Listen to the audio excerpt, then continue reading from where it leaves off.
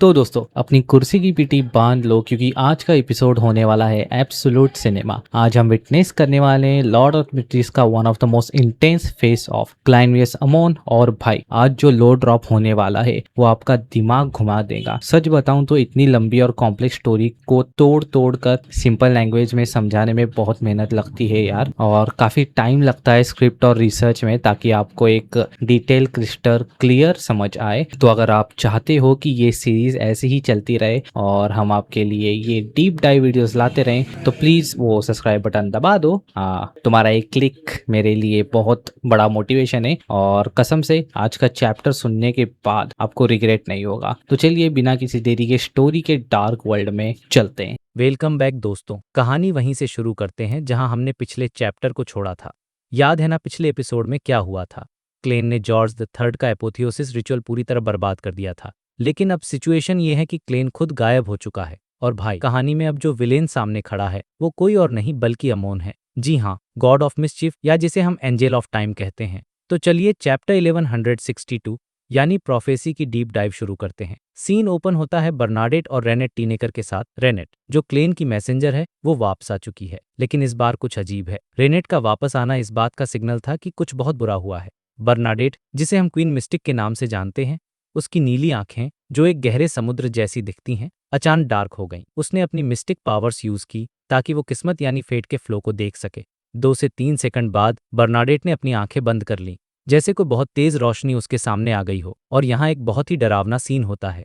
उसकी बंद आंखों के किनारों से खून के आंसू यानी ब्लड रेड लिक्विड बहने लगा। सोचिए एक सीक्वेंस 3 की क्लेयरवॉइंट यानी भविष्य देखने वाली पावरफुल बियॉन्डर की आंखों से खून निकल रहा है तो खतरा कितना बड़ा होगा। बर्नाडेट ने एक अजीब सी ईथरियल आवाज में कहा, गरमन स्पैरो बहुत बड़े खतरे में है। अंधेरा रोशनी को निगल रहा है और उम्मीद की बस एक बहुत पतली सी किरण बची। ये एक प्रोफेसी थी। रेनेट टीनेकर जिसके हाथ में 4 गोरे सर यानी हेड्स थे, वो एक एक करके बोले, क्या वो अंधेरा सिंबल? मतलब रेनेट पूछ रही थी कि ये डार्कनेस या अंधेरा किस चीज का इशारा है। बर्नाडेट ने खुद को शांत किया और कुछ ऐसे शब्द बोले जो किसी भी बियॉन्डर की रूह कांपा दें। उसने कहा डेसोलेशन, एब्रेशन, एपोकैलिप्स, नेगेटिविटी। और भाई यहाँ सबसे इंपॉर्टेंट वर्ड है।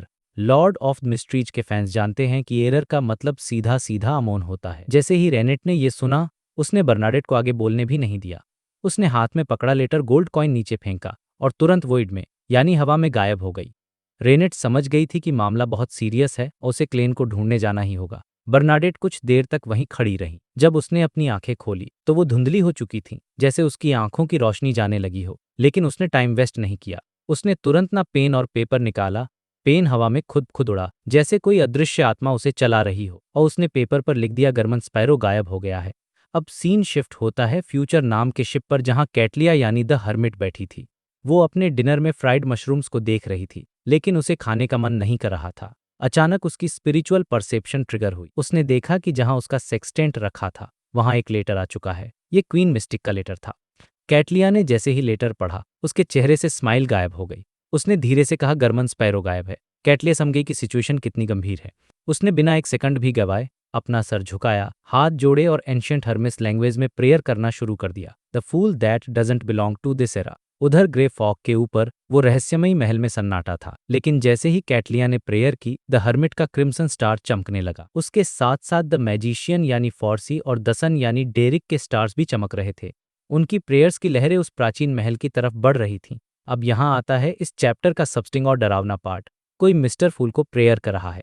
क्लेन जो असल में मिस्टर फूल है वो ये सब सुन रहा था। उसे मैडम हर्मिट की आवाज साफ सुनाई दे रही थी।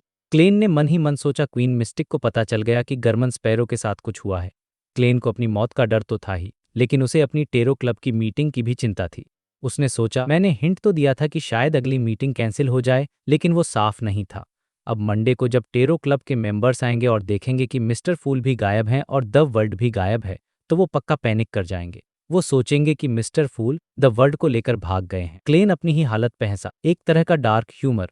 फिर उसने अपनी बगल में देखा, वहां उसके साथ अमोन चल रहा था। जी हाँ, क्लेन अभी फोर्सेकन लैंड ऑफ गॉड्स में है और उसके साथ साक्षात अमोन है। क्लेन ने अपने हाथ में एक लालटेन पकड़ी हुई थी। उसने अमोन से कहा, यह लालटेन तो कब की बुझ जानी चाहिए थी। अमोन जिसने अपनी वही नुकीली टोपी यानी पॉइंटेड हैट और ब्लैक मैजरोब पहन रखा था, उसने हल्का सा सिर हिलाया। अमोन ने कहा, मैंने इसे एक मैजिकल स्टेट में रखा है। ये बिना किसी तेल या फ्यूल के 1 हफ्ते तक जलती रहेगी। क्लेन ने सोचा और पूछा, क्या ये नेचुरल लॉज को धोखा देना है, यानी प्रकृति के नियमों के साथ फ्रॉड? अमोन ने अपनी मोनोकल वाली दाहिनी आंख से क्लेन को देखा और मुस्कुराया। उसने कहा, स्मार्ट हो तुम। एरर पाथवे का सीक्वेंस 3, जिसे मेंटर ऑफ डिसीट कहते हैं, ये उसी का एक गहरा वर्जन है। अब यहाँ क्लेन का एनालिटिकल माइंड काम करने लगा। उसने सोचा, मेरा अंदाजा सही था, लेकिन सिर्फ एरर पाथवे ही ऐसा नहीं कर सकता। ब्लैक एम्परर पाथवे भी डिस्टॉर्शन और एक्सप्लॉट की मदद से नियमों को तोड़ मरोड़ सकता है। क्लेन अपने दिमाग में मैराउडर और लॉयर पाथवे के बीच का कंपैरिजन करने लगा। तभी अमोन ने अपनी ठुड्डी यानी चिन पर हाथ फेरा और बड़े मजे से पूछा, सिर्फ 3 दिन बचे हैं। अगर तुम भागने का कोई तरीका नहीं सोचोगे तो बहुत देर हो जाएगी। क्या तुम कल फिर से भागने की कोशिश करने वाले हो? यार, अमोन का ये एटीट्यूड देखो, वो अपने शिकार के साथ खेल रहा है। उसे पता है कि क्लेन भागने की कोशिश करेगा और उसे इसमें मजा आ रहा है। क्लेन ने जबरदस्ती स्माइल की और अमोन के ही स्टाइल में जवाब दिया, तुम गेस करो। सच बात तो ये थी कि क्लेन को भी पता था कि बार बार कोशिश करने से कोई फायदा नहीं होने वाला। एक तरफ बार बार कोशिश करने से वो अमोन की पावर्स की लिमिट्स चेक कर सकता था। अमोन ने टम्स चुराए जो खर्च करवा सकता था, ताकि फाइनल बैटल में उसके पास जीतने का कोई चांस हो। लेकिन दूसरी तरफ इसका एक बहुत बड़ा रिस्क भी था। अगर क्लेन बार बार कोशिश करेगा तो उसे अपने ट्रम्प कार्ड्स यानी अपने सीक्रेट हथियार यूज करने पड़ेंगे, और अगर अमोन ने उसके सारे सीक्रेट्स जान लिए तो फिर बचने का कोई चांस नहीं रहेगा। ये भागने की कोशिश एक डबल एज स्वॉर्ड यानी दोधारी तलवार जैसी थी। अगर सावधानी नहीं बरती तो खुद ही कट मरोगे। इसलिए क्लेन कोई भी कदम उठाने से पहले बहुत गहराई से सोच रहा था। वो दोनों उस शहर से बाहर निकलकर चल रहे थे जहां कभी म्यूटेंट किंग की पूजा होती थी। अब वहां सिर्फ सफेद हड्डियां और टूटे फूटे पत्थर के स्ट्रक्चर्स बचे थे। बाहर एक कभी न खत्म होने वाला वीराना था जहां अंधेरे में बिजली कड़क रही थी। सीन सोचो यार, चारों तरफ घोर अंधेरा, डरावने मॉन्स्टर्स की आवाजें और साथ में दुनिया का सबसे खतरनाक एंजेल जो आपका माइंड रीड कर सकता है। क्लेन की हालत सच में टाइट थी। अब हम चलते हैं बैकलैंड पिंस्टर स्ट्रीट, जहां हमारा हैंडसम पोएट लियोनार्ड सोफे पर बैठा था। वो टेबल पर पैर रखकर आराम से न्यूज़पेपर पढ़ रहा था। कल रात जॉर्ज III की मौत ने रेड ग्लव्स का काम बहुत बढ़ा दिया था। लियोनार्ड पूरी रात ड्यूटी पर था और उसे आज सिर्फ 5 घंटे का रेस्ट मिला था। 2 घंटे सोने के बाद वो उठा और न्यूज़पेपर पढ़ने लगा ताकि समझ सके कि दुनिया को क्या बताया जा रहा है। असल में एक रेड ग्लव्स का कैप्टन होने के उसे रिपोर्टर्स से ज्यादा पता था। जैसे कि बैकलैंड के बाहर जहां ट्यूडर रूइंस थे, वहां सब कुछ ढह गया था और एक बड़ी झील बन गई थी। ड्वेंडेंटेस यानी क्लेन का दूसरा रूप, उसका मेगुर मैनोर भी इसकी चपेट में आने वाला था। दूसरी बात, जॉर्ज III की मौत। अखबारों में लिखा था कि वो स्क्वायर पर हुए धमाके में मारा गया, लेकिन उसकी लाश नहीं मिली, जैसे वो हवा में गायब हो गया हो। लियोनार्ड को पक्का यकीन था कि जॉर्ज III मर चुका है। अब उसका बेटा बड़ा राजकुमार, बालम का एम्परर और लोएन का किंग बनने वाला था। लियोनार्ड न्यूज़पेपर पलटते हुए सोच रहा था, उस रात सेफिरा कैसल में कुछ तो हुआ था। इस मामले का कनेक्शन पक्का मिस्टर फूल से है। क्लेन ने हमें बहुत पहले ही जॉर्ज III के बारे में वार्निंग दी थी, और तीनों चर्चेस का रिएक्शन भी अजीब है। लॉर्ड ऑफ स्टॉर्म्स का चर्च, जो हमेशा गुस्से में रहता है, वो भी ज्यादा गुस्सा नहीं दिखा रहा। लियोनार्ड ये सब सोच ही रहा था कि अचानक उसके दिमाग में एक बूढ़ी आवाज गूंजी। ये पहले जोरोआस थे, वो एंजेल जो लियोनार्ड के अंदर रहता है। पेलेज ने कहा, गरमन स्पैरो की मैसेंजर यहाँ है। लियोनार्ड ने तुरंत सर उठाया और देखा, उसके सामने रेनेट टीनेकर खड़ी थी, अपनी डॉर पेचीदा ड्रेस के हाथ में वही 4 गोरे सर जिनकी लाल आंखें चमक रही थीं। वो एक एक करके बोले, गरमन, स्पैरो, बहुत ना खतरनाक मुसीबत, वो गायब हो गया है। क्लेन मुसीबत में है और गायब हो गया है। लियोनार्ड ने तुरंत अपने पैर नीचे किए और खड़ा हो गया। उसकी स्पिरिचुअल परसेप्शन ने उसे कुछ इशारा किया और वो चिल्लाया, क्या ये जॉर्ज III की मौत से जुड़ा है? रेनेट के चारों सरों ने जवाब दिया, हाँ। उसने खार्ज का एपोथियोसिस रिचुअल बात कर दिया। एपोथियोसिस रिचुअल। लियोनार्ड हक्का बक्का रह गया। भाई, एपोथियोसिस रिचुअल का मतलब है एक इंसान का भगवान बनने का प्रोसेस। ऐसा रिचुअल करने के लिए कम सीक्वेंस 1 का एंजेल होना जरूरी है, और क्लेन जो अभी सीक्वेंस 3 के आसपास होना चाहिए, वो सीधे इतने बड़े लेवल के मैटर में घुस गया। लियोनार्ड की हरी आंखें चमकने लगीं। उसने अपनी समझदारी दिखाते हुए सीधा सवाल पूछा, आखिरी बार जब तुमने उसे देखा था तो क्या हुआ था? रेनेट के चारों सर हिले और बोले, शायद उसका पीछा था। बाप रे, जरातुल। ये नाम सुनते ही लियोनार्ड के पसीने छूट गए। जरातुल सीक्रेट ऑर्डर का लीडर है, एक सीक्वेंस 1 एंजेल। लियोनार्ड को पता था कि स्कॉलर ऑफ योर यानी क्लेन के पाथवे लोग एक दूसरे के दुश्मन होते हैं, तो जाहिर है कि जरातुल क्लेन को रोकने और मारने की कोशिश करेगा। लियोनार्ड को अपने पुराने कलीग और दोस्त की चिंता होने लगी। तभी उसके दिमाग में पहले जोरोआस्ट की भारी आवाज आई, उससे पूछो कि उसके पास और क्या सुराग हैं। लियोनार्ड ने तुरंत रेनेट से पूछा। रेनेट को भी शायद अंदाजा था कि लियोनार्ड कोई साधारण बियॉन्डर नहीं है। शायद उसके अंदर छिपे एंजेल की भनक लग गई थी। उसने बर्नाडेट की प्रोफेसी को एक एक शब्द करके दोहराया। Desolation, apocalypse, negativity, error. ये सब सुनने के बाद पैलेस जोरोआस थोड़ी देर के लिए चुप हो गए। फिर उन्होंने एक गहरी सांस ली और कहा, एरर, मुझे लगता है कि मैं जानता हूं तुम्हारा दोस्त अभी किस हाल में है। लियोनार्ड पूछना चाहता था, लेकिन वहां रेनेट खड़ी थी, इसलिए वो चुप रहा। पेलेज ने बात आगे बढ़ाई, सेफिरा कैसल की गड़बड़ ने जब्त किया होगा, तो भला अमोन कैसे पीछे रह सकता है? उसने यह नोटिस क्यों नहीं किया होगा? ये सब सेफिरा कैसल के कंट्रोल की लड़ाई है। सेफिरा कैसल? लियोनार्ड ने एक गहरी, कांपती हुई सांस ली। उसने रेनेट की तरफ देखा और कहा, वो शायद अमोन के हाथों में पड़ गया है। ये सुनते ही रेनेट चारों स्वरों ने हामी भरी, जैसे वो भी यही शक कर रही थी। और फिर वो वहां से चली गई। मिस मैसेंजर के जाने के बाद लियोनार्ड तुरंत सोफे पर बैठ गया। उसने अपने दोनों हाथ कसकर जोड़े, आंखें बंद की और प्रार्थना करना शुरू किया। The fool that doesn't belong to this era. Leonard को अब बस मिस्टर फूल पर ही भरोसा था कि वही क्लेन को इस मुसीबत से, यानी अमोन के चंगुल से बचा सकते हैं। लेकिन उसे क्या पता था कि जिस फूल को वो प्रेयर कर रहा है, वो खुद अमोन के साथ उस वीराने में फंसा हुआ है। कहानी अब बहुत ही क्रिटिकल मोड़ पर आ गई है दोस्तों। एक तरफ क्लेन है जो अपने दिमाग और ट्रम्प कार्ड्स के दम पर सरवाइव कर रहा है। दूसरी तरफ अमोन है जो साक्षात एरव और धोखा है। और बैकलैंड में उसके दोस्त परेशान हैं। क्या क्लेन अमोन के माइंड गेम्स को हरा पाएगा, या फिर वो सच में अंधेरे में खो जाएगा? फिलहाल के लिए क्लेन की हालत एक चूहे जैसी है और अमोन वो बिल्ली है जो उसे खाने से पहले उसके साथ खेल रही है। देखते हैं ये खेल कब तक चलता है। तो दोस्तों, चैप्टर 1163 की शुरुआत होती है एक बहुत ही इंटेंस सिचुएशन के साथ। कहानी सीधे ग्रे फॉग के ऊपर ले जाती है, जहां द स्टार यानी हमारे लियोनार्ड का क्रिम्सन स्टार बहुत तेजी से चमक रहा था और सिकुड़ रहा था। वहां एक अजीब सी वाइब्रेशन हो रही थी, जैसे कोई बहुत बड़ा टाइडल वेव पूरे मिस्टीरियस स्पेस को हिला रहा हो। अब सीन शिफ्ट होता है लियोनार्ड की तरफ। उसने अपनी प्रेयर फिनिश की, उसने मिस्टर फूल को क्लाइन के बारे में सब कुछ बताया और अब वो वेट कर रहा था कि मिस्टर फूल का कोई रिप्लाई आए। बट यहाँ एक बहुत बड़ी प्रॉब्लम हो गई थी। 15 मिनट बीत चुके थे और अभी तक कोई फीडबैक नहीं आया था। अब आप सोचो, मिस्टर फूल हमेशा तुरंत रिप्लाई करते हैं, तो लियोनार्ड का टेंशन में आना तो बनता है। वो धीरे से बड़बड़ाया कि मिस्टर फूल तो हमेशा रिस्पॉन्सिव रहते हैं, आज क्या हो गया? तभी कुछ सेकंड्स की साइलेंस के बाद उसके दिमाग में पैलेस जोरोस्ट यानी ओल्ड मैन की आवाज गूंजी। उनकी आवाज थोड़ी बूढ़ी लग रही थी और उन्होंने याद दिलाया कि जरा याद करो द फूल ने रिसेंटली क्या कहा था। लियोनार्ड ने ध्यान से सोचा और बोला, हाँ, हफ्ते के बीच में उन्होंने हमें मना किया था कि बैकलैंड के नॉर्थ वेस्टर्न जंगलों में मत जाना। और हाँ, उन्होंने ये भी हिंट दिया था कि शायद गैदरिंग यानी टैरो क्लब की मीटिंग प्लान के हिसाब से न हो पाए। ये सुनकर पैलेस जोरोस्ट ने एक लंबी सांस ली और कहा, जैसा एक्सपेक्टेड था वही हुआ। द फूल ने पहले ही प्रेडिक्ट कर लिया था कि अमोन यहाँ आ सकता है। अब यहाँ पैलेस एक बहुत ही इंपॉर्टेंट बात एक्सप्लेन करते हैं, जिसे आपको ध्यान से समझना चाहिए। वो कहते हैं कि भी वो दोनों, यानी द फूल और अमोन, अलग अलग डोमेन्स में लड़ रहे होंगे। एक वो है जो सेफिरा कैसल को अपने पास रखना चाहता है और दूसरा वो है जो सेफिरा कैसल का नया ओनर बनना चाहता है। और तुम्हारा वो पुराना कलीग यानी क्लाइन अनफॉर्चुनेटली इस पूरे मामले में फंस चुका है। लियोनार्ड की आंखें एकदम से चमक उठीं। उसने एक्साइटमेंट में पूछा, क्या मिस्टर फूल ने ये सब पहले से प्लान किया था? क्या ये अमोन के लिए कोई ट्रैप जो उन्होंने बिछाया है? लेकिन पैलेस ने जवाब देने में काफी टाइम लिया। वो बहुत धीरे धीरे बोल रहे थे, जैसे वो बहुत गहरी सोच में हों। उन्होंने कहा, हो सकता है ऐसा ही हो, लेकिन ये भी हो सकता है कि अमोन ने उस ट्रैप का फायदा उठाया हो और खुद पहल कर दी हो। भाई, यहाँ ओल्ड मैन ने एक बहुत बड़ी वार्निंग दी। उन्होंने कहा कि एक ब्लास्फेमर, एक पावरफुल किंग ऑफ एंजल्स को कभी अंडर एस्टिमेट मत करना। अब लियोनार्ड को जो पता था, उसके हिसाब से मिस्टर फूल या तो सेफिरा कैसल के ओनर हैं जो धीरे धीरे रिकवर हो रहे हैं, या फिर वो सेफिरोट के ही कोई अवतार हैं। लेकिन अभी उनकी हालत ऐसी है कि वो अपनी पूरी पावर को कंट्रोल नहीं कर पा रहे हैं, चाहे जो भी पॉसिबिलिटी हो। मिस्टर फूल अभी एक ट्रू डाइटी यानी एक असली भगवान के लेवल पर नहीं पहुंचे हैं, वो शायद किंग ऑफ एंजल्स के लेवल पर ही हैं। ऐसी सिचुएशन में मिस्टर फूल और उस खौफनाक ब्लास्फेमर अमोन के बीच एक भयंकर लड़ाई होना बहुत ही नॉर्मल बात है। आखिरकार अमोन उन कुछ गिने चुने लोगों में से हैं जो देवताओं के नीचे सबसे पावरफुल हैं। वो तो हिडन सेज से भी ज्यादा ताकतवर है, जिसे लोग अक्सर एक ईवल गॉड मानते हैं।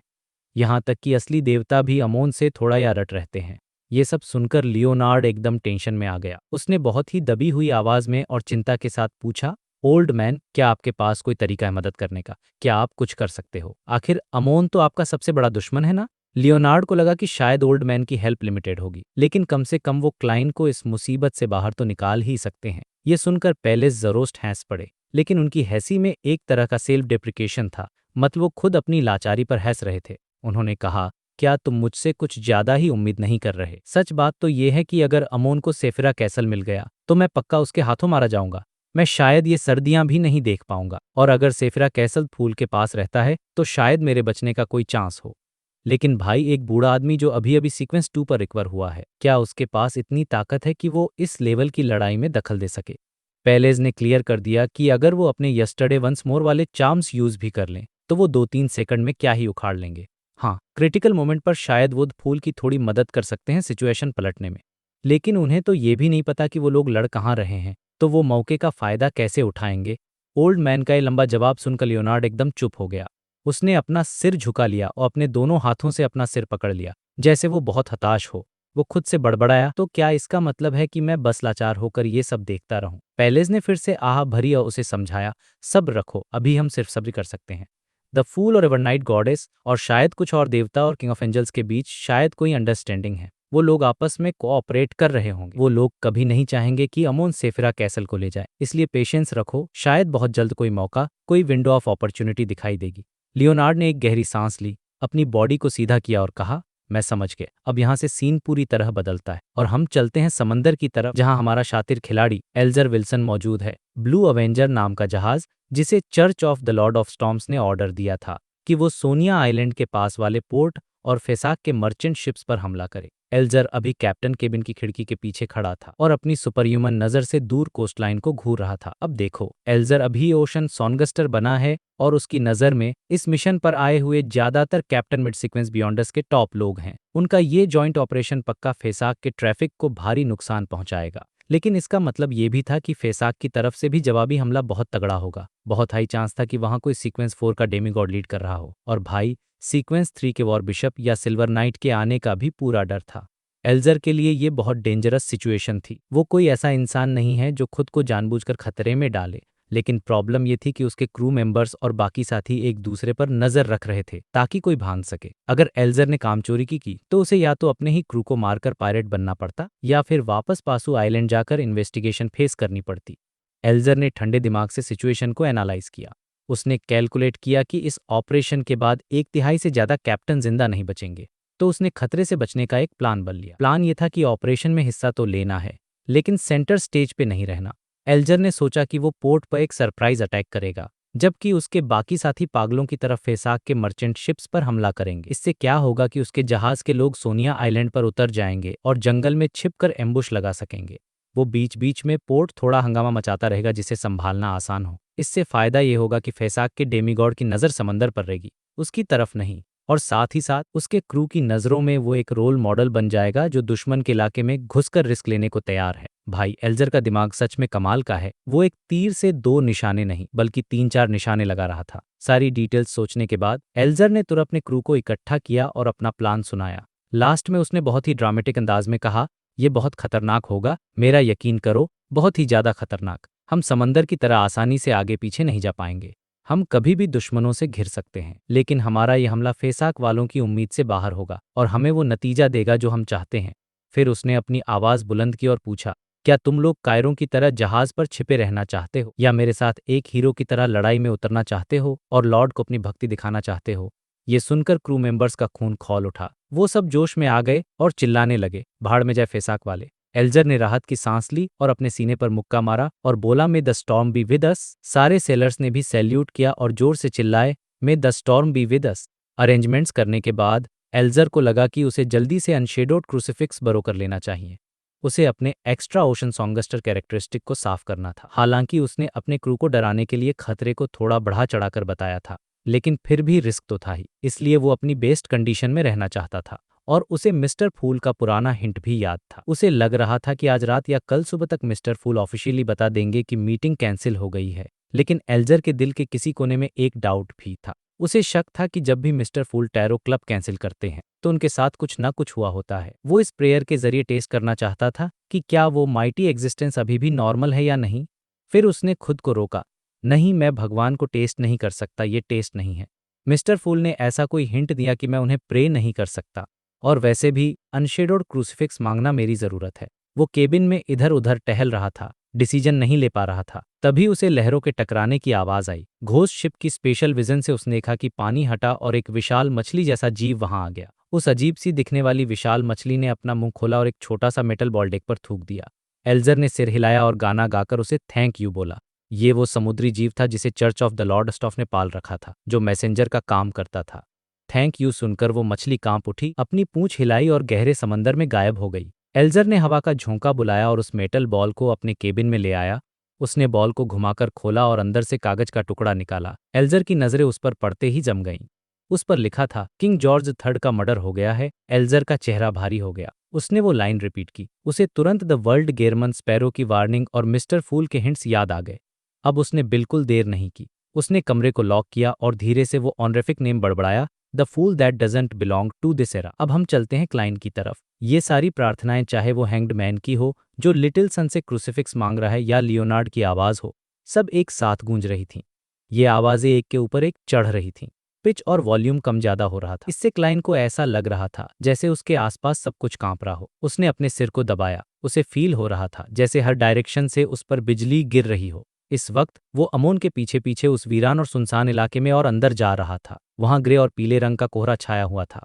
उस जमीन पर दरारें थीं और उन गहरी अंधेरी खाइयों में बहुत सी चीजें घूम रही थीं। ये राक्षस पहले वाले शांत राक्षसों से अलग थे। यहाँ वाले थोड़े ज्यादा डरावने थे। तभी वो नुकीली टोपी पहने अमोन ने अपना हाथ उठाया, अपने मोनोकल को एडजस्ट किया और मुस्कुराते हुए आगे इशारा किया। अमोन ने कहा, बस आधा दिन और हम अपनी फाइनल मंजिल पर पहुंच जाएंगे। ये सुनते ही क्लाइन के कान खड़े हो गए। उसने हैरान होकर सोचा, आधा दिन? अभी तो एक दिन भी पूरा नहीं कहा था। तुमने तो 3 दिन कहा था। क्लाइन की आंखों की पुतलियां फैल गईं। अमोन मुस्कुराया और बोला, मैंने कहा था 3 दिन से ज्यादा नहीं, और एक दिन भी तो 3 दिन से ज्यादा नहीं होता है ना भाई साहब। अमोन का ये ट्रोलिंग लेवल देखो। ये कहने के बाद किंग ऑफ एंजल्स रुका और उसने बड़े मजे लेते हुए पूछा, क्या मैंने तुम्हारे अरेंजमेंट्स खराब कर दिए? क्या तुम्हें बहुत ज्यादा नाउम्मीदी यानी डेस्पेयर फील हो रहा है? यहाँ अमोन साफ तौर पर क्लाइन के साथ साइकोलॉजिकल गेम खेल रहा था। उसे पता था कि क्लाइन कुछ प्लान कर रहा है और टाइम कम करके उसने क्लाइन का पूरा गेम बिगाड़ दिया था। क्लाइन ने कोई जवाब नहीं दिया। अचानक उसने अपना हाथ बढ़ाया और अपने बगल में खाली हवा में कुछ पकड़ने की कोशिश की। अब यहाँ क्या होने वाला है, ये सस्पेंस बहुत गहरा है। क्लाइन की चुप्पी और वो हवा में हाथ बढ़ाना, ये दिखाता है कि वो भी हार मानने वालों में से नहीं है। कहानी अब एक बहुत ही क्रिटिकल मोड़ पे आ गई है। एक तरह एल्जर को जॉर्ज के मरने की खबर मिल गई है। लियोनार्ड हेल्पलेस फील कर रहा है और क्लाइन सीधा अमोन के साथ माइंड गेम्स में फंसा हुआ है। और सबसे बड़ी बात, वो फाइनल डेस्टिनेशन अब बस कुछ ही घंटों की दूरी पर है। अब सोचना यह है कि क्लाइन उस खाली हवा में से क्या निकालने वाला है। क्या उसका कोई बैकअप प्लान तैयार है, या ये डेस्पेयर में उठाया गया कोई कदम है? तो भाई लोग, कहानी अब उस मोड़ पर आ गई जहां क्लाइन के पास बचने का कोई रास्ता नहीं बचा है। सिचुएशन एकदम डू और डाई वाली है। और सच बताऊं तो डू का ऑप्शन भी बहुत मुश्किल है। आप सब जानते हो कि क्लाइन बियॉन्डर की दुनिया में अभी नया है। मुश्किल से 2 साल हुए हैं उसे, लेकिन उसका एक्सपीरियंस, भाई साहब, वो बड़े बड़े सीक्वेंस ए और सीक्वेंस के संतों से भी ज्यादा खतरनाक चीजें देख चुका है। उसके पास ऐसे ऐसे आइटम हैं जो हिस्टोरिकल वॉइड से समन किए जा सकते हैं और जो उसे चुटकियों में मार भी सकते हैं। लेकिन यहाँ प्रॉब्लम यह है कि क्लाइन को खुद को मारना है और ये काम भी आसान नहीं है। यहाँ क्लाइन ने डिसाइड किया कि वो फ्लेयरिंगसन चार्म का इस्तेमाल करेगा। वही चार्म जो उसने टिंगेन सिटी में यूज किया था, याद है ना? उसने मंत्र भी पढ़ लिया, अपनी स्पिरिचुअलिटी भी डाल दी और बस एक्टिवेट करने ही वाला था। अब आप सोच रहे होंगे कि यार, एक सीयर पाथवे के डेमीगॉड पर जो खुद इतना बिजार और चेंजिंग है, उस पर चार्म का क्या असर होगा? सच बात तो एक कि ज्यादा असर नहीं होगा। लेकिन क्लाइन का प्लान अमोन को मारना नहीं था। उसका प्लान था उस चार्म के डैमेज को अपनी बॉडी पर लेना। वो डिफेंड नहीं करने वाला था, डॉज नहीं करने वाला था। वो बस अपनी बॉडी और माइंड को उस लाइट के हवाले करने वाला था, ताकि उसकी मौत हो जाए और वो इस मुसीबत से निकल सके। यहाँ पर एक बहुत बड़ा फैक्ट है जो आपको समझना पड़ेगा। भले ही क्लाइन सीक्वेंस ए का स्कॉलर ऑफ योर बन चुका है, लेकिन सीयर पाथवे का डिफेंस बहुत कमजोर होता है। फिजिकल डिफेंस के मामले में ये लोग कच्चे होते हैं और इनका ऑफेंसिव पावर भी बाकी पाथवे के कंपैरिजन में कम होता है। तो अब एक बहुत ही अजीब सी विडंबना, यानी एक सैड फैक्ट सामने आता है। जब क्लाइन सुसाइड करना चाहता है तो उसके पास ऐसी कोई पावर ही नहीं है जो उसे तुरंत मार सके। आप सोचो कितना फ्रस्ट्रेटिंग है ये। वो अपने स्पिरिट बॉडी थ्रेड्स को कंट्रोल करके खुद को मैरियोनेट नहीं बना सकता। क्यों? क्योंकि ये लॉजिकल कॉन्ट्रडिक्शन है। जैसे जैसे वो खुद को मैरियोनेट बनाएगा, उसकी सोचने की शक्ति खत्म होती जाएगी और वो प्रोसेस को पूरा ही नहीं कर पाएगा। तो ये ऑप्शन तो गया। अब जब वो बाहरी तरीकों से खुद को मारने की सोच रहा था, तो उसे रियलाइज हुआ कि ऑप्शंस तो बहुत है, बशर्ते वो मैरियोनेट इंटरचेंज या पेपर फिगरिन सब्स्टिट्यूट जैसी ट्रिक्स यूज न करे। सीयर पाथवे इतना पावरफुल है कि वो एक्सट्रीम्स पर चलता है। या तो आप भगवान हो या फिर एकदम लाचार। खैर, सीन पर वापस आते हैं। क्लाइन जैसे ही हिस्ट्री के फॉग से फ्लेरिंगसन चार्म निकालने वाला था और उसके मन में सुसाइड की तीव्र इच्छा थी। अमोन ने क्या किया? अमोन ने बस स्माइल किया। उसने अपना हाथ तक नहीं उठाया, बस उसका वो क्रिस्टल मोनोकल हल्का सा चमका और अगले ही पल उसने क्लाइन के दिमाग से वो आइडिया ही चोरी कर लिया। जी हाँ, पूरा का पूरा विचार ही चोरी हो गया। क्लाइन तुरंत भूल गया कि वो क्या करने की कोशिश कर रहा था। ये सीन इतना डरावना है न, मतलब आप अपनी जान देने वाले हो और अचानक आपको याद ही नहीं कि आप क्या कर रहे थे। लेकिन यहाँ पे आता है क्लाइन का असली दिमाग। उसके एक्शन रुके नहीं। वो जो शौक हुआ था ना कि अरे हम तो डेस्टिनेशन से सिर्फ आधा दिन दूर हैं, वो सब नाटक था। क्लाइन को पता था कि गॉड ऑफ डिसिट यानी धोखे के देवता कभी भरोसा नहीं करना चाहिए। अमोन ने कहा था 3 दिन से ज्यादा नहीं, लेकिन इसका मतलब कुछ भी हो सकता है। इसलिए क्लाइन ने पहले से ही वर्स्ट केस सिनेरियो के लिए तैयारी कर ली थी। उसने अपने दिमाग में एक कमांड क्यू बना ली थी, बिल्कुल कंप्यूटर प्रोग्राम की तरह। जैसे ही उसने सुसाइड के लिए संचाम समन करने का सोचा, उसके तुरंत बाद का स्टेप था उस एग्जिस्टेंस को समन करना, फिर उसको समन करना, फिर वो उसने इसे एक साइकिल बना दिया था। उसका लॉजिक ये था कि भले ही अमोन मेरे विचार चोरी कर ले, मेरी बॉडी उस साइकिल को फॉलो करती रहेगी। ये जो ट्रिक है ये उसने तब सीखी थी जब वो खतरनाक कलम के खिलाफ लड़ रहा था। उस टाइम उसने ग्रे फॉग के ऊपर बैठकर ये स्ट्रेटेजी बनाई थी कि खुद को एक मैरियोनेट की तरह ट्रीट करो और बस स्टेप्स फॉलो करो, दिमाग मत लगाओ, बस करो। तो उस मोमेंट पर भले ही क्लाइन भूल चुका था कि वो क्या कर रहा है, उसे ये भी याद नहीं था कि वो कुछ भूल गया है, लेकिन उसकी बॉडी को पता था कि अगला स्टेप क्या है। पास्ट गया भाड़ में, प्रेजेंट और फ्यूचर ही सब कुछ है। क्लाइन ने अपना हाथ फिर से आगे बढ़ाया और अपने सामने के वॉइड यानी उस खालीपन को जकड़ लिया। उसका पूरा हाथ हवा में धंस गया, लेकिन जब उसने अपना राइट हैंड वापस खींचा तो कुछ बाहर नहीं आया, खाली हाथ। क्योंकि उसी टाइम अमोन ने अपना हाथ उठाया और हवा में एक जेंटल स्वाइप किया। भाई साहब, अमोन ने वो हिस्टोरिकल वॉइड प्रोजेक्शन ही चोरी कर लिया जो क्लाइन ने समन किया था। मतलब चोरी का लेवल देख रहे हो आप। अमोन के बगल में तुरंत एक फिगर प्रकट हुआ, एक बूढ़ा आदमी जिसने हुड वाला काला रोब पहना हुआ था। उसकी आंखें गहरे काले रंग की थीं, जैसे कोई गहरा शांत पानी हो, और उसके मुंह के चारों ओर सफेद दाढ़ी लंबी और घनी थी। पहचाना कुल जारातुल? जी हाँ, सीक्रेट ऑर्डर का लीडर, सीक्वेंस एथ का एंजल जारातुल। क्लाइन ने जिस एग्जिस्टेंस को समन करने की कोशिश की थी वो दरअसल जारातुल था। और मजे की बात यह है कि वो पहली बार में ही कामयाब हो गया था। अब आप पूछोगे कि क्लाइन अपने दुश्मन को क्यों समन करेगा?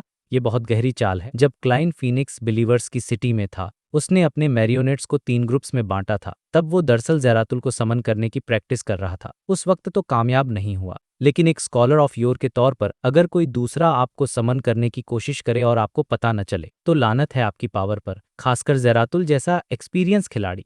तो उस फेल हुए समन के बाद क्लाइन और ज़ेरातुल के बीच एक कनेक्शन बन गया था। ये स्कॉलर्स ऑफ योर के बीच की एक अनकही अंडरस्टैंडिंग होती है। और अब सुनिए सबसे बड़ा ट्विस्ट, एक मिरेकल इन्वोकर या अटेंडेंट ऑफ मिस्ट्रीज के पास ये पावर होती है कि वो अपने हिस्टोरिकल प्रोजेक्शन को अपनी कॉन्शियसनेस दे सके, बिल्कुल वैसे ही जैसे स्कॉलर ऑफ योर अपने पास्ट से ताकत उधार लेता है। इसके अलावा हिस्टोरिकल वॉइड प्रोजेक्शन के साथ कोई कॉन्ट्रैक्ट नहीं होता। आप या तो उनकी कम अकल का फायदा उठाते हो या फिर अच्छे रिश्तों का। और इस दुनिया में जो हाई लेवल एग्जिस्टेंस अमोन को सेफरा कैसल थियाते हुए बिल्कुल नहीं देखना चाहते, उनमें मिस्टर डोर के बाद पालिज और फिर ज़ेरातुल का ही नंबर आता है, यानी दुश्मन का दुश्मन दोस्त। अमोन को रोकने के लिए ये दोनों शॉर्ट टर्म एलाई बन सकते हैं। इन्हीं सब फैक्टर्स की वजह से क्लाइन को भरोसा था वो ज़ेरातुल को एक बार में समन कर लेगा, और वो सही निकला। और सुनिए, क्लाइन को इस बात की बिल्कुल टेंशन नहीं थी कि अमोन उसका प्रोजेक्शन चोरी कर लेगा, बल्कि वो तो चाहता कि एंजल ऑफ टाइम ऐसा ही करे। उसने पहले सुसाइड का नाटक इसलिए किया था ताकि अमोन उसका थॉट चोरी करे। अमोन जो एक किंग ऑफ एंजल्स है और जिसे एक्साइटमेंट चाहिए, वो बोर हो रहा है। उसे लगा होगा कि चलो देखते हैं ये क्या करता है। तो जब उसके पास इतने सारे चॉइस थे तो उसने दोबारा थॉट चोरी करने के बजाय प्रोजेक्शन चोरी करना चुना, और यही क्लाइन का ट्रम्प कार्ड था। अगले ही सेकंड ज़ेरातुल की आंखें जो पहले पथराई हुई थीं अचानक जिंदा हो गईं, क्लियरली। इस अटेंडेंट ऑफ मिस्ट्रीज ने हिस्टोरिकल वॉइड में एंट्री ले ली थी और अपनी कॉन्शियसनेस को उस प्रोजेक्शन में भेज दिया था। और अपनी खुद की कॉन्शियस होने का मतलब है कि ज़ारातुल के प्रोजेक्शन ने बिना एक पल गंवाए अपनी नज़रें अमोन पर गड़ा दी। अमोन की दोनों आंखें, एक असली वाली और एक मोनोकल वाली, एक साथ सिकुड़ गईं। उसने देखा कि उसके चारों ओर बिजली कड़कने की फ्रीक्वेंसी बढ़ गई है। वो विशाल वीरान जगह अचानक खाली और अंधेरी हो गई और वहां टिमटिमाते हुए तारे दिखाई देने लगे। अमोन को ज़ारातुल ने कॉस्मोस यानी ब्रह्मांड के नीचे खींच लिया था। ये एक मिरेकल था, और अमोन के सामने जो प्रोजेक्शन था वो अब एक विशाल रहस्यमयी भंवर में बदल चुका था, जिससे पारदर्शी टेंटेकल्स हर दिशा में निकल रहे थे। उसे देखकर ही कोई भी इंसान पागल हो सकता था। उस मोमेंट पर क्लाइन ने अपनी कमांड क्यू के बाकी विचारों को छोड़ दिया। उसने मौके का फायदा उठाया और अंधेरे में छिपे एक मॉन्स्टर को कंट्रोल करके उसे अपना मैरियोनेट बना लिया, और तुरंत उसने उस मैरियोनेट के साथ अपनी जगह बदली। अंधेरे की गहराइयों में आने के बाद क्लाइन ने फिर से हवा में हाथ मारा, एक बार, 2 बार, लगातार कई बार, उसके मैरियोनेट ने भी वही किया, और फाइनली उसने वॉयड से एक नया फिगर बाहर खींच निकाला। एक सिंपल सा लिनन का रोप पहने हुए, पेड़ की छाल को बेल्ट की तरह बांधे हुए, नंगे पैर, लंबे काले बाल, चेहरा एकदम साधारण और आंखें गहरी काली और ठंडी। कौन थी ये? एवरनाइट क्लॉइस्टर की matron, ascetic leader, servant of concealment, grounded angel, Arianna. जैसे ही एरियाना प्रकट हुई, उनकी काली आंखें नॉर्मल हो गईं। वो बिल्कुल भी प्रोजेक्शन नहीं लग रही थीं। ऐसा लग रहा था कि उनकी असली बॉडी कंसील्ड स्टेट में चली गई है, जिससे उनके प्रोजेक्शन को इंटेलिजेंस मिल गई। यही वजह थी कि क्लाइन ने उन्हें चुना था। मिस्टर एक या मिस मैजनर को समन करना आसान होता, लेकिन एरियाना को समन करना स्ट्रेटेजिक था, ताकि अगर क्लाइन का सुसाइड प्लान फेल भी हो जाए तो अमोन से लड़ने के लिए कोई तो हो। हिस्टोरिकल वॉइड के प्रोजेक्शन में जब अपनी कॉन्शियसनेस आ जाती है तो उसे मेंटेन करना क्लाइन के लिए बहुत आसान हो जाता है। इससे प्रोजेक्शन का टाइम बढ़ जाता है। इसके बाद क्लाइन ने स्कॉलर ऑफ योर और प्रोजेक्शन के बीच के कनेक्शन का यूज किया और सर्वेंट ऑफ कंसीलमेंट एरियाना को अपना इरादा बता दिया। क्या इरादा? कि मुझे मार डालो। हाँ, आपने सही सुना। एरियाना ने अचानक अपनी बॉडी को मोड़ा और अपने राइट हैंड से पीठ पीछे से एक बोन स्वॉर्ड निकाली, जिस पर अजीबोगरीब पैटर्न्स बने हुए थे। फिर उसने एक कदम आगे बढ़ाया और अपनी तलवार हवा में लहरा दी। पूरा अंधेरा जैसे पागल हो गया, उस जगह की तरफ दौड़ा जहां क्लाइन खड़ा था। रास्ते में एक बदकिस्मत मॉन्स्टर खड़ा था। वो उस अंधेरे की लहर में ऐसे पिघल गया जैसे मोम। ये कंसीलमेंट की पावर नहीं थी, ये रिपोज और हॉर का कॉम्बिनेशन था। अंधेरे में छिपा खतरा, साइलेंट डिस्ट्रक्शन, स्लीपलेस पाथवे के बियॉन्डर्स को सीक्वेंस हॉरर बिश बनना पड़ता है, तब जाकर ये पावर मिलती है। क्लाइन का सर्वाइवल इंस्टिंक्ट चिल्ला रहा था कि भागो, लेकिन उसने महसूस किया कि ये अंधेरा उसका दुश्मन है। अगर वो इससे टच भी हुआ तो वो इसका हिस्सा बन जाएगा। बचने का कोई रास्ता नहीं। क्लाइन ने सोचा, पूरी ताकत लगाने की जरूरत नहीं है, तुम्हारी थोड़ी सी पावर ही मुझे मारने के लिए काफी है।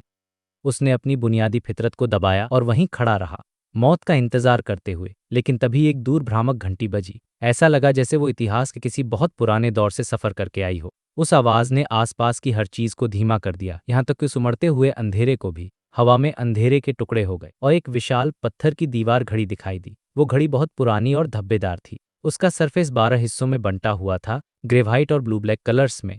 हर हिस्से में अलग अलग सिंबल्स थे और उसकी 3 सुइयां थी, छोटी, मध्यम, लंबी। ऐसा लग रहा था कि वो वॉर्म ऑफ टाइम के 12 छल्लों से बनी है। जैसे ही सेकंड की सुई टिकी, घंटी फिर बजी। गोंग। उस गूंज के साथ वो अंधेरे की लहर जो किसी बाढ़ की तरह आ रही थी और भी धीमी हो गई।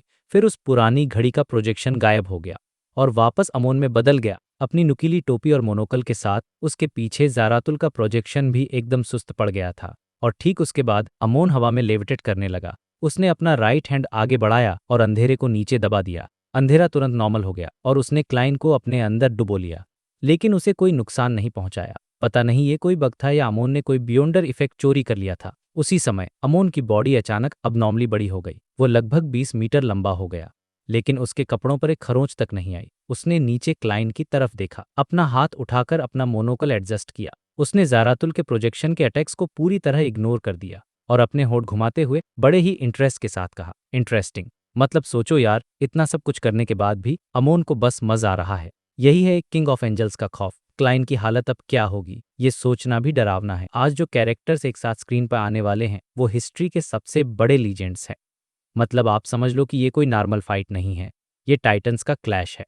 पिछले चैप्टर में हमने देखा था कि कैसे जरातुल ने अपनी एंट्री मारी थी और क्लेन को लगा था कि अब तो गेम ओवर है, लेकिन असली मजा तो अब शुरू होता है। सीन स्टार्ट होता है अमोन से। अमोन, जो अभी भी अपने जाइंट फॉर्म में है, वो कुछ बोल रहा होता है, लेकिन उसी वक्त उसके पीछे जो बड़ा सा वोर्टेक्स यानी वो भंवर बना हुआ था, उसमें से ट्रांसपेरेंट टेंटिकल्स बाहर निकलते हैं। ये टेंटिकल्स नॉर्मल नहीं हैं, इन पर अजीबोगरीब मिस्टीरियस पैटर्न्स बने हुए हैं।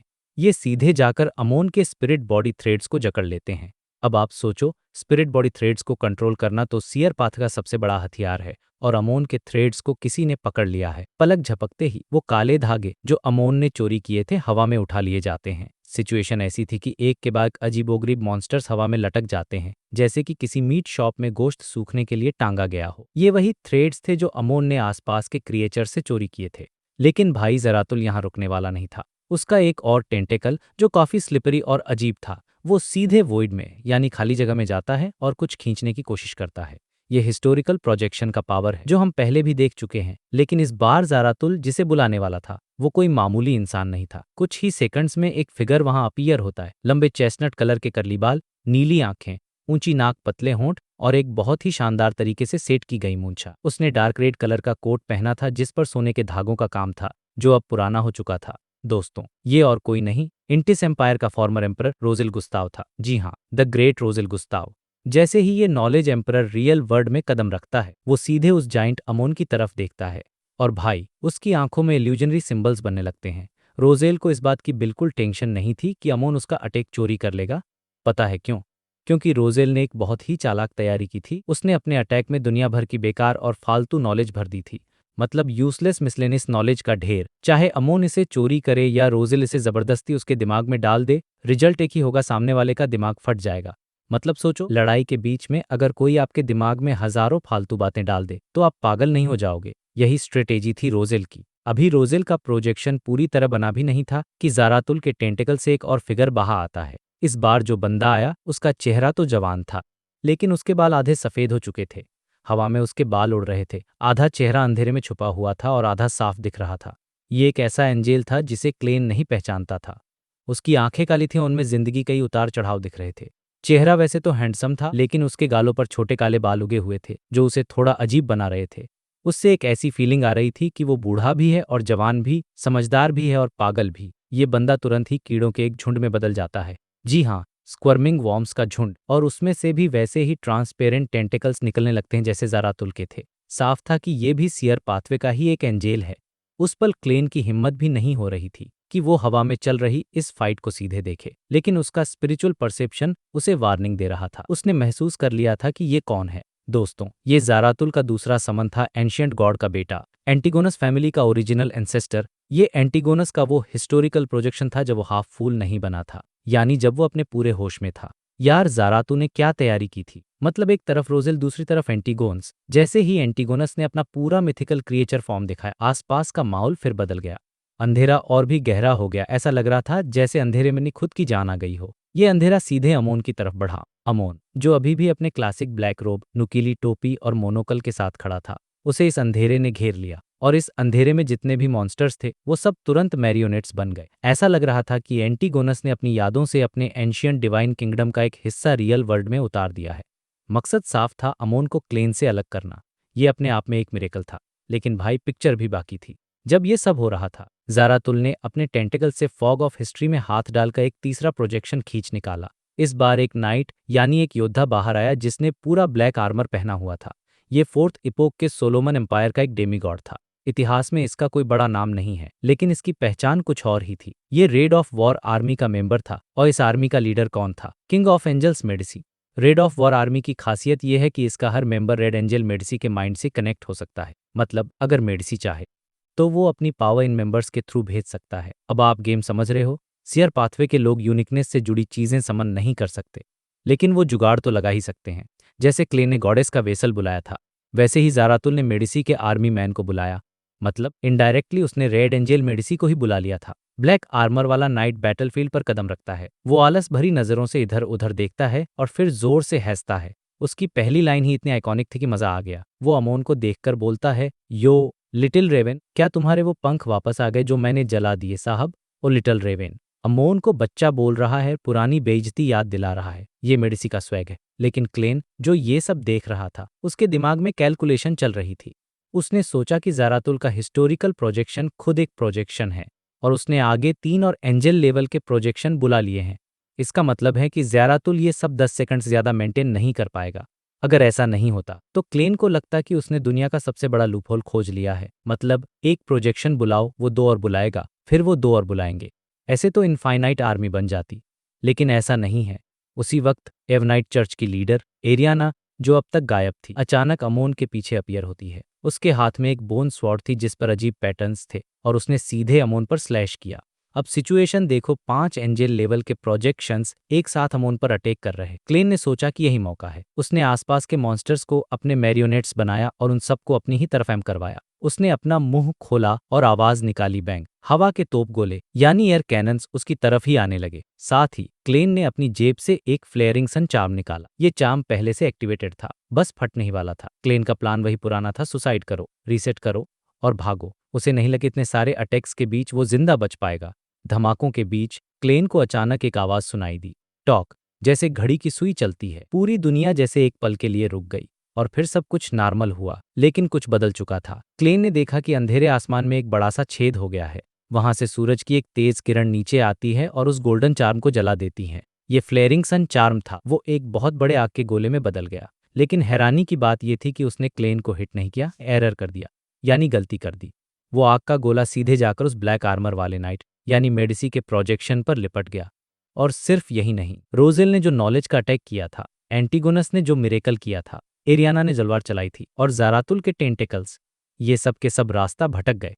सबके सब ने गलती से उसी एक टारगेट को, मेडिसी का वो बेचारा सबॉर्डिनेट, सोचो उस पर क्या गुजरी होगी। मेडिसी के उस हिस्से का दिमाग पहले ब्लास्ट हुआ, फिर उसे इतने सारे हेवी अटैक्स पड़े, वो पल भर में हवा में ही गायब हो गया, राख भी नहीं बची होगी उसकी। और हमारा अमोन, वो अपनी नुकीली टोपी और क्लासिक मैज रोब पहने बैटरफील्ड के नीचे आराम से लैंड करता है। उसका साइज वापस इंसानों जैसा हो चुका था। उसने अपना राइट हैंड उठाया और अपने उस क्रिस्टल मोनोकल को एडजस्ट किया। एक लाइट चमकी, उसके पीछे वो पुराना धब्बेदार घड़ी का फैंटम यानी कॉइल्यू फिर से दिखाई दिया। उस घड़ी की सबसे लंबी सुई यानी सेकंड हैंड बहुत तेजी से आधा राउंड घूम गई। ये सब एक सेकंड से भी कम समय में हुआ, लेकिन इस सुनसान जमीन पर मौजूद हर चीज का 10 से 20 सेकंड का टाइम चोरी हो गया था। जी हाँ, टाइम चोरी हो गया। इसका असर क्या हुआ? एंटीगोनस प्रोजेक्शन गायब हो गया, रोजेल का प्रोजेक्शन फेड हो गया और आखिर में जारातुल और एरियाना के प्रोजेक्शंस भी गायब हो गए। क्यों? क्योंकि उन्हें मेंटेन करने का जो टाइम था वो अमोन ने चुरा लिया था। भाई, ये लेवल है अमोन का।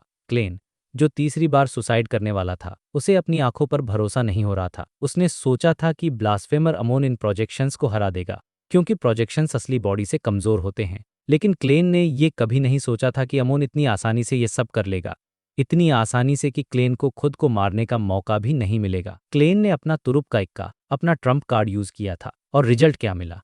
0। उसका दिल बैठ गया। उसे लगा अब तो कोई उम्मीद नहीं बची। अमोन ने अपना मोनोकल ठीक किया और एक कदम आगे बढ़ा करके ठीक सामने आ गया। वो मुस्कुरा रहा था। उसने कहा, अगर ये सब अपनी असली बॉडी में होते तो सच में थोड़ी प्रॉब्लम हो सकती थी, लेकिन हिस्टोरिकल वॉइड प्रोजेक्शंस में एक बहुत बड़ी कमी होती है, और किसी भी चीज की कमी या प्रॉब्लम को पकड़ना, यही तो वो काम है जो मैं सबसे बेस्ट करता हूँ। यार, इस बंदे का कॉन्फिडेंस देखो। क्लेन उस एंजेल ऑफ टाइम को देख रहा था। अमोन की मुस्कान वैसी की वैसी थी जैसे उसे अभी कोई दिक्कत हुई ही न हो। क्लेन का दिल अब पाताल में धंसता जा रहा था। अचानक उसके दिमाग में कुछ सीन्स फ्लैश हुए। उसने याद किया, जब Amon forsaken land of the gods में आया था तो उसने अपने कपड़े बदले थे। पहले वो मॉडर्न कपड़े पहनता था, जैकेट, ट्राउजर्स, टॉप हैट। लेकिन यहाँ आने के बाद वो क्लासिक मैजरोब और नुकीली टोपी पहनने लगा। फिर उसने वो भागने और रोकने वाला गेम शुरू किया। वो इतना कॉन्फिडेंट था, उसे किसी बात की चिंता नहीं थी। क्लेन का गला सूख गया। उसने दबी और भारी आवाज में पूछा, तुम असली बॉडी हो? Forsaken land of the gods में आने के बाद तुम्हारी असली बॉडी तुम्हारे अवतार के साथ मर्ज हो गई थी। ये सवाल क्लेन के लिए बहुत डरावना था। उसे शक हो गया था कि उसके सामने जो खड़ा है वो अमोन का कोई अवतार नहीं, बल्कि अमोन की ट्रू बॉडी है। असली ब्लास्फेमर, पूरा का पूरा किंग ऑफ एंजल्स। अमोन के मोनोकल के पीछे उसकी आंखें चमक रही थीं। उसके होंठों के किनारे धीरे धीरे ऊपर उठे। ये बहुत इंटरेस्टिंग है ना? सच्चाई जानने के बाद तुम्हारे चेहरे पर जो एक्सप्रेशन है, मैं इस गेम में यही तो देखना चाहता था। भाई साहब, उसने मान लिया। उसने कन्फर्म कर दिया कि वो मेन बॉडी है। वो पैदा ही मरॉडर पाथवे की यूनिकनेस के साथ हुआ था। देवताओं यानी गॉड्स के नीचे उसका कोई मुकाबला नहीं था। इसका मतलब साफ था, जब तक कोई असली भगवान नीचे नहीं आता, क्लेन चाहे कितनी भी हाथ पैर मार ले, वो अमोन के चंगुल से नहीं बच सकता। और यहाँ फॉरसेकन लैंड में सिर्फ ट्रू क्रिएटर एक्टिव है और उसे सेफिरा कैसल में कोई खास इंटरेस्ट नहीं है। क्लेन ने पहले भी शक किया था कि शायद अमोन ने बॉडी स्वैप की है, लेकिन अब जब ये पक्का हो गया तो उसे अल्टीमेट डिस्पेयर फील हुआ। वो उम्मीद बनाता और अमोन उसे तोड़ देता। अगर टैरो क्लब में मिस जस्टिस और लियोनार्ड जैसे लोग शामिल न होते तो क्लेन शायद हार मान लेता और अमोन का ब्लेस्ड बनने के लिए तैयार हो जाता। आखिरकार, अगर आप दुश्मन को हरा नहीं सकते तो उसे ज्वाइन कर लो, यही तो दुनिया का नियम है। क्लेन अपने मन में यही सब सोच रहा था और खुद पर ही हंस रहा था। लेकिन तभी अचानक उसके दिमाग में एक ख्याल आया। उसे अमोन की वो बातें याद आईं जो उसने पहले कही थी। क्लेन की आंखों में अचानक एक चमक आ गई। वो पूरी तरह शांत हो गया। उसने अमोन की तरफ देखा, अपनी बॉडी को थोड़ा स्ट्रेच किया, रिलैक्स किया और चेहरे पर एक मुस्कान लाकर बोला, मुझे मार दो। जी हाँ, उस कहा, किल मी। दोस्तों, यहाँ पर चैप्टर खत्म होता है। लेकिन सोचो, क्लेन ने ऐसा क्यों कहा? अभी तो वो डर के मारे कांप रहा था, फिर अचानक इतना कॉन्फिडेंस, मुझे मार दो। क्या उसने कोई नया लूपहोल ढूंढ लिया है, या उसे समझ आ गया है कि अमोन उसे मार नहीं सकता? दोस्तों, स्वागत है आपका लॉर्ड ऑफ मिस्ट्रीज के एक और धमाकेदार एपिसोड में। आज का चैप्टर 1166, जिसका टाइटल हेड्स नेम यानी उसका नाम, सच बताऊं तो ये चैप्टर पूरी सीरीज के सबसे बड़े ट्विस्ट में से एक है। ये वो मोमेंट है जहां स्टोरी का पूरा पर्सपेक्टिव ही चेंज हो जाता है। तो चलिए बिना टाइम वेस्ट किए सीधा चलते हैं उस बंजर जमीन पर जिसे हम फोर्सेकन लैंड ऑफ गॉड्स कहते हैं। कहानी वहीं से शुरू होती है जहां पिछला चैप्टर खत्म हुआ था। आसमान में बिजली चमक रही है और उस ग्रे और येलो कलर की धुंध में दो फिगर्स खड़े हैं। एक है हमारा क्लेन और दूसरा है वो भयानक किंग ऑफ एंजल्स अमुन। अभी अभी वहां एक एंजल लेवल की बैटल हुई थी, लेकिन माहौल अब अजीब तरीके से शांत में। अमुन अपने क्लासिक स्टाइल में अपनी मोनोकल को एडजस्ट करता है और क्लेन की तरफ देखकर मुस्कुराता है। वो क्लेन को टीज करते हुए बोलता है कि क्या तुम्हारे पास कहने के लिए कुछ और नहीं है? ऐसा लग रहा है कि तुम्हें कोई नई उम्मीद मिल गई है। अब यहाँ क्लेन का रिएक्शन देखने लायक था। नॉर्मली कोई भी इंसान अमुन के सामने कांपने लगेगा, लेकिन क्लेन के चेहरे पर भी एक स्माइल थी। उसने अपनी मुट्ठी अपनी नाक के पास रखी, मानो वो खांस रहा हो, और दूसरा हाथ अपनी जेब में डाल लिया। क्लेन बहुत ही रिलैक्स्ड टोन में बोलता है कि मुझे अभी अभी एक बात समझ में आई है।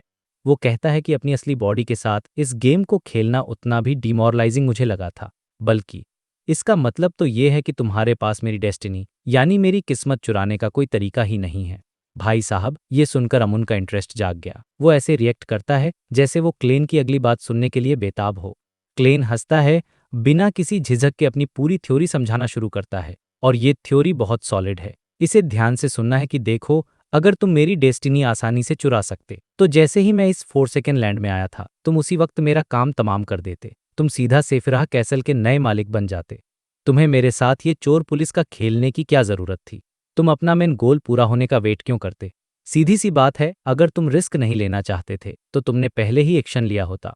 और अब जब मेरे पास न तो रिवाइव होने का चांस और न ही मेरी ओरिजिनल डेस्टिनी बची है, तो मैं सर्वाइवल के लिए और ज्यादा हाथ पैर मारूंगा। क्लेन यहाँ अमुन को एक तरह से चैलेंज कर रहा है। वो कहता है कि मैं मानता हूं तुम गॉड ऑफ मिसचीफ हो, तुम एक्साइटमेंट के लिए खतरे मोल लेते हो, लेकिन तुम गॉड ऑफ डिसीट यानी धोखे के देवता भी तो हो। यहाँ पर क्लेन पॉज लेता है और अमुन के चेहरे को देखता है। अमुन के चेहरे पर कोई शिकन नहीं थी, वो एकदम शांत था। क्लेन आगे समझाता है, और ये पार्ट बहुत इंपॉर्टेंट है। वो कहता है कि मुझे पता है तुम्हारे पास दूसरों की किस्मत चुराने की ताकत है, लेकिन सिर्फ इसलिए कि तुम कुछ कर सकते हो इसका मतलब ये नहीं कि तुम वो करोगे। हर एक्शन के लिए एक रिस्क असेसमेंट होता है, फायदे और नुकसान का एनालिसिस होता है। क्लेन को यकीन है कि अमुन उसकी डेस्टिनी को डायरेक्ट नहीं चुराना चाहता। क्यों? क्योंकि अगर उसने ऐसा किया तो उसे सेफिरा कैसल का सारा बोझ उठाना पड़ेगा। उसे उस कैसल के ओरिजिनल ओनर यानी लॉर्ड ऑफ द मिस्ट्रीज के रिवाइवल के ट्रॉमा को झेलना पड़ेगा। सोचो दोस्तों, किंग ऑफ एंजल्स के लिए भी ये कितना खतरनाक हो सकता है। अगर थोड़ी सी भी गलती हुई तो अमुन खुद खत्म हो सकता है। इसलिए अमुन एक लूपहोल ढूंढ रहा है। वो एक ऐसा रास्ता चाहता है जिससे उसे सेफिरा कैसल तो मिल जाए, लेकिन उसके नेगेटिव इफेक्ट्स न झेलने पड़े, और इसके लिए उसे क्लेन की परमिशन चाहिए। जब क्लेन ये बोल रहा था तो उसे अपनी पुरानी लाइफ की याद आ गई। उसने कंप्यूटर वायरस का एग्जाम्पल सोचा। जैसे कंप्यूटर वायरस हमेशा नॉर्मल होने का नाटक करते हैं और यूजर को बेवकूफ बनाकर परमिशन ले लेते हैं ताकि वो सिस्टम में घुस सके। बिल्कुल वैसा ही अमुन यहाँ कर रहा है। ये सीन कितना इंटेंस है जरा सोचिए। एक तरफ दुनिया का सबसे बड़ा धोखेबाज है और दूसरी तरफ क्लेन जो अब उसके खेल को समझ चुका है। क्लेन की ये सारी बातें सुनकर अमुन चुपचाप उसे देखता रहा। उसने बस अपनी क्रिस्टल मोनोकल को ठीक किया, कुछ बोला नहीं। फिर क्लेन ने अपनी बात को कंक्लूड किया। वो कहता है कि जब से तुमने मुझे पैरासाइट किया है, तुम एक बहुत बड़ा स्कैम चला रहे हो। पहले तुमने मुझे अपना ब्लेस्ड बनने का ऑप्शन दिया, ये बोलकर कि तुम असली बॉडी मेरी डेस्टिनी झेल सकती है। तुमने जानबूझकर मेरे ऊपर एक साइकोलॉजिकल बोझ डाला। पूरे रास्ते तुमने मुझे उम्मीद दिखाई और फिर उसे तोड़ दिया। कभी कभी तुम मुझे टाइम लिमिट देते थे ताकि मैं भागने कोशिश करूं और फिर तुम मेरा प्लान खराब कर दो। और अंत में तुमने ये राज खोला कि तुम अपनी असली बॉडी के साथ यहाँ हो ताकि मैं पूरी तरह टूट जाऊं। तुम्हारा प्लान था कि मैं डिप्रेशन में चला जाऊं और खुद हार मानकर तुम्हारा ब्लेस्ड बनने के लिए हाँ कर दूं, यानी उस छिपी हुई डील के लिए एग्री कर जाऊं। जब क्लेन चुप हुआ तो अमुन अचानक जोर से हंसा। उसने अपने हाथ उठाए और धीरे धीरे ताली बजाई। परफेक्ट डिडक्शन, अमुन ने कहा, लेकिन लगता है तुमने एक छोटी सी प्रॉब्लम मिस कर दी। अमुन ने क्लेन की आंखों में देखकर कहा, मैंने कहा था कि जब हम एक सेफ जगह पर पहुंचेंगे तब मैं अपना असली रूप दिखाऊंगा और तुम्हारी डेस्टिनी ले लूंगा। और अभी हम अपनी फाइनल डेस्टिनेशन पर नहीं पहुंचे हैं तो जाहिर है मैं अभी रिस्क नहीं लूंगा। क्लेन का चेहरा थोड़ा उतर गया, लेकिन फिर वो रिलैक्स हो गया। उसने अमुन के स्टाइल में ही जवाब दिया, मैं भी देखना चाहता हूं कि वहां जाकर चीजें कैसे बदलती हैं। असली किंग ऑफ एंजल्स ने अपनी मोनोकल को एडजस्ट किया और एक तरफ इशारा करते हुए मुस्कुराया। जल्द ही हम आधे दिन से भी कम समय में वहां पहुंच जाएंगे। क्लेन ने शक करते हुए पूछा, एग्जैक्टली कितना टाइम? क्योंकि अमुन की गोलमोल बातों पर भरोसा करना बेवकूफ़ी थी। अमुन ने अपनी ठुड्डी खुजलाई और हंसते हुए बोला, आधा घंटा। क्लेन ने उस दिशा में देखा जहां अमुन ने इशारा किया था। वहां सिर्फ गहरा अंधेरा था और कुछ नहीं। बिजली की एक चमक ने उस बंजर जमीन को रोशन किया, लेकिन दूर दूर तक सिर्फ वो ग्रे और येलो धुंध ही दिखाई दे रही थी। दोस्तों, यहाँ सीन शिफ्ट होता है और हम चलते हैं बैकलैंड। वहां एम्प्रेस बोरो में हॉल फैमिली का विला है। 2 दिन की अफरा तफरी के बाद ऑड्री की लाइफ में थोड़ी शांति लौटी थी, लेकिन उसके मन में अभी भी राजा की हत्या के पीछे की सच्चाई जानने की क्यूरियोसिटी थी। उसे याद आया कि मिस्टर फूल ने हिंट दिया था कि आज टैरो क्लब की गैदरिंग शायद कैंसिल हो सकती है। फिर भी कंफर्म करने के लिए उसने सोचा कि पहले ही प्रेयर कर लेनी चाहिए। जैसे ही उसे अपने डॉग सूजी की तरफ, वो समझदार कुत्ता तुरंत कमरे से बाहर चला गया और दरवाजा भी बंद कर लिया। ऑड्री ने प्रेयर पोज बनाया और प्राचीन हर्मिस भाषा में बोलना शुरू किया, the fool that doesn't belong to this era. वहीं दूसरी तरफ बैकलैंड के ईस्ट बोरो में फोर्स और शियो भी परेशान थीं। फोर्स बार बार अपनी घड़ी देख रही थी। क्या तुम्हें लगता है आज गैदरिंग होगी? कोई फॉर्मल नोटिस तो नहीं आया? फोर्स ने शियो से पूछा। शियो ने सिर हिलाया, मुझे नहीं पता। फोर्स से अब बैठा नहीं जा रहा था। वो कमरे में इधर उधर टहलने लगी। मिस्टर वर्ड ने भी कोई जवाब नहीं दिया और मिस्टर फूल ने भी नहीं। वो बड़बड़ा रही थी। फिर उसने शियो को कहा कि तुम प्रेयर करके पूछो। शियो को भी सिचुएशन अजीब लग रही थी, तो उसने भी हाथ जोड़े और प्रेयर करना शुरू किया, the fool that doesn't belong to this era. अब सीन शिफ्ट होता है सेंट सैमुअल कैथेड्रल के अंडरग्राउंड में। यहाँ हमारा वैम्पायर एम्लिन व्हाइट एक अजीब सपने से जागा। उसे सपना आया था सैंग्विन एंसेस्टर लिलिथ का। सपने में वो एक ऐसे कैसल में फंसा था जो लाल अंगूर की बेलों से ढका हुआ था। वहां से भागना नामुमकिन था। फिर उसने एक खिड़की से बाहर देखा जहां लाल चांद था और उस पर बैटविंग्स की परछाई थी। ये लिलिथ का सिंबल है। सपने में एम्लिन ने देखा कि खिड़की के पास एक टैरो कार्ड रखा है। उस कार्ड पर एक लड़का बना था जो अच्छे कपड़े पहने था और उसके पीछे एक पिल्ला चल रहा था। ये फूल का कार्ड था। जब एम्लिन की आंख खुली तो उसने एनालाइज किया कि ये सपना उसे क्यों आया। उसे लगा कि शायद उसकी सिचुएशन की वजह से एंसेस्टर उसे हिंट दे रही हैं कि अगर इस मुसीबत से निकलना है तो मिस्टर फूल की मदद लेनी पड़ेगी। उसने सोचा, आज कौन सा दिन है, छोड़ो, बस प्रेयर कर लेता हूँ। और उसने भी वही लाइनें दोहराई, the fool that doesn't belong to this era. अब दोस्तों, असली मैजिक होता है ग्रे फॉग के ऊपर। जस्टिस, जजमेंट और द मून के सितारों ने चमकना शुरू किया। वो डार्क रेड टाइड में मिल गए और उस मिस्टीरियस स्पेस में हलचल मच गई।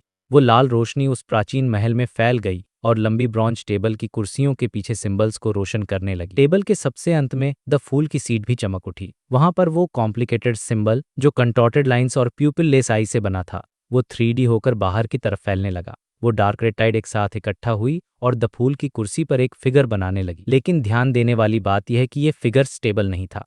ये बार बार हिल रहा था, बिखर रहा था, जैसे कि वो अपनी फॉर्म को मेंटेन करने के लिए स्ट्रगल कर रहा हो। इससे हमें ये पता चलता है कि क्लेन वहां मौजूद नहीं है, लेकिन सेफिरा कैसल उन प्रेयर्स को रिस्पॉन्ड करने की कोशिश कर रहा है। ये सिस्टम अब अपने ओनर के बिना भी रिएक्ट कर रहा है, जो कि काफी डरावना भी है और इंटरेस्टिंग भी। वापस चलते हैं उस बंजर जमीन पर, अमुन और क्लेन के पास। क्लेन ने आसमान में चमकती बिजली को देखा और फिर अपनी लालटेन लेकर अमुन के पीछे पीछे चलने लगा। जैसे जैसे वो आगे बढ़ रहे थे, जमीन पर दरारें और गहरी होती जा रही थीं। करीब 10 मिनट बाद फिर से बिजली चमकी और क्लेन को कुछ भयानक दिखा। थोड़ी दूर पर एक विशालकाय सिंगल आई जाइंट यानी एक आंख वाला राक्षस टहल रहा था। उसकी हाइट 10 मीटर थी और उसका शरीर सड़ रहा था। उसकी आंख धंसी हुई थी और उसमें कोई जान नहीं थी। साफ था कि वो मर चुका है, लेकिन फिर भी वो वहां भटक रहा था। उसके शरीर से एक अजीब सी पीली और ग्रे गैस निकल रही थी जो हवा में मिलकर उस पूरी जगह की धुंध बना रही थी। तो सोचिए, उस पूरी फोर्सेकन लैंड की जो धुंध है वो असल में इस मरे हुए जाइंट की बॉडी से निकल रही है। अमुन ने उस जाइंट को देखा और मुस्कुराते क्लेन को एक्सप्लेन किया, ये जाइंट किंग ऑर्मिर का सबसे छोटा बेटा है, गॉड ऑफ ग्लोरी ब्लेड। इन्होंने पब्लिकली मेरे पिता को श्राप दिया था, इसलिए सजा के तौर पर इन्हें हमेशा के लिए यहाँ भटकना पड़ रहा है। बेशक ये कैटाक्लिज्म में बहुत पहले मर चुके हैं, लेकिन ये खुद को आज़ाद नहीं कर पाए। अमुन ने आगे कहा, अगर मैंने तुमसे होने वाला डैमेज चोरी न किया होता तो तुम इस धुंध से कंटामिनेट हो चुके होते। तुम भी एक शापित एंटिटी बन जाते जो यहाँ भटकती रहती। क्लेन को ऐसा लगा जैसे वो किसी माइथोलॉजी के अंदर चल रहा हो। क्या उसे अमुन को थैंक यू बोलना चाहिए? बिल्कुल नहीं। अमुन क्लेन को लेकर आगे बढ़ा और जल्द ही वो उस नीले काले जाइंट के पास पहुंच गए जहां वो जाइंट घूम रहा था। वहां एक बहुत गहरी खाई थी। जैसे ही बिजली चमकी, उस खाई के नीचे एक विशाल और भारी ग्रे वाइट बिल्डिंग दिखाई दी। सिर्फ एक नजर में क्लेन की आंखों की पलकें फड़कने लगीं। उसे वो सीन याद आ गया जब वो अनशैडोड क्रूसिफिक्स की डिवाइनिंग कर रहा था। अगर उसे सही याद है तो ये वही जगह है जहां से एंशिएंट सन गॉड यानी सिटी ऑफ सिल्वर के क्रिएटर और अमुन और एडम के पिता बाहर आए थे। क्लेन का दिल जोर से धड़कने लगा। क्या ये वही सेफ प्लेस है जिसकी बात अमुन कर रहा था? और दोस्तों, अब आता है इस चैप्टर का सबसे रोंगटे करने वाला पल। नुकीली टोपी और मोनोकल पहने अमुन उस खाई के किनारे पर जाकर खड़ा हो गया। उसकी पीठ उस ग्रेवाइट बिल्डिंग की तरफ थी। उसने अपने दोनों हाथ फैलाए जैसे वो किसी चीज का स्वागत कर रहा हो और मुस्कुराते हुए बोला, ये वो पवित्र भूमि है जहां मेरे पिता जागे थे। इसके अंदर वो इतिहास दफन है जिसे मैं ढूंढ रहा हूँ।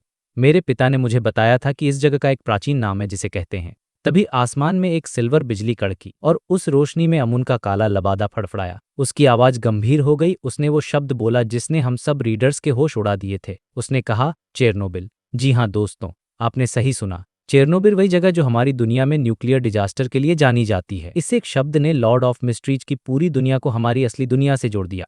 इसका मतलब ये कोई दूसरी दुनिया नहीं है, ये भविष्य की पृथ्वी है। एंशियंट सन गॉड चेरनोबिल से निकले थे।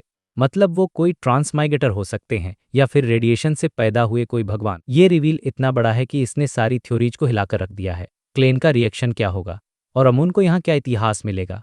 तब तक के लिए सोचिए इस नाम के बारे में, चेरनोबिल। और अगर आपको ये नरेशन पसंद आया हो तो लाइक और सब्सक्राइब करना मत भूलना। चेरनोबिल। जी हाँ दोस्तों, अमोन के मुंह से ये एक शब्द सुनते ही क्लाइन के पैरों तले जमीन खिसक गई। उसका रिएक्शन बिल्कुल वैसा था जैसे किसी ने उसे करंट लगा दिया हो।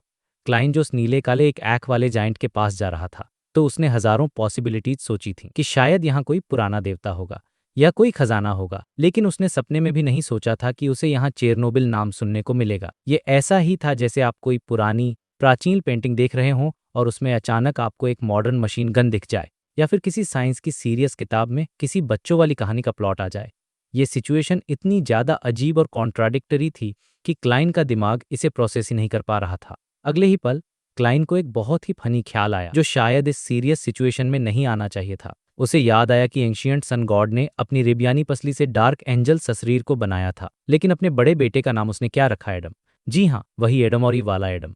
क्लाइन को लगा कि शायद ये भी वैसा ही कोई कोइंसिडेंस है या फिर एंशियंट सन गॉड का कोई अजीब सा मजाक है, और उसे हंसी आने लगी। सोचो जरा, अमोन जैसा खूंखार कैरेक्टर जो किंग ऑफ एंजल्स है, जो रियल वर्ल्ड में एक बग की तरह है, जिसके चेहरे पर हमेशा वो डरावनी सिनिस्टर स्माइल रहती है, वो इतने सीरियस होकर इतनी गंभीरता से चेरनोबिल बोल रहा है। ये सीन अपने आप में इतना आयरोनिक था कि क्लाइन अपनी हंसी रोक ही नहीं पा रहा था, और सच कहूं तो वो अपनी हंसी रोकना चाहता भी नहीं था। उसके मन में आया कि हंस लो बेटा क्लाइन, क्या पता अमोन को शर्मिंदगी महसूस हो और वो गुस्से में मुझे मार ही दे। कम से कम इस तरह का अंत उस डर से तो बेहतर होगा जो उसके दिल में बैठ रहा था। क्लाइन अपने मन में मजाक करते हुए सोचा, यार अमोन आज ऐसा है, इसमें इसकी गलती नहीं है, ये सब एंशियंट सन गॉड की पेरेंटिंग का नतीजा है। क्लाइन के होठों पर एक मुस्कान आ गई। वो तैयार था कि अब जो होगा देखा जाएगा, चलो हंस ही लेते हैं। लेकिन दोस्तों, कहानी यहाँ से एक बहुत ही डार्क टर्न लेने वाली थी।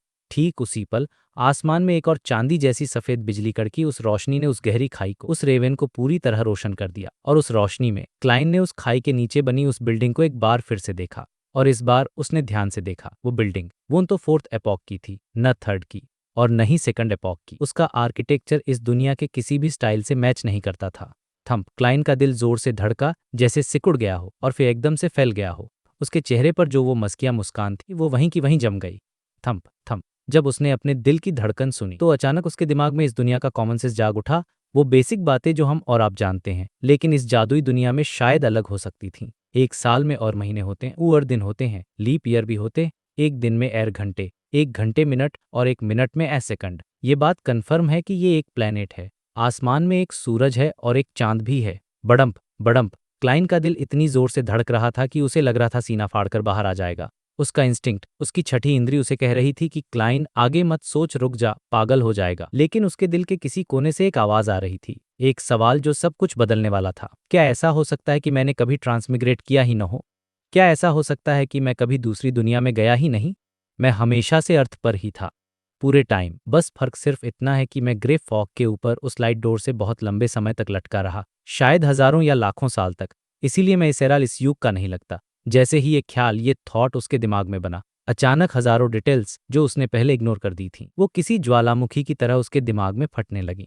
अब मैं आपको बताता हूँ कि क्लाइन क्या कनेक्ट कर रहा था और ये कितना डरावना है। सोनिया सी के ईस्टर्न फ्रंट पर देवताओं के युद्ध के मैदान में घुसने से पहले वहां कुछ पुराने जंग लगे हुए स्टील के स्ट्रक्चर थे। वो इंसानों के बनाए हुए लगते थे। और जरा मैप पर गौर करो दोस्तों, नदर्न कॉन्टिनेंट और सदर्न कॉन्टिनेंट का शेप बिल्कुल नॉर्थ और साउथ अमेरिका जैसा है। बस फर्क यह है कि उन दोनों को जोड़ने वाला जो जमीन का हिस्सा था, वो किसी बहुत बड़ी ताकत ने मिटा दिया है और वहां अब बर्सर्क सी बन गया है।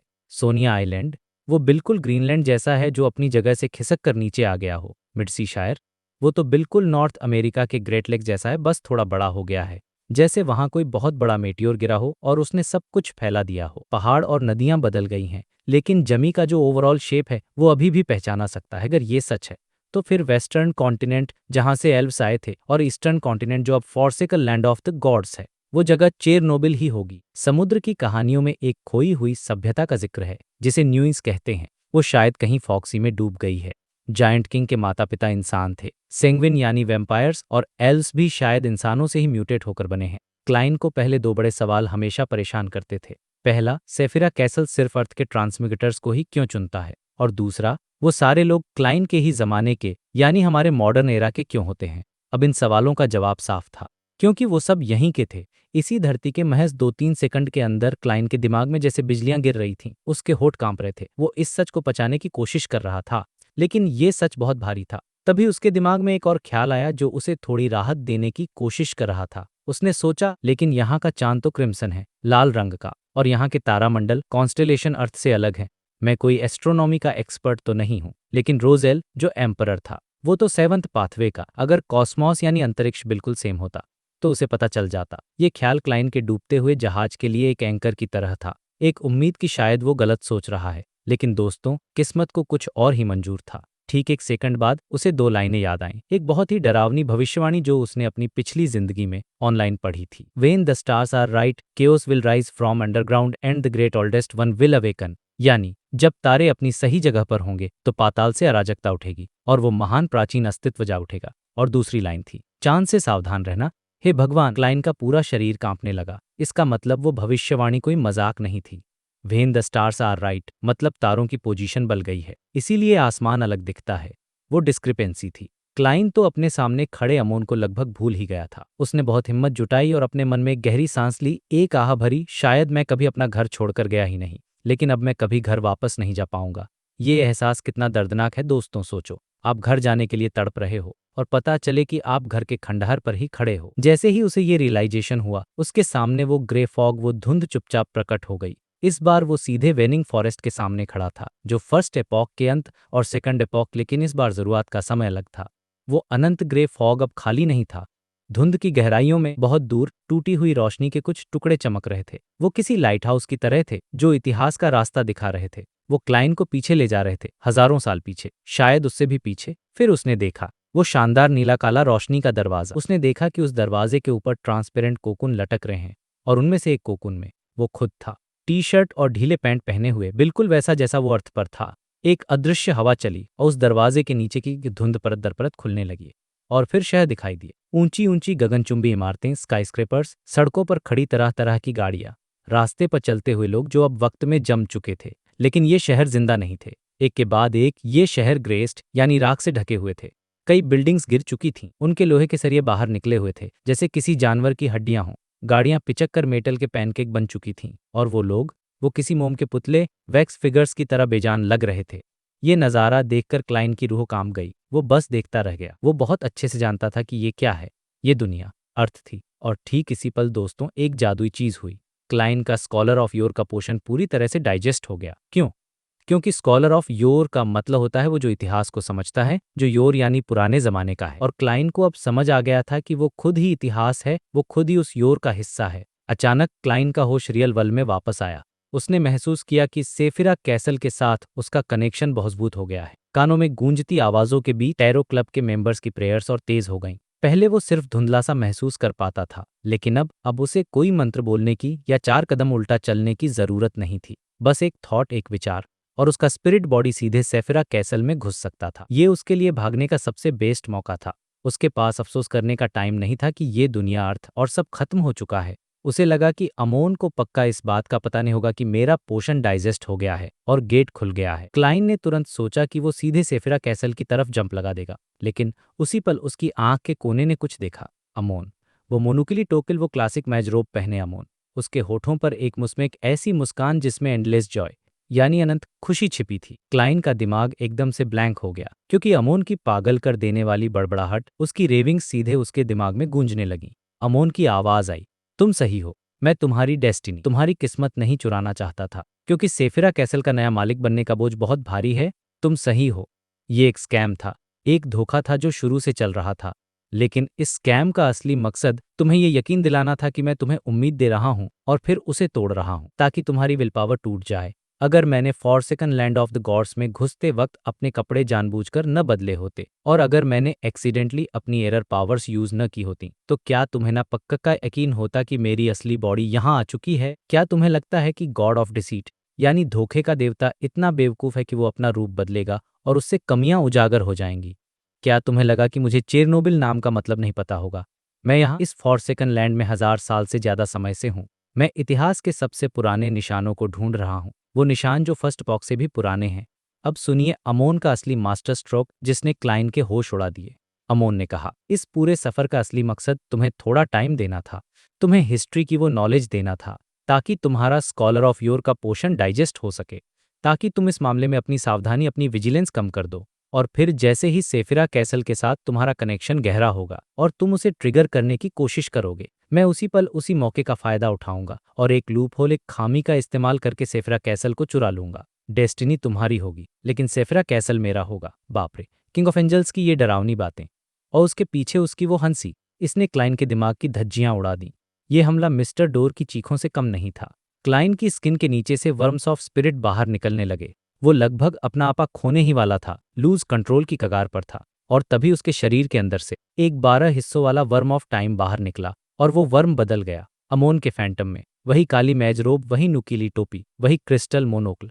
अमोन ने क्लाइन को सुपरफिशियली यानी सिर्फ ऊपरी तौर पर पैरासिटाइज किया था, इसलिए कि वो उसके ख्यालों पर नजर रख सके, बल्कि इसलिए ताकि सही वक्त आने पर वो सिचुएशन को कंट्रोल कर सके। अमोन ने शुरू में जो डीप पैरासिटाइजिंग की थी उसका एक ही मकसद था कि वो एक वर्म ऑफ टाइम को क्लाइन के अंदर छुपा सके और क्लाइन को पता भी न चले। वो अमोन का प्रोजेक्शन पीछे मुड़ा और उसने क्लाइन की तरफ देखा। क्लाइन जो इस वक्त सदमे और अमोन की बातों से पूरी चुका था, कुछ नहीं कर पाया। अमोन के उस फैंटम ने बिल्कुल अपनी असली बॉडी जैसी मुस्कान दी। उसके होठ थोड़े ऊपर मुड़े हुए थे, आंखों में वही जीत की खुशी थी। वो मुड़ा और उस इनविजिबल कनेक्शन का इस्तेमाल करते हुए जो क्लाइन ने खोला था, उसने सीधे ग्रे फॉग के ऊपर सेफिरा कैसल की तरफ छलांग लगा दी।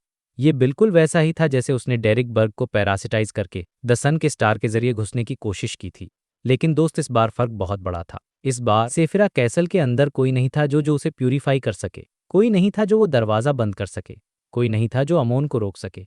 ये एक मास्टरपीस चाल थी, ये एक स्पेक्टेकुलर एक्ट था, ये था गॉड ऑफ डिसिट। तो भाई लोग, स्वागत है लॉर्ड ऑफ द मिस्ट्रीज के एक और धमाकेदार एपिसोड में। पिछले चैप्टर का एंड याद है ना? सीन एकदम क्रिटिकल था। क्लाइन की हालत खराब थी और अमोन जो कि एरर और टाइम का एंजल है, वो सीधा सेफिरा कासल में घुसने ही वाला था। मतलब समझो, अगर अमोन का हाथ उस दरवाजे के पार चला जाता तो कहानी वहीं खत्म थी। क्लाइन की पावर, उसका सिस्टम, सब कुछ अमोन के कंट्रोल में होता। लेकिन ठीक उसी पल जब अमोन को लगा कि वो जीत गया है, कुछ ऐसा हुआ जिसने पूरे गेम को पलट कर रख दिया। क्लाइन के नजरिए से देखे तो सब कुछ ब्लर हो रहा था, लेकिन अमोन की आंखों ने वो देखा जो हम सब उम्मीद कर रहे थे, एक चमत्कार। अमोन बस अपना हाथ बढ़ाकर उस ग्रे फॉग के अंदर जाने ही वाने की अचानक उसके ऊपर एक विशाल नीले और काले रंग का हाथ प्रकट होता है। ये कोई नॉर्मल हाथ नहीं था, ये उस रास्ते को ब्लॉक कर देता है जहां से अमोन अंदर घुसने की कोशिश कर रहा था। अब अमोन जो हमेशा शांत रहता है, उसका प्रोजेक्शन भी हैरान होकर ऊपर देखता है कि भाई ये कौन आ गया बीच में। और वहां उसे क्या दिखता है? वहां उसे दिखता है एक वन आइड जायंट, एक ऐसा दानव जिसकी एक ही आंख है और जो पीप यानी पस से भरा हुआ है। ये और कोई नहीं, ब्लैडल है, जिसे गॉड ऑफ ग्लोरी कहा जाता था।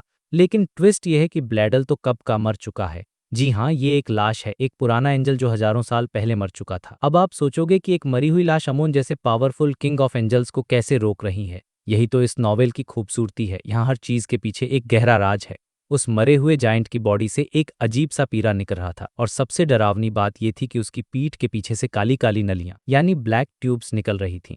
ये ट्यूब्स हवा में गायब हो रही थीं, जैसे कि वो किसी ऐसी चीज से जुड़ी हों जो हमें दिखाई नहीं दे रही। ये वही ट्यूब्स हैं जो हमने आर्टिफिशियल डेथ के केस में देखी थी।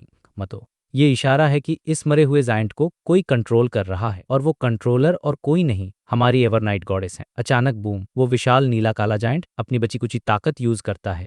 हवा में डस्क यानी शाम की नारंगी रोशनी इकट्ठा होती है और एक बहुत बड़ी तलवार जिसे ट्वाइलाइट स्वॉर्ड कहते हैं वो बन जाती है।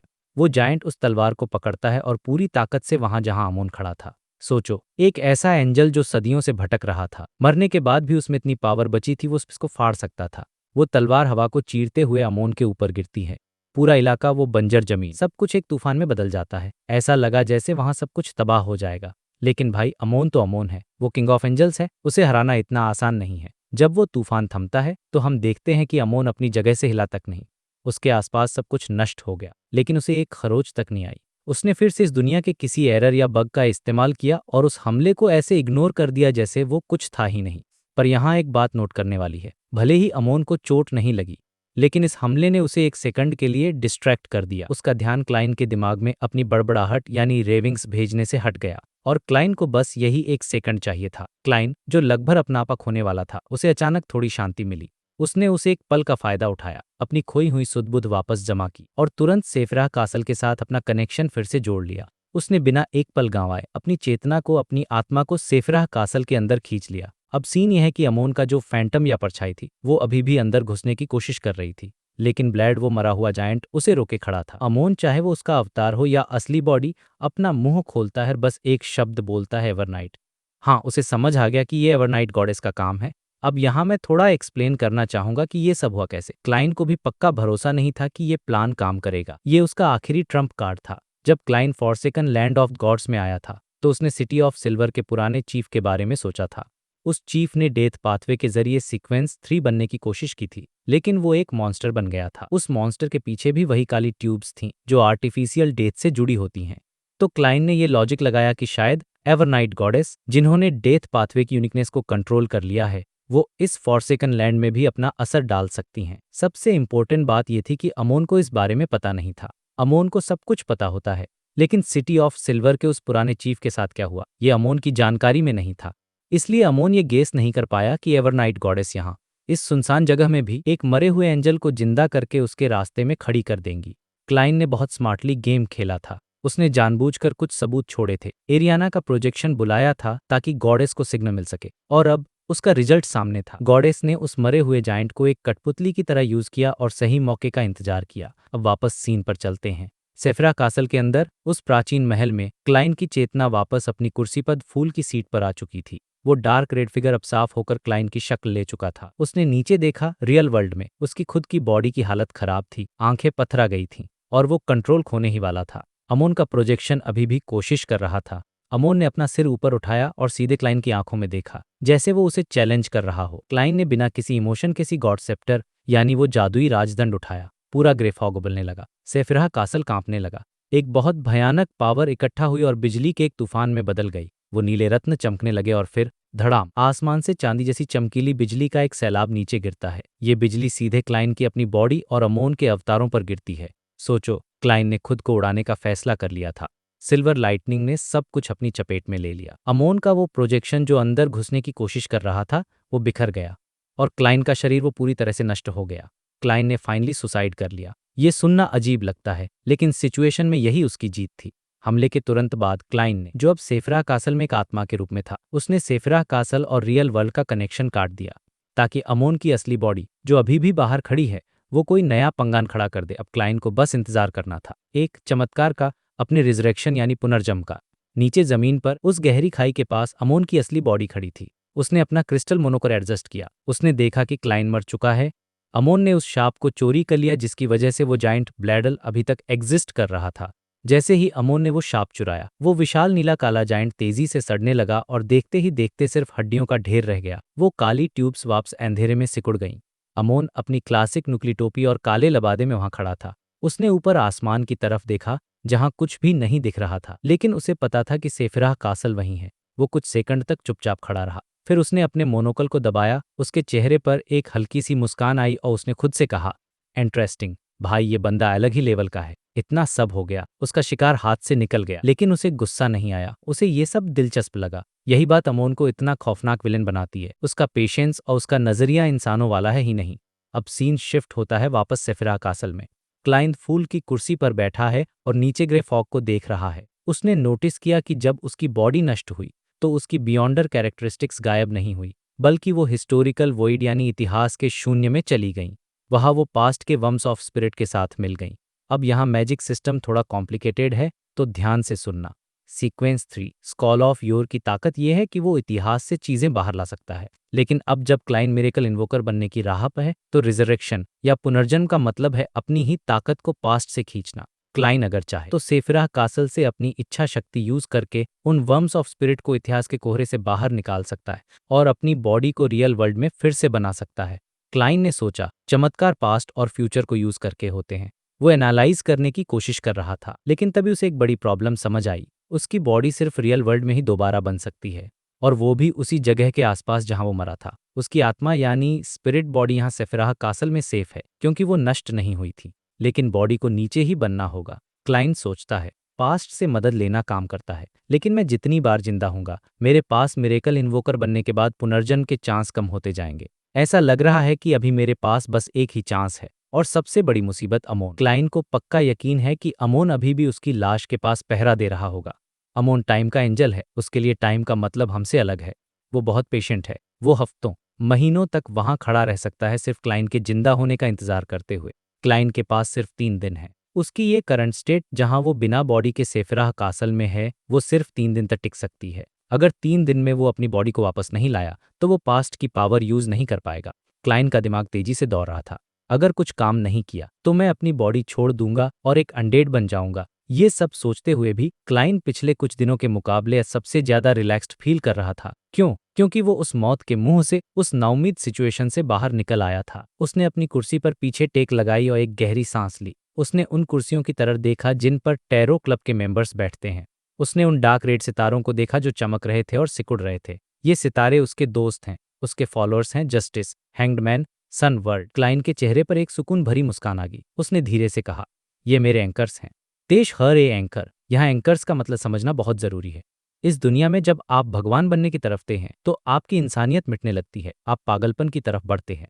आपको जमीन से जोड़े रखने के लिए, आपकी पहचान को बचाए रखने के लिए एंकर्स यानी वो लोग जो आपको मानते हैं, याद रखते हैं, उनकी जरूरत होती है। टैरो क्लब सिर्फ एक मीटिंग नहीं है, इन्हीं की लाइफ ने। वो क्लाइन की वजह से वो अभी भी क्लाइन है, कोई पागल भगवान नहीं। तो दोस्तों, इसी के साथ ये बहुत ही इंटेंस चैप्टर और ये पूरा आर्क खत्म होता है। ऑथर ने एक नोट भी दिया है कि ये पूरी कहानी कथलू अथुरी मिथक से इंस्पायर्ड है। अक्सर कहानियों में लोग कहते हैं कि कथुलू जागने वाला है, लेकिन अगर क्या हो कि वो पहले से जाग चुका हो। खैर, वो एक अलग डिस्कशन है। फिलहाल के लिए क्लाइन सेफ है, लेकिन फंसा हुआ है। अमोन नीचे कैंपिंग कर रहा है और क्लाइन ऊपर फंसा है। देखते हैं अगले आर्क में वो अपनी बॉडी वापस कैसे पाता है। आपको क्या लगता है क्लाइन का अगला मूव क्या होगा? कमेंट्स में बताओ, और अगर एक्सप्लेनेशन पसंद आया तो लाइक और सब्सक्राइब जरूर करना। तो दोस्तों, चैप्टर 1169 जिसका टाइटल है क्लाइंस प्लान, ये chapter Lord of the mysteries के सबसे इमोशनल और रिवीलिंग चैप्टर्स में से एक है। कहानी वहीं से शुरू होती है जहां पिछला चैप्टर खत्म हुआ था। क्लाइन सेफिराह कैसल के अंदर है और उसे वो डार्क रेड कलर की चमक दिखाई देती है। ये चमक और कुछ नहीं बल्कि टैरो क्लब के मेंबर्स की प्रेयर्स हैं। जब वो इन प्रेयर्स को सुनता है तो उसके दिल को थोड़ा सुकून मिलता है। उस मोमेंट में उसे फील होता है कि वो पूरी तरह अकेला नहीं है। कोई तो है इस दुनिया में या दूसरी दुनिया में जो उसे याद कर रहा है। धीरे धीरे वो आवाजें क्लियर होने लगती हैं, प्रेयर्स का शोर बढ़ने लगता है और उसे रियलाइज होता है कि सेफिराह कैसल उसे बुला रहा है। इन दोनों के बीच का जो कनेक्शन है वो और भी ज्यादा स्ट्रांग होता जा रहा है। अब यहाँ पर एक इंटरेस्टिंग बात नोट करने वाली है। टैरो क्लब के सारे मेंबर्स ने अपनी प्रेयर्स कंप्लीट कर ली थी और क्लाइन को ऐसा लग रहा था कि वो किसी भी वक्त सेफिराह कैसल में एंटर कर सकता है। मतलब उसकी कॉन्शनेस, उसका दिमाग वहां तुरंत पहुंच सकता है। लेकिन एक आखिरी रुकावट अभी भी बची हुई थी, और अच्छी खबर यह है कि ये प्रॉब्लम फाइनली सॉल्व हो गई क्योंकि क्लाइन ने स्कॉलर ऑफ योर का पोर्शन पूरी तरह डाइजेस्ट कर लिया है। हाँ दोस्तों, फाइनली वो मोमेंट आ गया है जिसका हम वेट कर रहे थे। पोर्शन डाइजेस्ट हो चुका है, जिसका मतलब है कि वो अब नेक्स्ट लेवल के लिए रेडी है, और इसी वजह से उसे अमोस यानी गॉड ऑफ ग्लोरी के बैरियर को तोड़ने का मौका मिला। इससे पहले कि अमोस कुछ समझ पाता, क्लाइन अपने सेफ जोन में वापस आ गया। अब क्लाइन यहाँ बैठकर थोड़ा एनालाइज करता है। वो सोचता है कि सिर्फ 2 दिन के अंदर टैरो क्लब के सारे मेंबर्स ने प्रेयर कर ली। ये थोड़ा अजीब है, मतलब कोइंसिडेंस भी हो सकता है, लेकिन इतना परफेक्ट टाइमिंग। उसे लगता है कि कुछ चीजें तो नॉर्मल हैं, लेकिन कुछ इवेंट्स पक्का गॉडेस और विल ओसेप्टिन के इन्फ्लुएंस से हुए हैं। मतलब उसकी किस्मत अच्छी थी, या यूं कहे कि अरेंजमेंट अच्छा था, जिसकी वजह से उसका डेवलपमेंट इतना स्मूथ रहा। थोड़ा सोचने के बाद उसे समझ आता है कि कुछ चीजें लॉजिकली सही नहीं लग रही, लेकिन अब इन बातों पर ज्यादा दिमाग लगाने फायदा नहीं है। जो होना था वो हो गया, और वो सेफ है, यही बड़ी बात है। इसके बाद क्लाइन अपनी बैठने की पोजीशन थोड़ी बदलता है, लेकिन उसकी आंखों में जो उम्मीद थी वो धीरे धीरे गायब होने लगती है। यहाँ पर सीन थोड़ा डार्क और सीरियस हो जाता है। हालांकि उसे पहले से शक था कि शायद वो अपने घर वापस नहीं जा पाएगा, लेकिन अब जो उसने लाइट के दरवाजे और उन कोकून्स को देखा तो उसे कन्फर्म हो गया कि ये दुनिया ही उसका पुराना होम टाउन है। सोचो उस पर क्या बीत रही होगी। उम्मीद की वो आखिरी किरण, वो सुबह की रोशनी अब अंधेरे में खो चुकी है। उसे लगा था कि वो स्पेस में ट्रेवल करके आया है, लेकिन असलियत ये है कि वो टाइम में ट्रेवल करके आया है। ये वही पृथ्वी है, बस हजारों लाखों साल बाद की। क्लाइन अपने आप से बातें करते हुए सोचता है कि fool that doesn't belong to this era वाला जो नाम उसने चुना था, वो शायद उसकी स्पिरिचुअल अंतरात्मा ने उसे पहले ही बता दिया था। उसके दिल के किसी कोने में उसे शायद पहले से पता था कि सच क्या है। फिर उसे याद आता है कि जब वो ट्रांसमाइग्रेट हुआ था तो वो सो रहा था, लेकिन कोकून में लटकते हुए उसने टी शर्ट और लूज पैंट्स क्यों पहनी थी।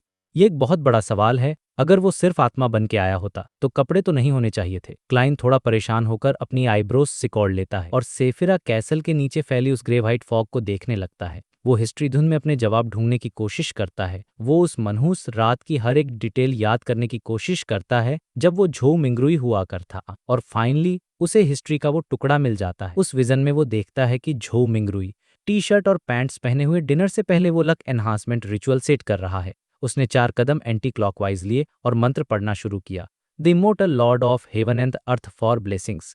अब यहाँ पर जो ट्विस्ट है वो आपके रोंगटे खड़े कर देगा। क्लाइन की यादों में उस वक्त कुछ नहीं हुआ था, रिचुअल फेल हो गया था, लेकिन हिस्ट्री के उस सीन में असलियत कुछ और ही थी। जैसे ही झो मिंगरुई ने वो 4 कदम पूरे किए, उसका चेहरा एकदम पीला पड़ गया और उसकी आंखें पथरा गईं। मतलब वो वहीं पर अपनी सुध-बुध खो बैठा था। उसके बाद उसने खाना खाया, लेकिन एक बेहोशी की हालत में। उसने किताबें पढ़ी, ड्रामा देखा, अपने फोन के साथ खेला, लेकिन ये सब वो ऐसे कर रहा था जैसे कोई रोबोट हो, जैसे कोई पहले से सेट किया हुआ प्रोग्राम रन हो रहा हो। सोचो, उसे लग रहा था वो नॉर्मल है, पर उसकी बॉडी ऑटो पायलट पर थी। आखिर में झो मिंगरी वॉश बेसिन के पास गया और आईने में अपनी बेजान आंखों को देखा। उसने ब्रश किया, मुंह धोया और बिस्तर पर चला गया। इस पूरे प्रोसेस में उसने अपने कपड़े तक नहीं बदले। वो टी शर्ट और लूज पैंट्स पहनकर ही सो गया, और बस थोड़ी देर बाद एक तेज रोशनी और भयानक झटकों ने सब खत्म कर दिया।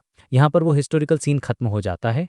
क्लाइन अपना हाथ उठाकर अपने माथे को रगड़ता है और एक कड़वी हंसी हंसता है, जिसे हम सेल्फ डिक्रेटिंग लाफ कहते हैं। वो सोचता है कि यार, मैं कितना बेवकूफ था। मुझे लगा था कि रिचुअल के बाद सब नॉर्मल था, कुछ नहीं बदला, लेकिन असलियत में मेरी बॉडी में तभी गड़बड़ शुरू हो गई थी। अगर ये पुरानी बात होती तो वो डर के मारे कांप जाता, लेकिन अब इतने सारे झट खाने के बाद, जब उसका पूरा वर्ल्ड व्यू ही हिल चुका है, तो ये छोटी सी बात उसे ज्यादा परेशान नहीं कर पा रही। लेकिन इस डिस्कवरी के बाद और एम्परर रेसेल की डायरी को याद करके क्लाइन को कुछ बातें समझ आने लगती हैं।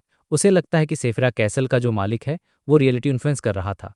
उसने जानबूझकर वो लक एनहांसमेंट रिचुअल, वो मिस्टीरियस सिल्वर प्लेट और वो अजीब से सेल फोन्स दुनिया में फैलाए, ताकि जो भी उन्हें यूज करे वो ग्रे फॉग के ओर खिंचा चला आए और उस लाइट के दरवाजे पर कोकुन में लटक जाए। ये कोई रैंडम सिलेक्शन था, किसी स्पेसिफिक इंसान को टारगेट नहीं किया गया। क्लाइन सोचता है कि पता नहीं मैं लकी हूं या अनलकी जो मैं चुना गया, लेकिन फिर वो सोचता है कि उस किताब का नाम किन और हान डायनेस्टी से क्यों जुड़ा था।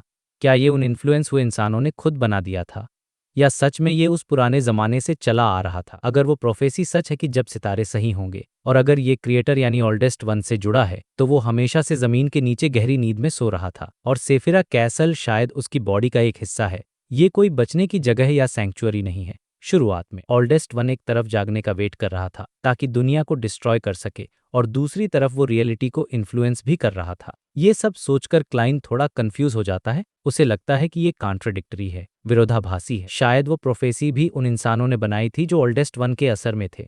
क्लाइन टेबल पर अपनी उंगलियां थपथपाता है। वो एक ऐसी पहेली में फंस गया है जिसका जवाब अभी मिलना मुश्किल है। फिर उसे एक लाइन याद आती है जो बहुत इंपॉर्टेंट है, जो अलग होगा वो जरूर मिलेगा, और जो मिलेगा वो जरूर अलग होगा। ये लाइन इस पूरी कहानी का सार है। जैसे एंशिएंट सन गॉड ने अपनी नेगेटिव पर्सनालिटी को अलग किया था, जैसे बियॉन्डर्स करप्शन की वजह से एक नया सेल्फ बना लेते हैं, जैसे चांद पर जाने के बाद एम्परर रेसेल की पर्सनालिटी बदल गई थी। यहाँ तक कि जो 22 बियॉन्डर पाथवे हैं वो भी आपस में टकराते हैं, जैसे डेमनेस और हंटर पाथवे। शायद क्रिएटर यानी ओल्डेस्ट वन खुद कॉन्ट्रडिक्शंस का एक पुतला था, और वो सिर्फ सोकर ही इस प्रॉब्लम को सॉल्व कर सकता था। क्लाइन के पास ये थ्योरी तो है, पर प्रूफ नहीं है। उसे अभी भी बहुत सारे सवालों के जवाब चाहिए, जैसे कि क्या चेरनोबिल सच में ओल्डेस्ट वन के जागने के बाद इंसानों ने बनाया था? क्या सारे बियॉन्डर कैरेक्टरिस्टिक्स सच में ओल्डेस्ट वन से आए हैं?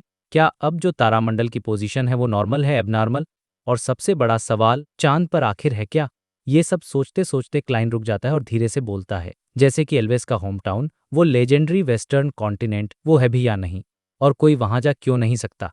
जवाब में उसे सिर्फ सन्नाटा मिलता है। क्लाइन अपनी कुर्सी पर पीछे झुकता है और डिसीजन लेता है। अब जब वो रिवाइव होगा यानी दोबारा जिंदा होगा, तो वो कुछ टाइम के लिए forsaken land of the gods में ही रुकेगा। एम्परर रेसेल ने कहा था कि बहुत सारे जवाब वहीं छिपे हैं। अमोन जो एक ब्लास्फेमर है, वो भी हजारों साल से वहीं भटक रहा है ताकि वो फर्स्ट एपॉक से पहले की हिस्ट्री जान सके। और अगर क्लाइन वहां ईस्ट की तरफ चलता रहे तो शायद उसे वो लेजेंडरी वेस्टर्न कॉन्टिनेंट मिल जाए। क्लाइन का ये डिसीजन सिर्फ क्यूरियोसिटी नहीं बल्कि एक स्ट्रेटेजी भी है। अगर वो फॉर्सेकन लैंड में रुकेगा तो अमोन का ध्यान वहीं रहेगा। अमोन अपने अवतारों को बाहर की दुनिया में नहीं भेजेगा। मतलब लोइन या बैकलैंड में रहने वाले क्लाइन के दोस्तों को खतरा कम होगा। सोचो यार, इतना सब होने के बाद भी वो अपने दोस्तों के बारे में सोच रहा है। वो जानता है कि अगर अमोन को पता चला तो वो बेंसन, मेलिसा, लियोनार्ड और मिस जस्टिस को यूज कर सकता है उन्हें ब्लैकमेल करने के लिए।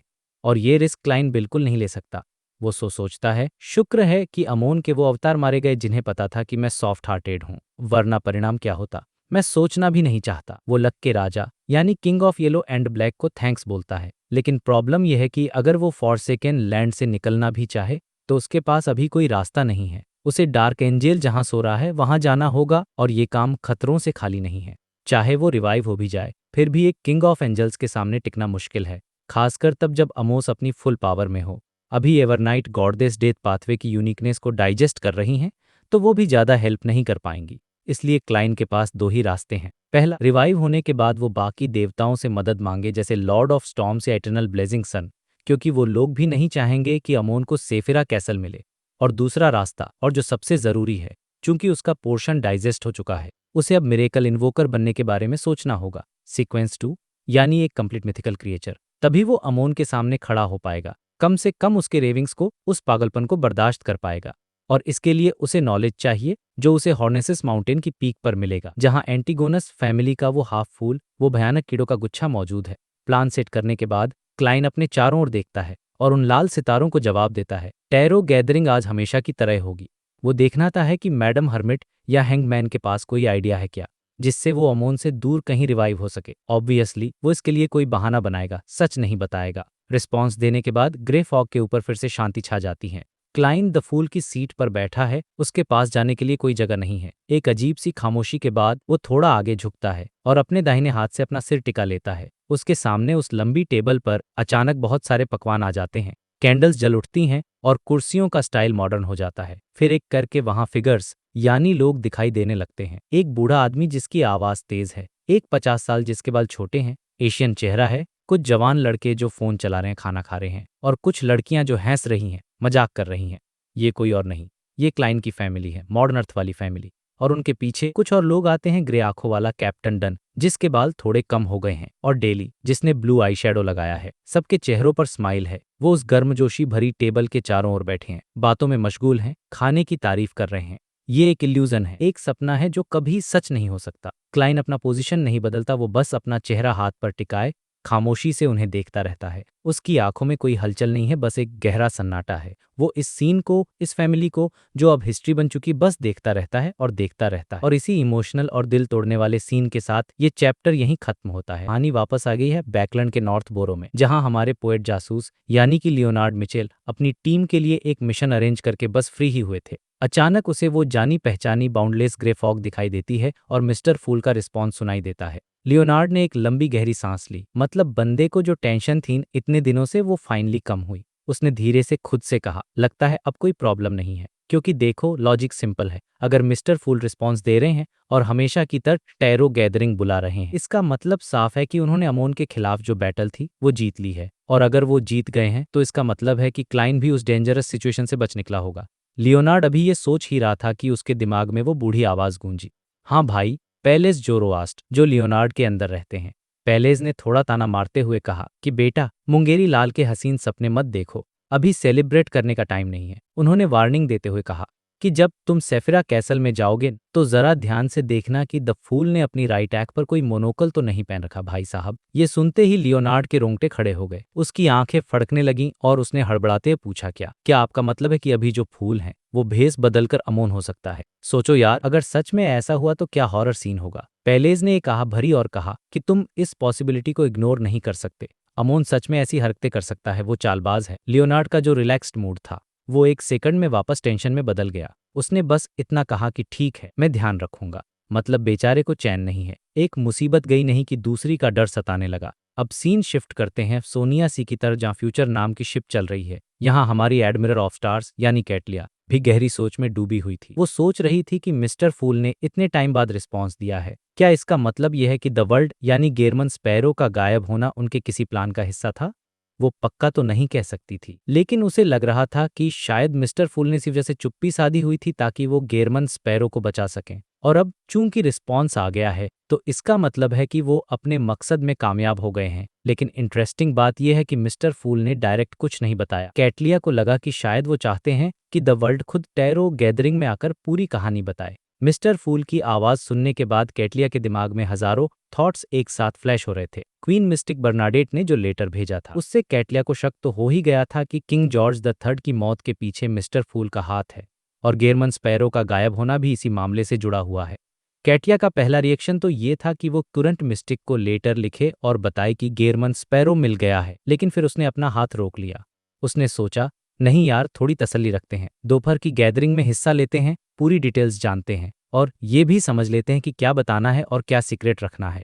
उसके बाद ही फीडबैक भेजना सही रहेगा। आखिरकार ऐसा लग रहा था कि मामला अब सुलझ चुका है। एडमिरल ऑफ स्टार्स ने राहत की सांस ली और खिड़की के पास बैठकर नीले आसमान को देखने लगी। अब चलते हैं सोनिया आइलैंड के पास एक जंगल में, जहां एल्जर विल्सन एक पतली सी पेड़ की डाल पर खड़ा था। भाई, ये बंदा हमेशा अलग ही टशन में रहता है। वो दूर दिख रहे पोर्ट और नीले आसमान को घूर रहा था। तभी उसे वो ग्रे फॉग दिखाई दी। पहले तो एल्जर खुश हुआ, लेकिन अगले ही पल उसे डर लगने लगा। हाई डर। वो सोचने लगा कि मिस्टर फूल ने इतने टाइम बाद रिस्पॉन्स दिया, इसका मतलब उनकी पिछली हालत सच में थोड़ी अबनॉर्मल थी। लेकिन अब वो रिकवर हो चुके हैं। पर यहाँ एल्जर के डरने की असली वजह कुछ और थी। उसने याद किया कि उसने मिस्टर फूल से अनशैडोड क्रूसिफिक्स के लिए लोन मांगा था, लेकिन मिस्टर फूल ने उस पर कोई रिस्पॉन्स नहीं दिया। एल्जर को अब समझ आ रहा था कि मिस्टर फूल ने उसकी चालाकी पकड़ ली है। उसने जो टेस्ट करने की कोशिश की थी और उसके मन में जो छुपे हुए थॉट्स थे वो सब मिस्टर फूल जान चुके हैं। एल्जर ने मन ही मन कसम खाई कि भाई, फ्यूचर में ऐसी गलती दोबारा नहीं करूंगा। इस बार तो मिस्टर फुल सिर्फ वार्निंग दी है, इग्नोर करके छोड़ दिया, लेकिन अगर अगली बार ऐसी हरकत की तो हो सकता है डायरेक्ट पनिशमेंट मिल जाए। बाइबल की वो लाइन उसके दिमाग में गूंज रही थी, दाऊ शैल नॉट टेस्ट गॉड, मतलब भगवान की परीक्षा मत लो। उसके विचार तेजी से भाग रहे थे और उसने डरते हुए अपना सर झुकाया और कहा, आपकी दया और माफी के लिए शुक्रिया। मतलब देखो यार, एल्जर जैसा शातिर बंदा भी मिस्टर फूल के सामने भीगी बिल्ली बन जाता है। वहीं दूसरी तरफ बैकलैंड में हॉल फैमिली के आलीशान विला में ऑड्री भी सोच रही थी। उसे लगा कि मिस्टर फूल ने उसका सवाल मिस्टर वर्ड तक नहीं पहुंचाया, शायद इसलिए क्योंकि दोपहर में टैरो गैरिंग होने वाली है और हम लोग वहां बात कर सकते हैं।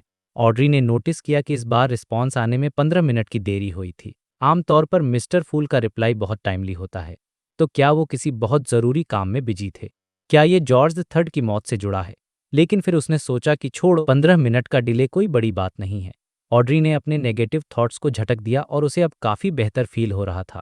उसने सोचा कि मुझे सच्चाई मिस्टर वर्ल्ड से पता चल ही जाएगी। बस उम्मीद यही है कि इस इंसिडेंट का कोई और भयानक अंजाम न हो, सिवाय इस फुल स्केल वॉर के, क्योंकि वॉर तो अब वैसे भी नहीं रुकने वाली। अब चलते हैं बैकलैंड के सेंट सैमुअल कैथेड्रल के बेसमेंट में, जहां एमलिन वाइट कैद है। एमलिन हाथ में लाल लिक्विड यानी कि खून का प्याला पकड़े हुए था और उसके माथे पर शिकन थी। वो सोच रहा था कि मिस्टर फूल ने ये नहीं कहा कि वो मेरी मदद करेंगे। फिर उसने अपने ही स्टाइल में इस बात का मतलब निकाला।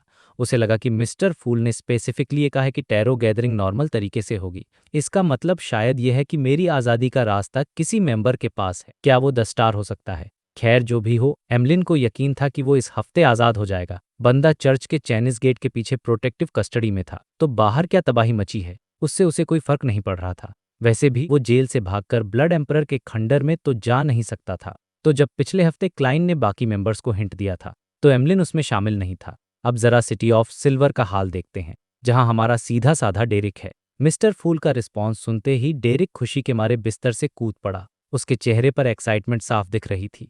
वो चिल्लाया, मिस्टर फूल गायब नहीं हुए हैं। मिस्टर फूल ने सिटी ऑफ सिल्वर को वैसे नहीं जैसे क्रिएटर ने छोड़ा था। वो अपने कमरे में इधर उधर टहलने लगा। उसका मन कर रहा था कि अभी भाग कर जाए और चीफ को ये गुड न्यूज़ सुना दे। लेकिन यार, पिछले 1 साल में डेरिक काफ़ी मैच्योर हो गया है। उसने खुद को शांत किया और फैसला किया कि पहले टैरो गैदरिंग अटेंड कर लेते हैं, ब्लेसिंग्स का प्रॉमिस ले लेते हैं, फिर चीफ के पास जाएंगे। उसे लगा कि शायद मिस्टर फूल की चुप्पी एक टेस्ट थी। वो देखना चाहते थे कि क्या हम वापस फॉलन क्रिएटर की तरफ झुकते हैं या नहीं। अब ये जो थॉट प्रोसेस है, इसमें द हैंग्ड मैन यानी एल्जर का असर साफ दिख रहा था। डेरिक अब चीज़ों को एनालाइज करने लगा है। वैसे सिटी ऑफ सिल्वर में दोपहर का कॉन्सेप्ट बड़ा अजीब है। वहां सूरज तो निकलता नहीं, तो वो लोग बिजली कड़कने की फ्रीक्वेंसी से दिन और रात का अंदाजा लगाते हैं। अब आते हैं बैकलैंड के ईस्टबोरो में, जहां फॉर्स और शियो एक छोटे से रेंटल अपार्टमेंट में थे। मिस्टर फूल का मैसेज मिलते ही फॉर्स जोर से हंस पड़ी। भाई, वो एक बेस्ट सेलिंग ऑथर है, तो उसकी इमेजिनेशन घोड़े की रफ्तार से दौड़ती है।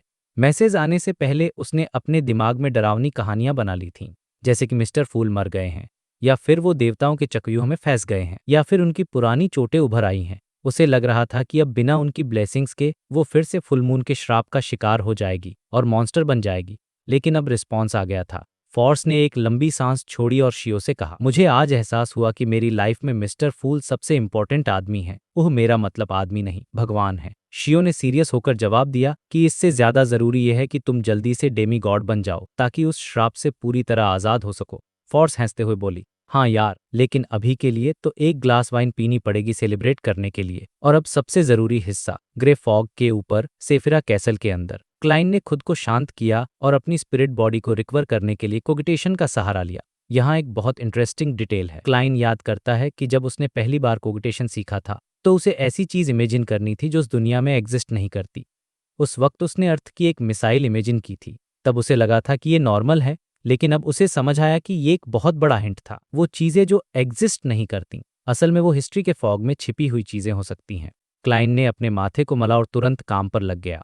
उसे टैरो क्लब शुरू होने से पहले मिरेकल वोकर पोशन का फार्मूला चाहिए था। इस वक्त अमोन बाहर उसी जगह पहरा दे रहा था जहां क्लाइन मरा था, तो क्लाइन के पास सेफिरा कैसल में रहने के अलावा कोई ऑप्शन नहीं था। उसने ग्रे फॉग के हिस्टोरिकल वॉइड में हाथ डाला और एक चीज बाहर खींची, एक काली नोटबुक जिसका कवर हार्ड पेपर का था। ये एंटीगोनस फैमिली की नोटबुक थी। क्लाइन ने सोचा, जैसा मुझे शक था, ये यूनिकनेस नहीं है, बल्कि इसमें हाफ फूल की कुछ पावर्स बची हुई हैं। उसने नोटबुक को ब्रोंज टेबल पर फेंक दिया। वो इसे पढ़ नहीं सकता था क्योंकि इसका कंटेंट उसे पागल कर सकता है, इसलिए उसने इसे सिर्फ डिविनेशन यानी भविष्यवाणी के लिए यूज करने का फैसला किया।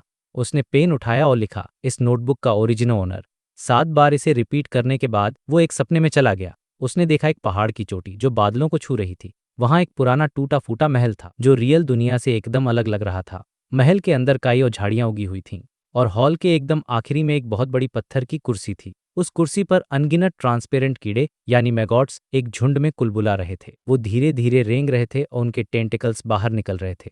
ये सीन किसी भी हॉरर मूवी से ज्यादा डरावना था। इस बार क्लाइन ने उस मॉन्स्टर को यानी एंटीगोनस फैमिली के साफदेर को, अचानक वो महल हिलने लगा और क्लाइन की बॉडी हवा में उठ गई। अगले ही सेकंड उसकी स्पिरिट बॉडी धमाके के साथ फट गई और अनगिनत वर्म्स ऑफ स्पिरिट में बदल गई जो जमीन पर रेंगने लगे। सोचो, बस एक झलक देखने का ये अंजाम हुआ।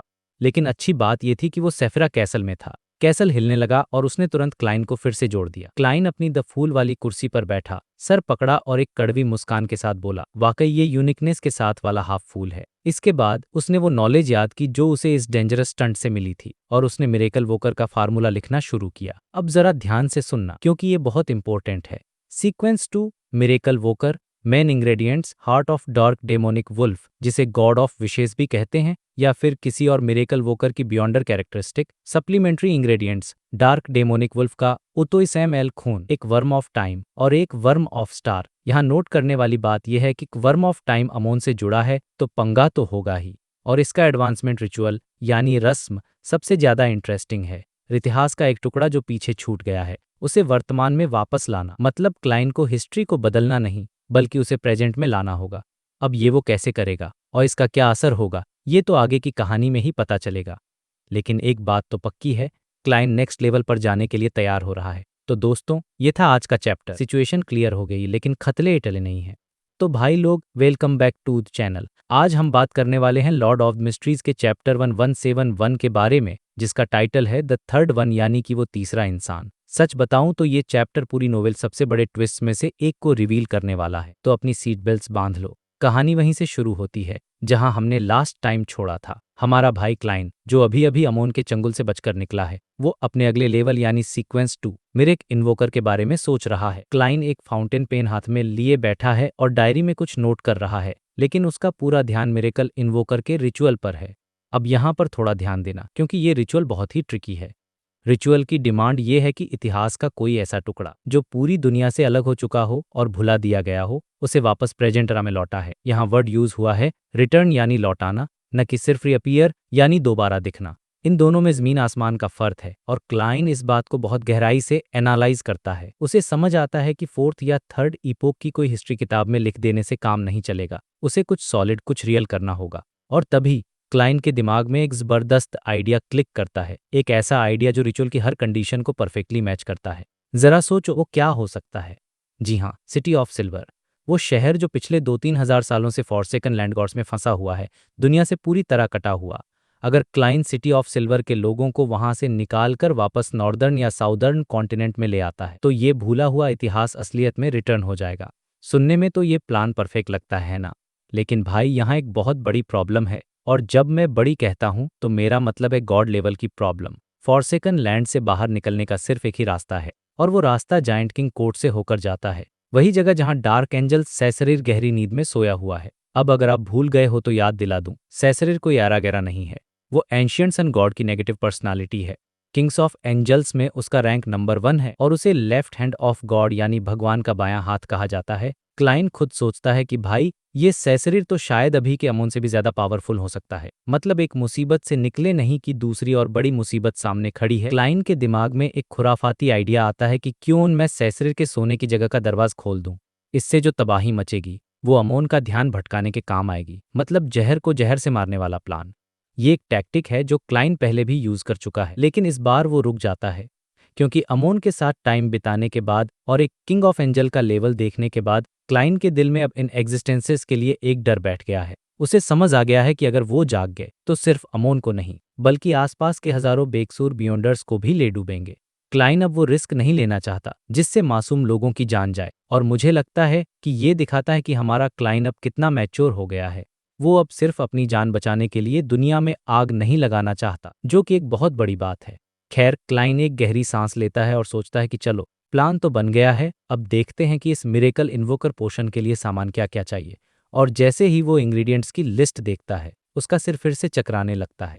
लिस्ट में सबसे ऊपर है वर्म ऑफ स्टार, जो कि अप्रेंटिस पाथवे का एक हाई लेवल मटीरियल है। अब आप पूछोगे कि ये मिलेगा कहाँ। क्लाइन सोचता है कि यार लियोनार्ड के दादाजी यानी पैलेस जोरोस्ट से मांग लूं क्या, लेकिन फिर उसे याद आता है कि वो तो पहले ही उनसे वर्म ऑफ टाइम लेकर उसे फेट साइफन चार में बदल चुका है। बार बार मांगना अच्छा नहीं लगता, और वैसे भी फ्री में तो कुछ मिलता नहीं। क्लाइन डिसाइड करता है कि वो मिस मैजिशियन को थोड़ा पुश करे कि वो जल्दी से ट्रैवलर बने और अपने टीचर से पूछे कि ये वर्म ऑफ स्टार कहाँ मिल सकता है। इसके अलावा वो मैडम हर्मिट और क्वीन मिस्टिक से भी हेल्प लेने का सोचता है, लेकिन असली मुसीबत तो मेन इंग्रेडिएंट है। सुनो जरा, मेन इंग्रेडिएंट या तो डार्क डेमोनिक वुल्फ का दिल है या फिर किसी और मिरेकल इन्वोकर की बियॉन्डर कैरेक्टरिस्टिक। अब डार्क डेमोनिक वुल्फ को गॉड ऑफ विशेस भी कहा जाता है। वो एक स्टैंडर्ड एंजल है, एक सब्सिडियरी गॉड है। क्लाइन का रिएक्शन देखने लायक था। वो मन ही मन सोचता है, अगर मुझे कोई और ऑप्शन नहीं मिला तो क्या मुझे एक भगवान को मारना पड़ेगा। मतलब लेवल देख रहे हो, सीक्वेंस 3 तक तो ठीक था, लेकिन एंजल लेवल पर आते ही बात सीधे देवताओं को मारने तक पहुंच गई है। सिर्फ सोचने भर से क्लाइन की हालत खराब हो रही थी। इसके बाद क्लाइन थोड़ा रिलैक्स होने के लिए अपनी इन्वेंट्री चेक करता है, और भाई ये सीन सच में दिल तोड़ने वाला है। अमोन के साथ हुई उस फाइट में और फिर खुद को मारने के प्रोसेस में क्लाइन ने अपने बहुत सारे कीमती आइटम्स खो दिए हैं। वो अपनी पॉकेट वॉच खोलता है और उन चीजों को याद करता है जो अब उसके पास नहीं है। ग्रोसेल्स ट्रेवल्स, डेथ नेल रिवॉल्वर, वो फेट साइफ चार्म्स, फ्लेयरिंग संचार, उसका नेट कोनास में नेट एनोनी, और एडवेंचरर हार्मोनिका। लेकिन सबसे बड़ा झटका जो मुझे भी लगा वो था क्रीपिंग हंगर का जाना। यार वो ग्लव कितना आइकॉनिक था। माना कि उसे खाना खिलाना एक सिरदर्द था, लेकिन उस ग्लव ने क्लाइन की कितनी बार जान बचाई थी। क्लाइन का दिल बैठ जाता है ये सोचकर। उसे ऐसा फील होता है जैसे उसका कोई पुराना साथी बिछड़ गया हो। वो खुद को समझाता है कि शुक्र है अजिक का कॉपर विसल उसने पहले ही ग्रे फॉग के ऊपर फेंक दिया था, वरना वो भी गया होता। और वो हिस्टोरिकल वॉयड से इन चीजों के प्रोजेक्शंस तो बुला ही सकता है, लेकिन फिर भी ओरिजिनल के जाने का गम तो होता ही है। यहाँ पर स्टोरी थोड़ा स्लो और इमोशनल हो जाती है। क्लाइन अपने नुकसान का शोक मना रहा है, फिर वो अपना ध्यान भटकाने के लिए टैरो गैदरिंग का इंतजार करने लगता है और बैठे बैठे एंशिएंट सन गॉड और चेरनोबिल के बारे में सोचने लगता है। और यहीं पर इसी सोच विचार के बीच में क्लाइन के दिमाग में एक ऐसा सवाल आता है जो पूरी कहानी का रुख मोड़ देता है। वो सोचता है, चूंकि ये दुनिया मेरी होम टाउन यानी पृथ्वी है, तो यहाँ ट्रांसमाइग्रेटर्स जैसा तो कुछ होना ही नहीं चाहिए। वो सब तो सेफिराह कैसल से निकले हुए एंशियंट ह्यूमंस हैं। तो फिर क्या केओस सी जैसी जगहों पर भी ऐसे लोग हैं? क्या चेरनोबिल को एक सेंचुरी बना दिया गया था? क्लाइन को याद आता है कि अमोन ने कहा था कि एंशियंट्स गॉड चेरनोबिल में जागे थे। तो क्या एंशियंट्स एंड गॉड सेफिराह कैसल से निकले हुए ट्रांसमाइग्रेटर हैं या वो उस सैंक्चुअरी के सर्वाइवर हैं? अगर एंशियंट्स एंड गॉड सर्वाइवर हैं तो फिर सेफिराह कैसल में वो तीसरा कोकून किसका था? ये थॉट आते ही क्लाइन की आंखों की पुतलियां फैल जाती हैं। उसे एक जबरदस्त झटका लगता है। 3 हैंड कोकून्स फूटे हुए थे, एक क्लाइन का, एक रोजेल का और एक तीसरा था जिसके बारे में हमें अब तक कुछ नहीं पता था। क्लाइन को एल्व्स की हिस्ट्री पर डाउट था। उसे लग रहा था कि उनका सेफिराह कैसल से कोई लेना देना नहीं है। इसका मतलब वो तीसरा, या सही मायनों में कहूं तो वो पहला ट्रांसमाइग्रेटर अभी भी एक मिस्ट्री है। उसने इतिहास में कोई निशान क्यों नहीं छोड़ा? क्लाइन से रहा नहीं जाता।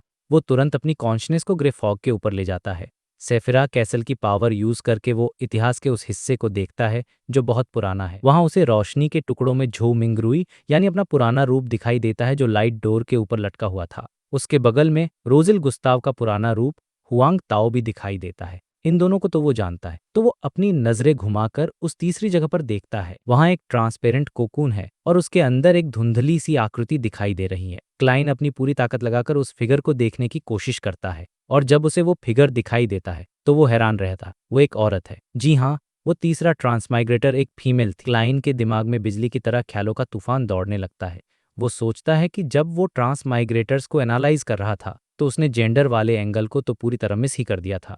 अब वो लॉजिक लगाता है। सेफिराह कैसल का कनेक्शन सीर, अप्रेंटिस और मरोडर पाथवे से है। जो भी ट्रांसमाइग्रेटर आएगा वो लाजिमी तौर पर इन्हीं 3 पाथवेज में से किसी एक से कनेक्ट होगा या कम से कम इनके आसपास होगा। जैसे क्लाइन सीर बना और रोजेल का कनेक्शन जरातुन और सीक्रेट ऑर्डर से था, तो उस लॉजिक से एंशियंट सन गॉड जिनके पास मरोडर की अथॉरिटी थी वो एक स्ट्रांग सस्पेक्ट थे। लेकिन अगर वो नहीं है तो फिर कौन? क्लाइन तुरंत पेन और पेपर उठाता है और उन नामों की लिस्ट बनाने लगता है जो उस जमाने में इन पाथवेज से जुड़े थे। एंटीगोनस फैमिली, जेरातुल फैल अब्राहम फैमिली या फिर एंशियंट सन गॉड के आसपास के किंग ऑफ एंजल्स। लिखते लिखते उसकी नज़र कुछ नामों पर जाकर रुक जाती है। पहला नाम था एंशियंट गॉड फ्लेगिया जिनके पास सीर की अथॉरिटी थी, लेकिन उनके पीछे उनके सब्सिडियरी गॉड्स थे, गॉड ऑफ द डेड सालिंगर और गॉडेस ऑफ मिसफॉर्च्यून अमानिसिस। क्लाइन का हाथ रुक जाता है। अमानिसिस, जिन्हें बाद में एक और नाम से जाना गया, द एवरनाइट गॉडेस। भाई साहब, क्या आप समझ रहे हो इसका मतलब? क्लाइन का शक सीधे एवरनाइट गॉडेस पर जा रहा है, वो देवी जो हमेशा क्लाइन की मदद करती आई हैं, जो उसे अपने बच्चे की तरह ट्रीट करती हैं। अगर वो एक ट्रांसमाइग्रेटर हैं, मतलब वो भी क्लाइन की तरह मॉडर्न अर्थ से आई हैं। ये रिवील इतना बड़ा है कि पूरी कहानी का पर्सपेक्टिव ही बदल देता है। अब समझ में आ रहा है कि एवरनाइट गॉडेस हमेशा क्लाइन के लिए सॉफ्ट कॉर्नर क्यों रखती थी।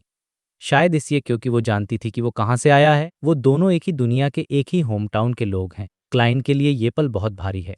एक तरफ वो एक्साइटेड है कि वो अकेला नहीं है और दूसरी तरफ वो हैरान है कि इतनी बड़ी सच्चाई उसकी आंखों के सामने थी और उसने कभी नोटिस नहीं किया। सोचो, एक ऐसी देवी जो हजारों सालों से राज कर रही है, वो असल में एक मॉडर्न इंसान हो सकती है। इस चैप्टर ने तो मेरे होश उड़ा दी हैं। क्लाइन का सफर और भी दिलचस्प होने वाला है क्योंकि उसे एक ऐसा साथी मिल गया है शायद जो उसे सच में समझ सकता है। लेकिन क्या एवरनाइट गॉडेस सच में वो तीसरी ट्रांसमाइग्रेटर हैं या ये क्लाइन की ओवरथिंकिंग है? वैसे लॉजिक तो एकदम फिट बैठ रहा है।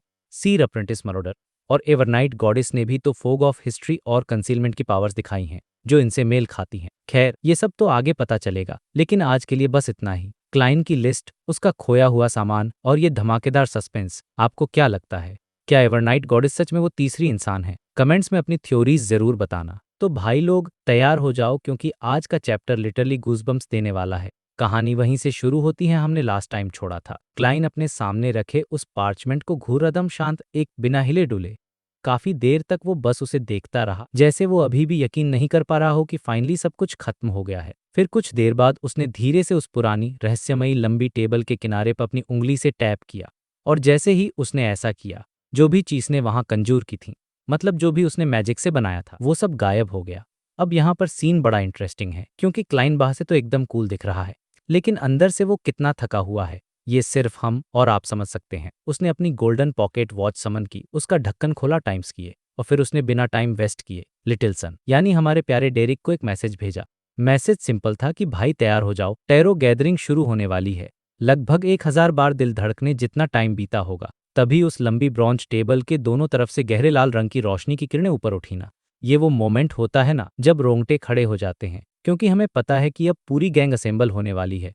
वो लाल रोशनी धीरे धीरे अलग अलग फिगर्स में बदल गई और टैरो क्लब के सारे मेंबर्स अपनी नी हाई बैक चेयर्स पर दिखाई देने लगे। और इंटरेस्टिंग बात यह आते ही बिना एक भी सेकंड वेस्ट किए सबकी नजरें सीधे टेबल के उस आखिरी छोर पर गई जहां ग्रे फॉग यानी उस धुंध के बीचों बीच मिस्टर फूल बैठे थे। सबके दिल में एक ही डर था, और लियोनार्ड ने तो सबसे पहले यही चेक किया कि कहीं मिस्टर फूल ने आंखों पर मोनोकल तो नहीं पहना है। ये मोनोकल वाला डर अमोन का दिया हुआ ट्रोमा है जो इतनी आसानी से नहीं जाने वाला। जब लियोनार्ड ने देखा कि मिस्टर फूल ने मोनोकल नहीं पहना है, तब जाके उसने राहत की सांस ली। शुक्र है ये असली मिस्टर फूल है, उसने मन ही मन सोचा होगा। फिर वो मुड़ा और उसने टेबल के दूसरे कोने पर देखा, जहां द्वर्ड यानी गेरमन स्पैरो की सीट थी। सिर्फ लियोनार्ड ही नहीं, कैटलिया और फॉर्स सबने मिस्टर फूल को देखने के तुरंत बाद अपनी नजरें द वर्ल्ड पर टिका दी। अब सोचो ऐसा क्यों? क्योंकि इन सबको पता था कि बाहर दुनिया में क्या चल रहा है। किसी को पता था कि द वर्ल्ड एक बहुत ही डेंजरस मिशन पर था। किसी को ये टेंशन थी कि पिछले 2 दिन से गेरमन स्पैरो का कोई रिप्लाई क्यों नहीं आया।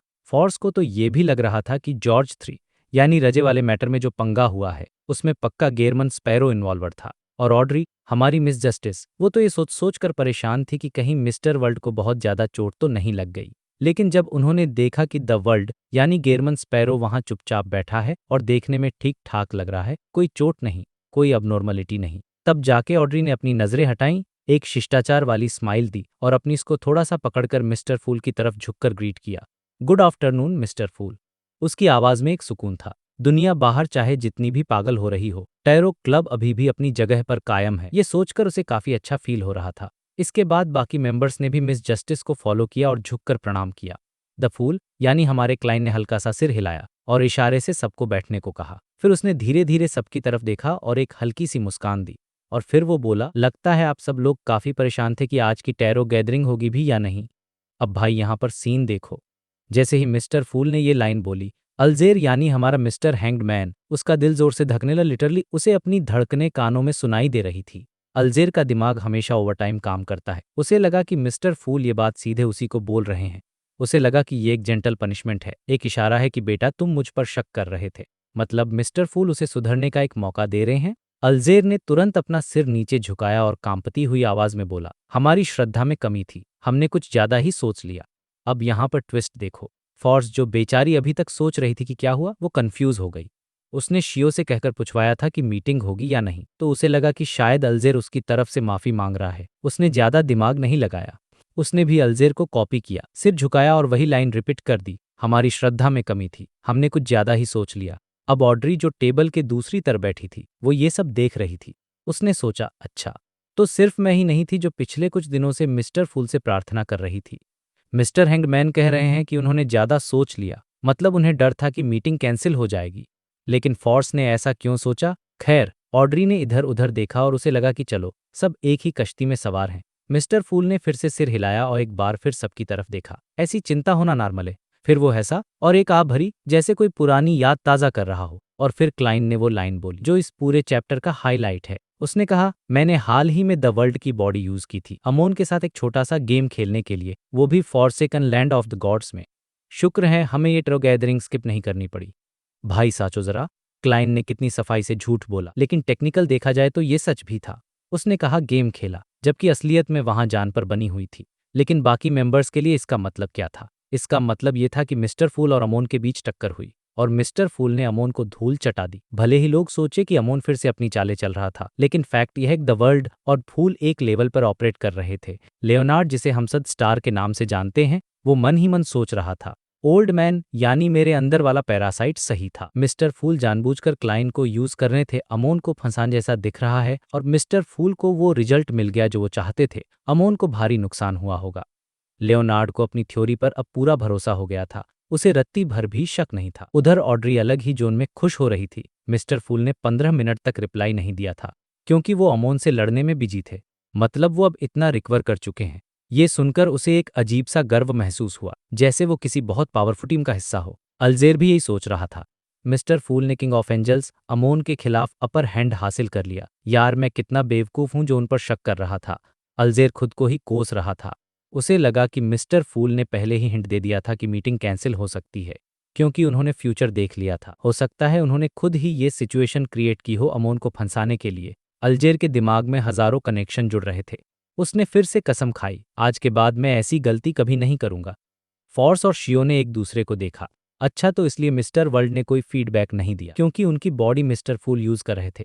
वो किंग ऑफ एंजल्स सच में बहुत पावरफुल है, तभी तो मिस्टर फूल को खुद एक्शन लेना पड़ा। अब उनके मन में जो भी डाउट्स थे वो सब क्लियर हो चुके थे। कैटलिया यानी हमारी द हर्मिट वो भी समझ गई थी कि द वर्ल्ड गायब क्यों था। उसने अंदाजा लगाया कि जो मैसेंजर द वर्ल्ड के साथ जुड़ा है वो शायद forsaken land of the gods में जा ही नहीं सकता था। लेकिन साथ ही वो हैरान भी थी। एक किंग ऑफ एंजल्स का इस तरह सामने आना, ये कयामत की निशानी है। उसे लगा कि दुनिया का अंत नज़दीक है। अब बेचारा एमलिन, उसे तो कुछ पता ही नहीं था कि बाहर क्या चल रहा है। वो बस सबको ब्लैंक फेस के साथ देख रहा था। उसे लग रहा था, भाई मुझे चाइनीज गेट के पीछे शायद 1-2 हफ्ते नहीं बल्कि 1-2 महीने हो गए हैं क्या। मुझे तो कुछ समझ ही नहीं आ रहा कि यहाँ बातें क्या हो रही। हिल्सन डेरिक यानी हमारा लिटिल सन पहले तो डर गया, फिर बहुत खुश हुआ। Mister word forsaken land of the God's आए थे और मिस्टर फूल ने उनकी बॉडी यूज की उस भयानक अमोन से लड़ने के लिए। इसका मतलब साफ था, सिटी ऑफ सिल्वर का जो अगला मिशन है उसमें उन्हें बहुत बड़ी मदद मिलने वाली है। उसने तुरंत टेबल के आखिरी छोर पर देखा और एक्साइटमेंट में बोल पड़ा, माननीय मिस्टर फूल, हमारे चीफ एक रिचुअल के लिए आपकी ब्लेसिंग्स चाहते हैं। क्या आप इसकी इजाजत देंगे? क्लाइन को ये बात उसकी प्रार्थनाओं से पहले ही पता थी। उसने हल्का सा सिर हिलाया और कहा, श्योर। ये सुनते ही डेरिक के चेहरे पर स्माइल आ गई। उसे समझ नहीं आ रहा था कि वो थैंक यू कैसे बोले। 2 सेकंड बाद उसने सिर झुकाया और जोर से बोला, मेरा विश्वास सिर्फ मिस्टर फूल में है। फूल ने सिर हिलाया और फिर मैडम हर्मिट यानी कैटलिया की तरफ देखा। बड़े प्यार से पूछा, इस बार तुम्हारे पास क्या सवाल हैं? कैटलिया थोड़ी हड़बड़ा गई। क्वीन ने तो लेटर में कुछ लिखा ही नहीं। उसने सोचा, तो उसने डिसाइड किया कि वो खुद अपनी क्यूरियोसिटी शांत करेगी। आखिरकार वो कई सवाल पूछ सकती थी। 2 सेकंड सोचने के बाद उसने पूछा, माननीय मिस्टर फूल, जॉर्ज 3 की मौत का सच क्या है? जैसे ही उसने ये सवाल पूछा, ऑड्री और बाकी सबका ध्यान एकदम से सेंटर में आ गया। यही तो वो जानना चाहते थे। लियोनार्ड को थोड़ा बहुत आइडिया था, लेकिन वो डीप रीजन जानना चाहता था। और एमलिन, वो तो मन में सोच रहा था, या क्या हूँ? जॉर्ज 3 मर गया कब? बेचारे ने न्यूज़पेपर भी नहीं पढ़ा था। डेरिक को भी नहीं पता था कि जॉर्ज 3 क्यों मरा, और सच बताऊं तो उसे फर्क भी नहीं पड़ता था। तब मिस्टर फूल यानी क्लाइन ने स्माइल किया और बड़े शांत स्वर में कहा, जॉर्ज 3 ब्लैक एम्परर बनना चाहता था और इसी वजह से उसने ट्यूडर के खंडर खुदवाए, ह्यूमन ट्रैफिकिंग करवाई और बैकलैंड में वो ग्रेट स्मॉग क्रिएट किया। उसने युद्ध शुरू करवाया ताकि फैसा के एयरशिप्स बैकलैंड पर बमबारी कर सके। बदकिस्मती से वो अपने आखिरी रिचुअल में फेल हो गया और जो सीक्रेट मौसोलियम उसे चाहिए था वो तबाह हो गया। क्लाइन ने ये सब इतनी शांति से बताया जैसे वो मौसम का हाल बता रहा हो। उसने ये जिक्र भी नहीं किया कि उसने खुद क्या किया, क्योंकि भाई मिस्टर फूल अपनी तारीफ खुद थोड़ी करेंगे। ये उनके स्टेटस के खिलाफ है। ऑड्री की आंखें फटी की फटी रह गईं। बैकलैंड का स्मॉग, एयरशिप्स का हमला, ये सब जॉर्ज 3 ने किया था, सिर्फ एक भगवान बनने के लिए। अचानक उसे समझाया कि द वर्ल्ड गेरमसंकरो उसे रोकना क्यों चाहता था। वो जानती थी कि गेरमन स्पैरो ऊपर से चाहे जैसा दिखे, अंदर से एक जेंटल और काइंड इंसान है। वो कभी नहीं होने देता कि जिसने इतनी तबाही मचाई वो ऐसे ही बच निकले। ऑड्री ने मन में सोचा, अगर मैं होती तो मैं भी यही सोचती, लेकिन शायद मैं डर जाती, रिस्क देखकर पीछे, लेकिन मिस्टर हट जाती। वो अलग हैं, वो फर्म हैं, डिसीसिव हैं, और इसमें पक्का मिस्टर फूल की भी मर्जी शामिल होगी। ऑड्री ने द वर्ल्ड की तरफ देखा जो चुपचाप बैठा था और मन ही मन उसे थैंक यू बोला। अल्जेर तो अलग ही लेवल पर कैलकुलेशन कर रहा था। ब्लैक एम्पर, जॉर्ज 3 भगवान बनना चाहता था। हाँ, मिस्टर फूल के पास ब्लैक एम्परर का कार्ड ऑफ ब्लास्फेमी है। गेरमन स्पैरो पहले से ही स्मॉग और ह्यूमन ट्रैफिकिंग की जांच कर रहा था। सब कुछ कनेक्टेड है। इसके पीछे इतना बड़ा राज छुपा था, और जैसा दिख रहा है मिस्टर फूल का प्लान कामयाब हो गया। मतलब वो अपनी रिकवरी की तरफ एक और कदम बढ़ा चुके हैं। अब वो एक किंग ऑफ एंजल्स से आमने सामने भिड़ सकते हैं। जितना अल्जिर सोच रहा था उतना ही उसका डर और रिस्पेक्ट बढ़ता जा रहा था। उसे लगा कि वो मिस्टर फूल के सेट के बारे में कुछ भी नहीं जानता था। बाकी सब लोग भी शॉक में थे, लेकिन कैटलिया, जिसे पहले से थोड़ा शक था, उसने अपने इमोशंस को और उसने अगला सवाल दाग दिया, जो शायद सबसे इंपॉर्टेंट सवाल था। माननीय मिस्टर फूल, इस मामले में सातों देवताओं का एटीट्यूड है। मतलब वो जानना चाहती थी कि बाकी भगवान इस पर क्या सोच रहे हैं। और इसी सस्पेंस के साथ ये सीन यहाँ खत्म होता है। लेकिन भाई, आज के खुलासे ने तो सबकी नींद उड़ा दी है। क्लाइन का वो शांत अंदाज और उसके पीछे छिपी इतनी बड़ी उथल पुथल, यही तो मजा है लॉर्ड ऑफ द मिस्ट्रीज का। तो भाई लोग, चैप्टर 1173, जिसका टाइटल है एडवाइस, यह चैप्टर एक बहुत ही इंटरेस्टिंग और शांत माहौल के साथ शुरू होता है, खासकर तब जब अभी अभी इतनी बड़ी जंग और जॉर्ज 3 का रिचुअल डिस्ट्रॉय हुआ है। सीन यह है कि टैरो क्लब की मीटिंग चल रही है और सबके मन में बस एक ही सवाल है कि आखिर जॉर्ज 3, जो कि लोएन किंगडम का राजा था, उसका ब्लैक एम्पर बनने का प्लान फेल कैसे हुआ। मतलब आप सोचो सिचुएशन कितनी कॉम्प्लिकेटेड थी। सातों ऑर्थोडॉक्स देवता यानी 7 डाइटीज इस बात पर राजी हो गए थे कि जॉर्ज 3 भगवान बन जाए, लेकिन फिर भी वो मर गया, उसका रिचुअल फेल हो गया। तो अब द फूल क्लाइन, जो टेबल के हेड पर बैठा है, वो अपने मन ही मन में अपनी तारीफ कर रहा है कि भाई क्या मस्त सवाल पूछा है इन लोगों ने, और फिर वो जवाब देता है, लेकिन अपने शब्दों में नहीं, वो रेड एंजल के दिए हुए एक्सप्लेनेशन को थोड़ा घुमा फिराकर अपनी स्टाइल में बताता है। क्लाइन बहुत ही शांत आवाज में कहता है कि देखो, सातों देवता यह तो चाहते थे कि दुनिया में एक ब्लैक एम्परर हो, लेकिन प्रॉब्लम यह थी कि वो इस बात पर एकमत नहीं थे कि ब्लैक एम्परर कौन बनेगा। कैंडिडेट को लेकर उनमें आपस में झगड़ा या कन्फ्यूजन था। लेकिन जब जॉर्ज ने चुपके चुपके अपनी सीक्रेट तैयारियों से वो टिकट हासिल कर लिया और वो रिचुअल के बिल्कुल एंड तक पहुंच गया, तो देवताओं के पास कोई चॉइस नहीं बची थी। उन्हें मजबूरी में उसे एक्सेप्ट करना पड़ा, चाहे वो उसे पसंद करते हों या नहीं। अब यहाँ पे एक बहुत बड़ा ट्विस्ट आता है, जिसे सुनकर टैरो क्लब के होश उड़ने वाले थे। क्लाइन की बात का मतलब साफ था कि जॉर्ज थर्ड ने सबको झुका दिया, वो फेल हुआ। क्यों? टैरो क्लब के मेंबर्स जैसे कि अल्जियर, कैटलिया और बाकी सब तुरंत समझ गए कि अर्धेर देवताओं की मूक सहमति यानी टैसिट अप्रूवल मिल चुका था। तो फिर उसे रोका किसने? जवाब उनकी आंखों के सामने था, मिस्टर फिल। मतलब आप इमेजिन कर इनका रिएक्शन। इनको लग रहा था कि भाई ये जो सामने बैठा है ये कोई नॉर्मल देवता नहीं है। इसने उस काम को वीटो कर दिया जिसे सातों बड़े देवताओं ने मंजूरी दे दी थी। अब सबके दिमाग में कड़ियां जुड़ने लगी कि ग्रेट स्मॉग ऑफ बैकलुंड, वो फीसाक का एयर रेड और जॉर्ज द थर्ड का मर्डर, इन सबके पीछे चर्चेस का जो अजीब सा रवैया था वो अब समझ में आ रहा था। लियोनार्ड जो अपना द स्टार है, वो भी अब पूरा गेम समझ गया था। वो सोच रहा था कि यार, चर्च ने जॉर्ज थर्ड को रोकने के लिए कुछ खास नहीं किया। शायद उन्होंने अंदर ही अंदर मिस्टर फूल के बंदों की मदद की हो, या फिर लॉर्ड ऑफ स्टॉर्म्स के चर्च ने इस मौके का फायदा उठाया हो। लेकिन लियोनार्ड को यह भी पता था कि अगर चर्च ने कुछ किया होता तो वो इतना नहीं छुपाते। तो कुल मिलाकर बात यह निकली कि मिस्टर फिल ने अपनी वीटो पावर यूज की और अपने ब्लेस्ड यानी द वर्ल्ड गेयरमैन स्पैरो बाकी लोगों को भेजकर जॉर्ज द थर्ड का, जो कि एक राजा था, उसका भगवान बनने का सपना तोड़ दिया। अब यहाँ पर द हर्मिट कैटलिया, जो कि पायरेट क्वीन है और बहुत ज्ञानी है, वो अपने दिमाग के घोड़े दौड़ा रही है। वो सोच रही है कि अच्छा, तो इसलिए क्वीन मिस्टिक यानी बर्नाडेट को पता चला कि गेयरमैन स्पैरो गायब है। शायद क्वीन ने भी इस ऑपरेशन में हिस्सा लिया होगा और बाद में देखा होगा कि एक बंदा मिसिंग है। उधर द मून एमलिन, जो कि अपना वैम्पायर है, उसे भी अब जाकर पूरी कहानी समझ में आ रही थी कि जब वो प्रोटेक्टिव कस्टडी में बंद था तो बाहर दुनिया में क्या तबाही मची थी। जॉर्ज द थर्ड भगवान बनने वाला था, लेकिन मिस्टर फुल के इशारे पर वो सीधा मौत के घाट उतर गया। माहौल एकदम सन्नाटे वाला हो गया था। सब चुप थे, बस एक भारी भरकम इज्जत और डर का माहौल था। तभी क्लाइन जो फूल बना बैठा है, उसने कैटलिया की तरफ देखा और पूछा कि क्या कोई और सवाल है। कैटलिया ने अपना सिर और नीचे झुका लिया। उसकी आवाज में अब पहले से भी ज्यादा रिस्पेक्ट थी। उसने कहा, नहीं, इस बार और कुछ नहीं। अब आप कैटलिया के पॉइंट ऑफ व्यू से सोचो। वो पहले से जानती थी कि मिस्टर फूल के नीचे snake of fit, death council और एंशिएंट मैन जैसे पावरफुल लोग हैं। उसे यह भी पता था कि लाइफ स्कूल ऑफ थॉट भी अब इनके कंट्रोल में है, लेकिन उसने कभी सपने भी नहीं सोचा था कि मिस्टर फूल रियल वर्ल्ड में इतनी बड़ी पावर मोबिलाइज कर सकते हैं कि वो एक राजा के एपोथियोसिस रिचुअल को ही डिस्ट्रॉय कर दें। और वो सिर्फ एक राजा नहीं था, उसके पीछे किंग ऑफ एंजल्स और क्रिएटर का बेटा भी था। मतलब समझ रहे हो मिस्टर फूल ने एक तीर से कितने शिकार किए हैं। कैटलिया को अब लग रहा था कि मिस्टर फील जो छुपी हुई फोर्सेज हैं, वो उसकी इमेजिनेशन से भी कहीं ज्यादा एग्जैजरेटेड और खतरनाक हैं। उसके मन में अब यह सवाल आ रहा था कि हम लोग यानी टैरो क्लब के मेंबर्स, हम इनके लिए क्या हैं? क्या हम इनका कोई बैकअप प्लान है, या कोई बैकिंग फैक्शन है जो फ्यूचर में काम आएगा, या फिर वो बस हमारी पर्सनल ग्रोथ करवा रहे हैं? कैटलिया, जो खुद एक सीक्वेंस 4 डेमीगॉड है और किसी भी ऑर्गेनाइजेशन में टॉप लेवल पर होती, वो इस समय खुद को बहुत छोटा महसूस कर रही थी। इतना छोटा कि उसे लगा कि मिस्टर फूल के कारनामे एक संत यानी सेंट का कॉन्फिडेंस भी हिला सकते हैं। जस्टिस ऑड्रे, जो कि स्पेक्टेटर है, उसने बस एक नज़र कैटलिया को देखा और समझ गई कि वो क्या फील कर रही है। उसका मेंटल स्टेट पूरी तरह हिल चुका था। खैर, अब मीटिंग आगे बढ़ती है। क्लाइन सिर हिलाता है और परमिशन देता है कि तुम लोग अपनी बात शुरू करो। लियोनार्ड तुरंत अपनी सीट से मुड़ता है और टेबल के दूसरे कोने पर बैठे द वर्ड से पूछ कि भाई, तुम्हारी सिचुएशन कैसी है अब? यह सुनते ही फोर्स, शियो, ऑड्रे और बाकी सबकी नजरें भी द वर्ल्ड गेयरमैन स्पैरो पर टिक जाती हैं। सबकी आंखों में चिंता थी, क्योंकि उनके हिसाब से जो मिस्टर वर्ल्ड, जो कि मिस्टर फिल और एंजल ऑफ टाइम आमोन के बीच फंसा हुआ है, उसकी हालत बहुत खराब होगी। वो लोग उसे बस एक कॉम्बैट टूल की तरह देख रहे थे जो दो बड़े देवताओं की लाई में पिस रहा है। उनके लिए तो यही बड़ी बात थी कि वो अभी तक जिंदा है। क्लाइन, जो द वर्ल्ड को कंट्रोल कर रहा था, उसने सबकी चिंता महसूस की और एक हल्की फटी हुई हंसी के साथ जवाब दिया। उसने कहा, बहुत बुरा नहीं है, लेकिन बहुत अच्छा भी नहीं है। यह सब मिस्टर फूल की कृपा है कि मुझे फाइनली आमोन से एक सीक्रेट मिल गया, लेकिन मैं अभी तक उसकी पकड़ से पूरी तरह नहीं छूट पाया हूँ।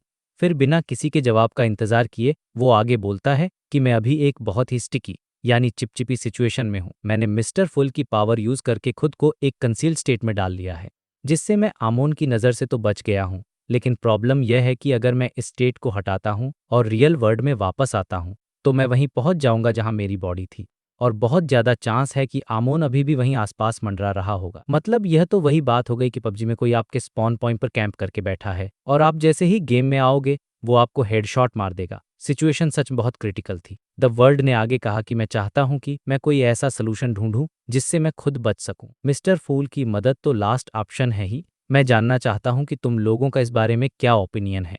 यहाँ पर गेयरमैन स्पैरो का मैसेज क्लियर था। वो पहले खुद कोशिश करना चाहता था, इंडिपेंडेंट बनना चाहता था, और अगर उसका कोई भी जुगाड़ काम नहीं किया तो फिर वो हमेशा के लिए अनडेड बनकर रहने को तैयार था। अब जैसे ही उसने सॉल्यूशन यानी उपाय मांगा, अल्जियर और बाकी लोग थोड़े एक्साइटेड हो गए। आप सोचो, अगर वो कोई ऐसा आइडिया दे पाएं जो एक किंग ऑफ एंजल्स के खिलाफ काम करे, तो भाई यह उनकी लाइफ का सबसे प्राउड मोमेंट होगा। पूरी जिंदगी वो यह बात याद रखेंगे कि हमने एक देवता को हराने में मदद की थी।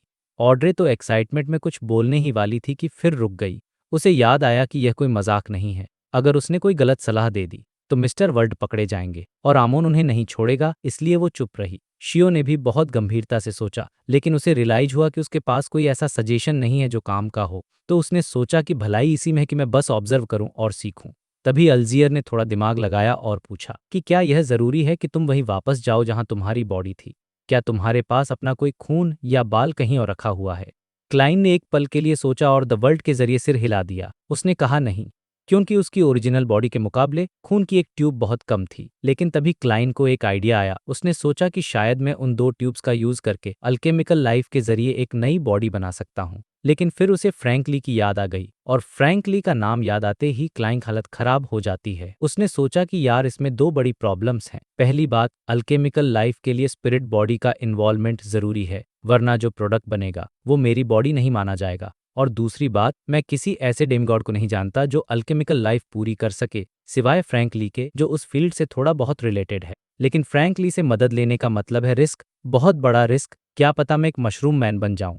यार, मशरूम मैन बनने से तो अच्छा है कि मैं अनडेड ही रहूं। यह सोचते ही क्लाइन को एक सिहरन सी महसूस हुई।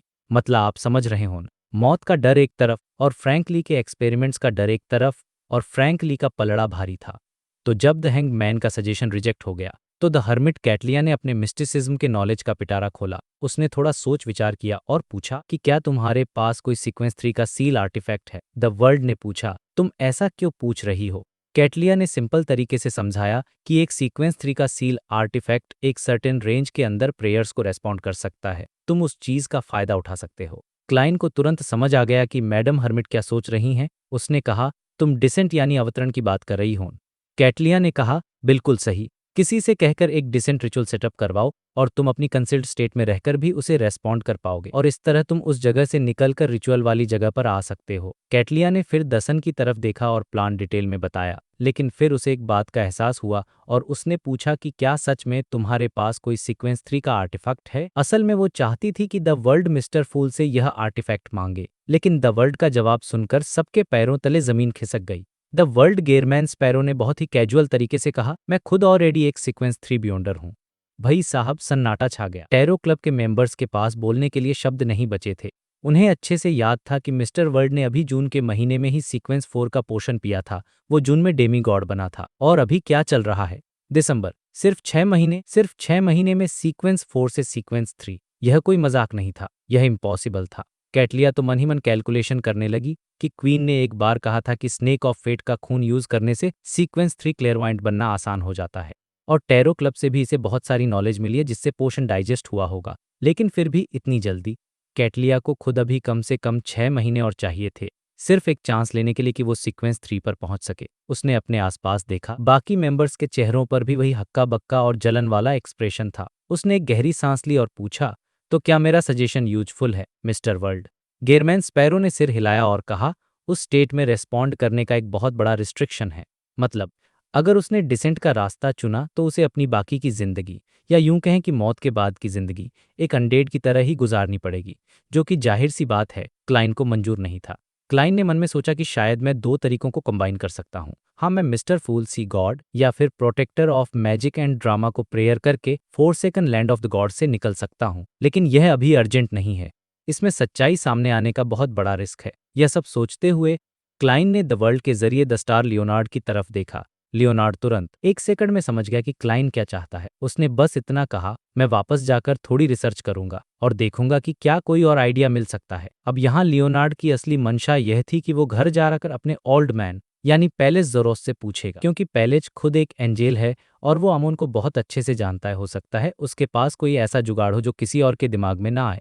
यही वो जवाब था जो क्लाइन सुनना चाहता था। उसने तुरंत द वर्ल्ड से बुलवाया। ठीक है, जब यह डिस्कशन खत्म हो गया कि वो इस मुसीबत से कैसे निकलेगा, तो द वर्ल्ड गेरमैन स्पैरो ने फोर्स की तरफ देखा और कहा, अब्राहम फैमिली से पूछना कि क्या उनके पास अभी भी कोई वॉर्म्स ऑफ कॉस्मोस बचे हैं जिनकी स्पिरिचुअलिटी अभी खत्म न हुई हो, और अगर हैं तो उनके बदले में उन्हें क्या चाहिए। वॉर्म्स ऑफ कॉस्मोस यह एक हाई लेवल स्पिरिचुअल मटेरियल है। ज्यादातर टाइम इसमें कोई बियॉन्डर कैरेक्टरिस्टिक नहीं होती, इसलिए उनकी पावर धीरे धीरे खत्म हो जाती है। बिना किसी स्पेशल मेथड के उन्हें लंबे समय तक संभालना बहुत मुश्किल होता है। फोर्स यह सुनकर थोड़ी चौंकी, क्योंकि यह बहुत रेयर चीज थी, लेकिन उसने सिर हिलाकर हाँ कर दी। ठीक है, मैं पूछूंगी। जब क्लाइन को यह कन्फर्मेशन मिल गया तो उसने द वर्ल्ड की नजरें द हर्मिट कैटिया पर टिका दी और एक बहुत ही खतरनाक मिशन दिया। उसने कहा, अगर मिस मैजिशियन अब्राहम फैमिली से वॉर्म ऑफ स्टार एक्सचेंज नहीं कर पाती तो मैं तुम्हें एक मिशन देना चाहूंगा। कैटलिया ने इंटरेस्ट के साथ पूछा, कौन सा मिशन? द वर्ल्ड ने एक हल्की मुस्कान के साथ कहा, ऑरोरा आर्डर के सेंट ऑफ सीक्रेट्स बोटिस का शिकार करो। यहाँ पर यह चैप्टर खत्म होता है, लेकिन आप देख रहे हो कि क्लाइन अब रुकने वाला नहीं है। एक तरफ वो आमोन से बचने का रास्ता ढूंढ रहा है और दूसरी तरफ वो अब सीधा ऑरोरा आर्डर के एक सेंट को टारगेट कर रहा है। कहानी और भी ज्यादा इंटेंस होने वाली है। तो दोस्तों, यह था चैप्टर का पूरा हाल। मुझे पर्सनली वो मोमेंट सबसे बेस्ट लगा जब क्लाइन ने रिवील किया कि वो सीक्वेंस 3 बन चुका है। मतलब टैरो क्लब की जो हालत खराब हुई थी ना, वो देखने लायक थी। चैप्टर 1174 के बारे में, जिसका टाइटल है जॉइंट ऑपरेशन।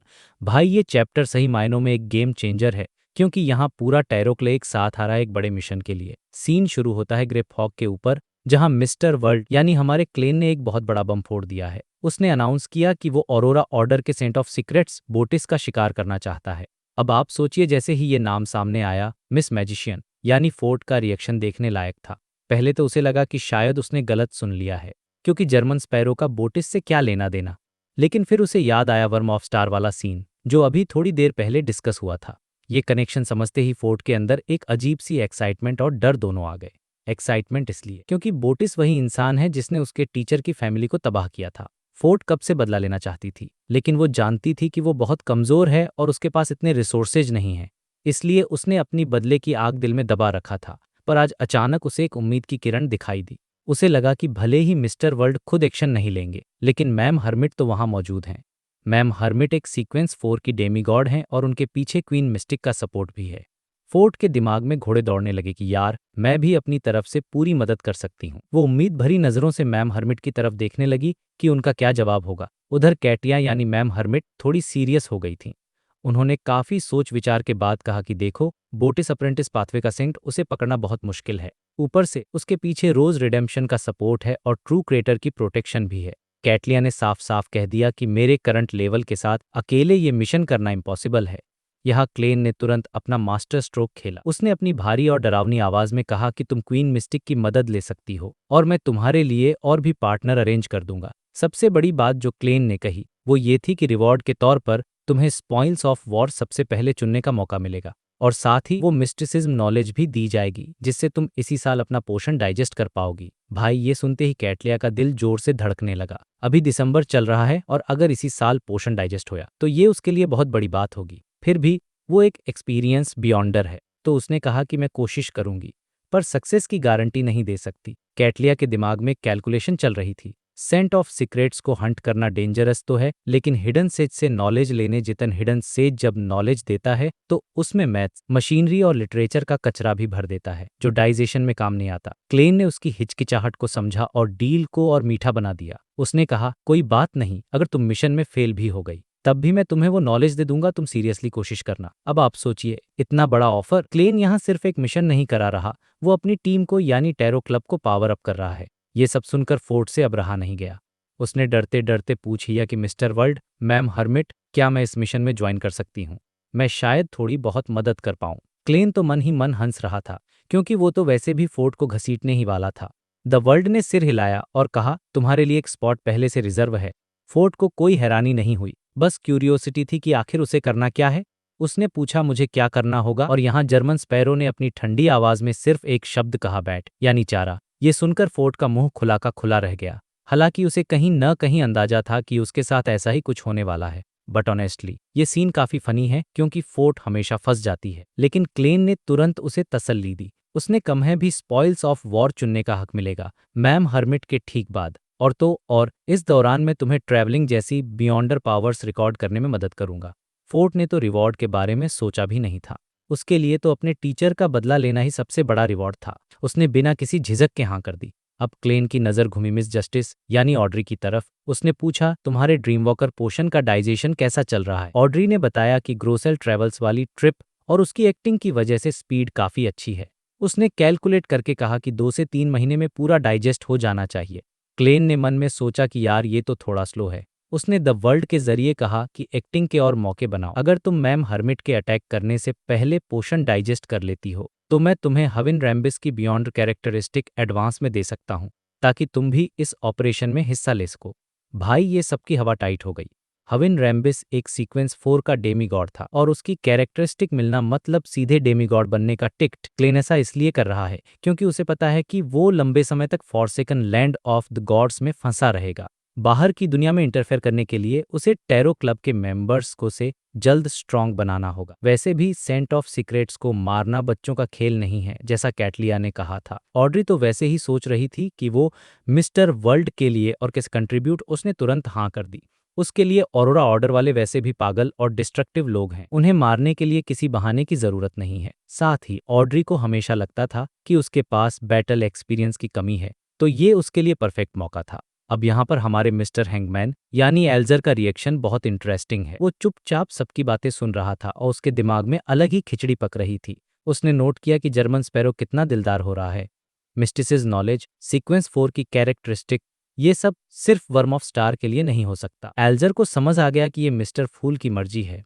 वो चाहते हैं कि टैरो क्लब के मेंबर्स जल्दी से जल्दी अपनी पावर बढ़ाएं ताकि फ्यूचर में काम आ सकें। ये सोचकर एल्जर को बहुत अफसोस हो रहा था। उसे लग रहा था कि अगर उसने मिस्टर फूल पर शक नहीं किया होता और लॉयल रहता तो शायद आज उसे भी कोई ऐसा मिशन मिलता जो उसे गॉडहुड के दरवाजे तक ले जाता। ये जो रिग्रेट है ना, ये एल्जर के कैरेक्टर डेवलपमेंट के लिए बहुत जरूरी है। अब उसे समझ आ रहा है कि वफादारी का इनाम क्या होता है। खैर, जस्टिस ने मैजिशियन की तरफ देखा और स्माइल करते हुए कहा कि मुझे इंतजार है उस दिन का जब अब्राहम फैमिली के पास कोई वर्म ऑफ स्टार नहीं बचेगा। फोर्ट ने भी सीरियसली सिर लाया, वो भी यही चाहती थी। जब वर्ल्ड की बात खत्म हुई तो कैटलिया ने जजमेंट यानी शियो की तरफ देखा। उसने पूछा, क्या तुम इस मिशन में शामिल होना चाहोगी? तुम्हें बस पेरीफेरी पर रहकर इंटेलिजेंस इकट्ठा करनी है। तुम्हारा काम मैंने पहले भी देखा है और मैं इम्प्रेस हूँ। शियो अपनी दोस्त फोर्ट की मदद करने से कभी पीछे नहीं हटती। उसने तुरंत हाँ कर दी, लेकिन एक शर्त रखी। उसने कहा, अगर ऑपरेशन बैकलैंड में है तो कोई दिक्कत नहीं, लेकिन अगर बाहर हुआ तो मेरी एबिलिटी उतनी काम नहीं आएगी। ये लॉजिकल है क्योंकि वो एक शेरिफ पाथवे की बियॉन्डर है और उसका पावर उसके ज्यूरिसडिक्शन एरिया से जुड़ा होता है। कैटलिया ने उसे बताया कि तुम्हारा रिवॉर्ड स्पॉइल्स चुनने में तीसरे नंबर पर होगा। फिर कैटलिया ने द स्टार यानी लियोनार्ड की तरफ देखा। उसने कहा, अगर जरूरत पड़ी तो मैं उम्मीद करती हूँ कि तुम ऑफिशियल फैक्शंस को सही समय पर बुला लोगे। लियोनार्ड हंस पड़ा। उसने कहा, उम्मीद है कि बात वहां तक न पहुंचे, लेकिन मेरा रिवॉर्ड भी स्पॉइल्स ऑफ वॉर ही होगा। अब यहाँ क्लेन मन ही मन मजाक उड़ा रहा था। वो सोच रहा था कि अगर मेरे प्यारे पोएट दोस्त को इनवाइट नहीं किया जाता तो ये मिशन टैरो क्लब की फीमेल मेंबर्स की किटी पार्टी बन जाता। मतलब आप देखिए, कैटलिया, फोर्ट, ऑड्री, शियो सब लेडीज हैं, बस लियोनार्ड ने आकर जेंडर रेशियो बचाया है। फाइनली टीम डिसाइड हो गई, बस अब्राहम फैमिली के फीडबैक का इंतजार था। इसके बाद एल्जर और डेरिक ने अनशैडो ऑफ द क्रूसीफिक्स के रेंटल अरेंजमेंट पर बात की। जैसे ही फ्री एक्सचेंज सेगमेंट शुरू हुआ, एमलिन व्हाइट ने अपनी आवाज उठाई। वो टेबल के एंड की तरफ देख रहा था और उसने मिस्टर फूल से पूछा, हॉनरेबल मिस्टर फूल, क्या आप मुझे कोई हिंट दे सकते हैं कि मैं प्रोटेक्टिव कस्टडी से कब बाहर आऊंगा? ग्रे फॉग में छिपे क्लेन ने बस सिर हिलाया और सिंपल शब्दों में कहा, इसी हफ्ते। क्लेन का ये जवाब कोई प्रोफेसी नहीं थी, बल्कि प्योर लॉजिक था। दुनिया के हालात बदल रहे थे। फेसाक और इंटिस ने लोएन पर हमला कर दिया था और फेना पोटर भी लोएन के दोस्तों पर अटैक कर रहा था। ऐसे में तीनों चर्चेस ये बिल्कुल नहीं चाहेंगे कि वो सैंग्विन यानी वैम्पायर से पंगा लें। उनके पास पहले से ही बहुत दुश्मन हैं, इसलिए एमलिन को जल्दी ही छोड़ दिया जाएगा। हालांकि फादर यूट्रावस्की का कुछ कह नहीं सकते। दूसरी बात यह कि सैंग्विन का पूरा फोकस अब ग्लोबल वॉर पर शिफ्ट हो जाएगा। वो एमलिन और उसके तथाकथित पार्टनर्स के पीछे अब टाइम वेस्ट नहीं करेंगे। और एक पर्सनल ऑब्जर्वेशन भी थी क्लेन की। पिछले 2 दिनों में एमलिन और शियो के अलावा किसी ने भी उसे डेस्परेटली प्रे नहीं किया था। क्लेन को शक था कि एमलिन को सेंट सैमुअल कैथेड्रल के बेसमेंट में इसलिए रखा गया था ताकि गॉडेस उस पर अपना इन्फ्लुएंस डाल सकें। अब जब वो काम हो गया है तो उसे रखने का कोई फायदा नहीं है। इन 3 फैक्टर्स को मिलाकर क्लेन ने ये कंक्लूजन निकाला था। हाँ, एक ही एक्सेप्शन हो सकता है कि चर्च वाले एमलिन को भूल ही गए हों, मतलब किसी को याद ही न रहे कि एक बेचारा वैम्पायर नीचे बेसमेंट में पड़ा है। अगर ऐसा हुआ तो क्लेन ने सोचा कि वो लियोनार्ड के लिए याद दिला देगा। एमलिन ने चैन की सांस ली और मिस्टर फूल को थैंक यू बोला। मीटिंग खत्म होने से ठीक पहले जर्मन स्पैरो ने अचानक हैंग्ड मैन की तरफ देखा। उसने पूछा, तुमने कहा था कि तुम सोनिया आइलैंड पहुंच चुके हो और प्रिमिटिव फॉरेस्ट में हो। एल्जर कंफ्यूज था। उसने कहा, हाँ। जर्मन स्पैरो ने कुछ सोचा और एडवाइस दी। उसने कहा, तुम वहां किसी एल्विन रूइन को खोजने की कोशिश करो, शायद तुम्हें कोई अपॉर्चुनिटी मिल जाए। ये सुनते ही एल्जर को बुक ऑफ कैलामिटी और अपने सपनों की याद आ गई।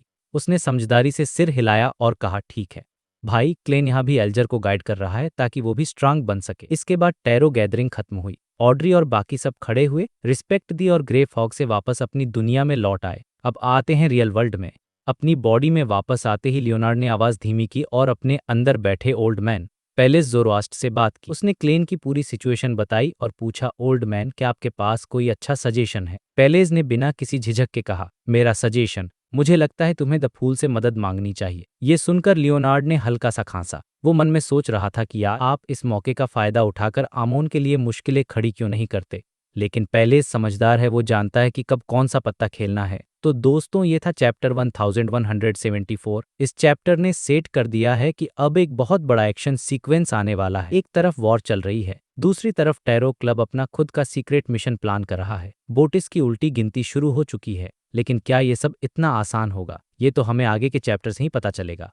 वेलकम बैक दोस्तों। तो कहानी वहीं से शुरू करते हैं जहां हमने छोड़ी थी। अमोन, जो कि इस दुनिया का सबसे खतरनाक और चालाक एंजेल है, उसने क्लाइन को मार दिया था और उसका अवतार बैकलोन में भी तबाही मचा रहा था। सिचुएशन बहुत क्रिटिकल थी और लियोनार्ड, जो क्लाइन का दोस्त और टैरो क्लब का द स्टार है, वो बहुत फ्रस्ट्रेटेड फील कर रहा था। अब सीन शिफ्ट होता है लियोनार्ड की तरफ। लियोनार्ड अपने अंदर छुपे हुए पैरासाइट यानी ओल्ड मैन पेलेस जोरोस से बात कर रहा था। लियोनार्ड ने ओल्ड मैन से पूछा कि क्या कोई तरीका है जिससे हम अमोन के लिए मुश्किलें खड़ी कर सकें। मतलब वो बस बदला लेना चाहता था या कम से कम कुछ तो ऐसा करना चाहता जिससे उसे लगे कि उसने फाइट बैक किया है। लेकिन पेलेस जेरोस्ट, जो खुद एक सीक्वेंस 1 एंजेल हैं, अमोन की ताकत को बहुत अच्छे से जानते हैं, वो साफ मना कर देते हैं। वो हंसते हुए कहते हैं, अमोन को परेशान करना, इसमें क्या फायदा होगा? अगर कोई सॉलिड फायदा नहीं है तो भूल जाओ इसे। लियोनार्ड के पास इसका कोई लॉजिकल जवाब नहीं था। वो कुछ सेकंड चुप रहा और फिर इमोशनली बोला, कम से कम मुझे अच्छा फील होगा। मतलब देखो यार, लियोनार्ड यहाँ हेल्पलेस है, उसका दोस्त मर चुका है, एटलीस्ट उसे ऐसा लगता है, और वो बस कुछ करना चाहता है। इस पर पेलेज फिर से हंसे और बोले, अगर तुम ये टॉपिक दोबारा नहीं उठाओगे तो मुझे ज्यादा अच्छा फील होगा। लेकिन फिर बिना लियोनार्ड के जवाब का वेट किए पेलेज की थोड़ी बूढ़ी और थकी हुई आवाज में एक आह सुनाई दी। शायद उन्हें लियोनार्ड की डेस्पिरेशन पर तरस आ गया था, या फिर वो खुद अमोन से अपनी पुरानी दुश्मनी निकालना चाहते थे। उन्होंने सजेस्ट किया, क्या तुम्हारे उस पुराने कलीग यानी क्लाइन के पास डिसीट चार्म यानी धोखे का ताबीज नहीं है? शायद वो इसका इस्तेमाल करके कोई सोल्यूशन निकाल सकता है। अब यहाँ मैं आपको थोड़ा कॉन्टेक्स्ट दे देता हूँ ताकि आप कंफ्यूज न हो। जब बैकलोन में अमोन के अवतारों को मारा गया था तो पेलेज ने लियोनार्ड को 4 तरह के चार्म्स बनाने का नॉलेज दिया था, डिसीट, पैरासाइट, डेप्रिवेशन और एजिंग। लियोनार्ड ने ये नॉलेज क्लाइन को पास कर दिया था और क्लाइन ने वर्म्स ऑफ टाइम का यूज करके ये बुलेट्स बना ली थी। लियोनार्ड को ये नहीं पता था कि क्लाइन इनका यूज पहले ही कर चुका है, लेकिन पेलेज का पॉइंट कुछ और था। लियोनार्ड ने धीरे से पूछा, ओल्ड मैन, आपका मतलब है कि डिसीट चार्म यूज करके हम अमोन को मिसलीड कर सकते हैं ताकि वो क्लाइन की लोकेशन गलत समझे और क्लाइन को भागने का मौका मिल जाए? लेकिन पेलेज ने तुरंत उसे डांटते हुए कहा, क्या तुम्हें लगता है कि मरॉडर पाथवे के किंग ऑफ एंजल्स के सामने डिसीट चार्म यूज करना पॉसिबल है? मतलब अमोन खुद धोखे का देवता है, उसे धोखा देने की कोशिश कर रहे हो। ये तो वही बात हो गई कि सूरज को मोमबत्ती दिखाना। लियोनार्ड ने एक सुखी हंसी हंसी और बेशर्मी से पूछा, तो फिर आपका मतलब क्या है? अब यहाँ पेलेज ने जो आइडिया दिया वो सच में दिमाग हिलाने वाला था। उनकी आवाज में अचानक एक एनर्जी आ गई और वो बोले, नियम को धोखा दो। उस नियम को धोखा दो जो कहता है कि इंसान सिर्फ वहीं जिंदा हो सकता है जहां उसकी बॉडी है। ये सुनकर लियोनार्ड शॉक में आ गया। नियम को धोखा देना, क्या ये भी पॉसिबल है? पेलेज ने कहा भरी और कहा, अमोन को धोखा देने के कंपैरिजन में इस दुनिया के नियमों को धोखा देना ज्यादा आसान है। आखिरकार इस दुनिया की सतह के नीचे सिर्फ पागलपन और अराजकता ही तो है। दोस्त, ये लाइन इस नोवेल की थीम को परफेक्टली समराइज करती है। लियोनार्ड स्पीचलेस हो गया। एक तरफ उसे अपनी अनुभव की कमी महसूस हुई और दूसरी तरफ उसे ये रियलाइज हुआ कि ओल्ड मैन की नज़रों में अमोन नेचर के नियमों से भी ज़्यादा डरावना है। लियोनार्ड ने फिर पूछा, इस मेथड के सक्सेसफुल होने के चांसेस कितने हैं? पेलेज ने साफ कहा, बहुत कम, लेकिन फिर भी अमोन को धोखा देने से तो बेहतर ही है। इसलिए मेरा सजेशन यही है कि उसे कहो कि वो द फूल से मदद मांग के अमोन से लड़ते वक्त जितना ज्यादा टाइम वेस्ट होगा उतना ही डेंजर बढ़ता जाएगा। लियोनार्ड समझ गया और उसने डिसाइड किया कि वो ये बात आगे पहुंचाएगा। तभी पेलेस की आवाज गायब हो गई, जैसे वो फिर से सोने चले गए हों।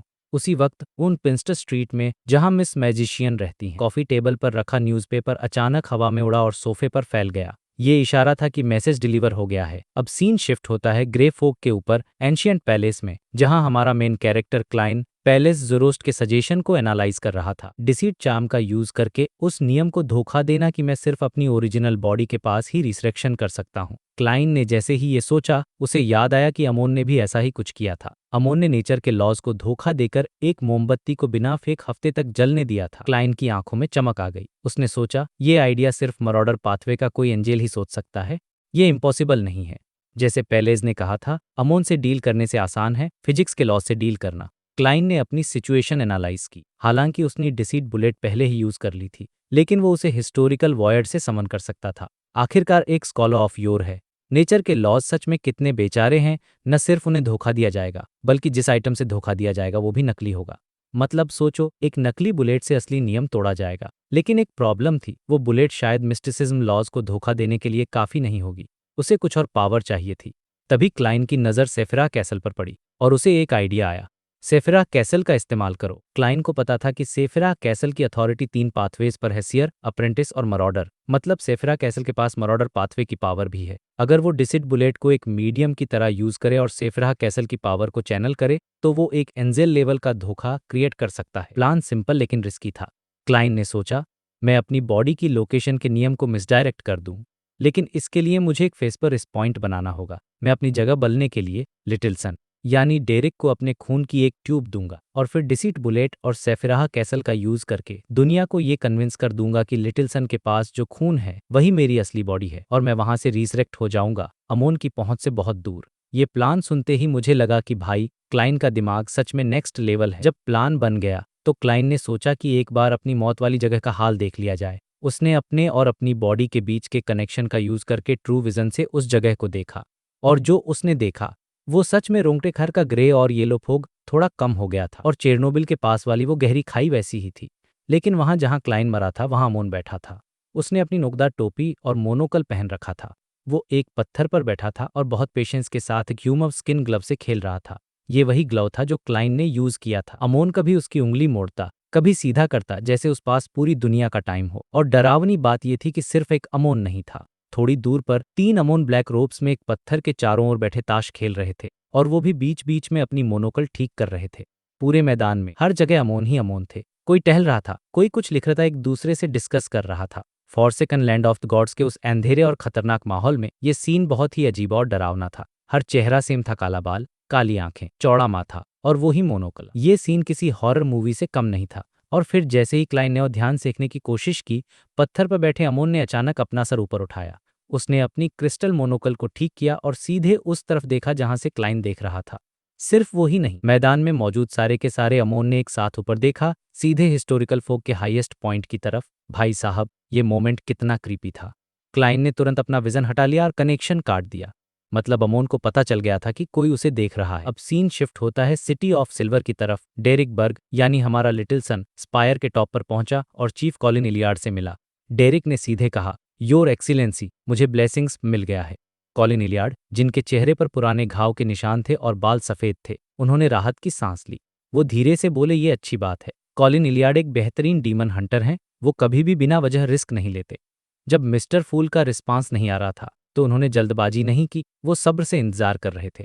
सिटी ऑफ सिल्वर के लिए, जो 2000 साल से अंधेरे में है, 1 महीना इंतजार करना कोई बड़ी बात नहीं थी। कॉलिन खिड़की से हटते हुए बोले, तुम वापस जाओ, मैं एडवांसमेंट रिचुअल की तैयारी शुरू करने जा रहा हूं। डेरिक ने सिंसियरली कहा, आप जरूर सक्सेसफुल होंगे, और वो वहां से चला गया।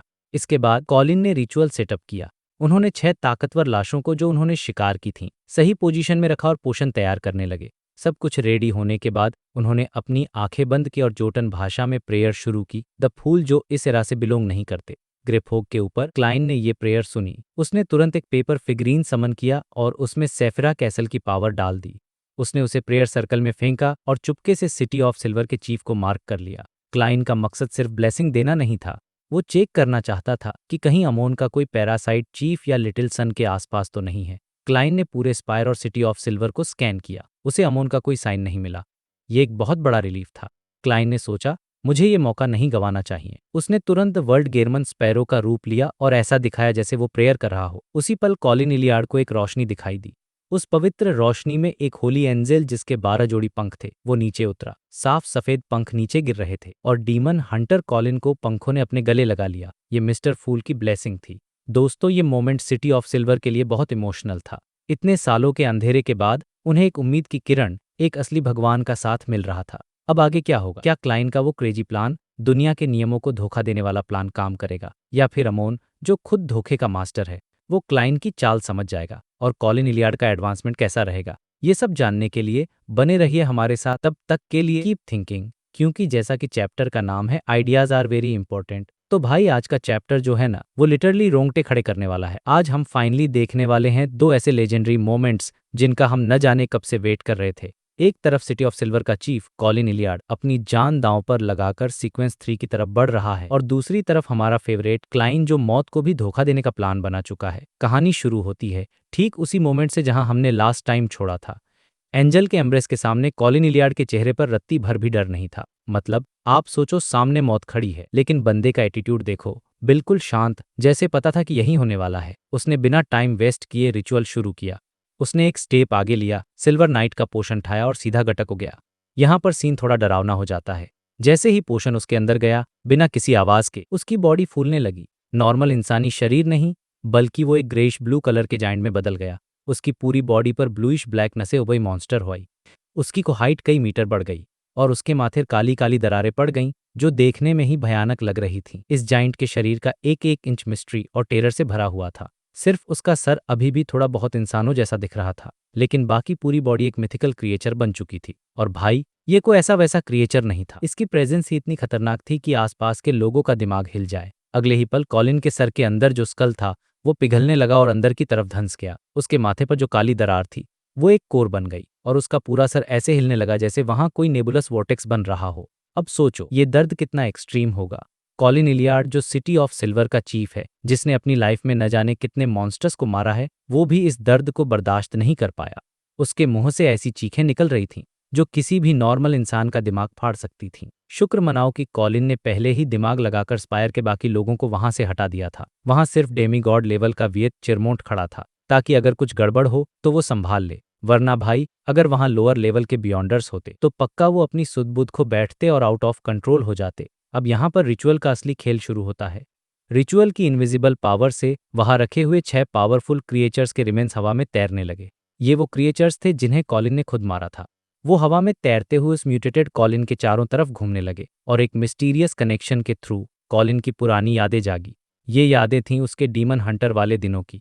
वो यादें जब उसने अपनी ही हाथों से पुराने चीफ को मारा था, क्योंकि वो कंट्रोल खो चुके थे।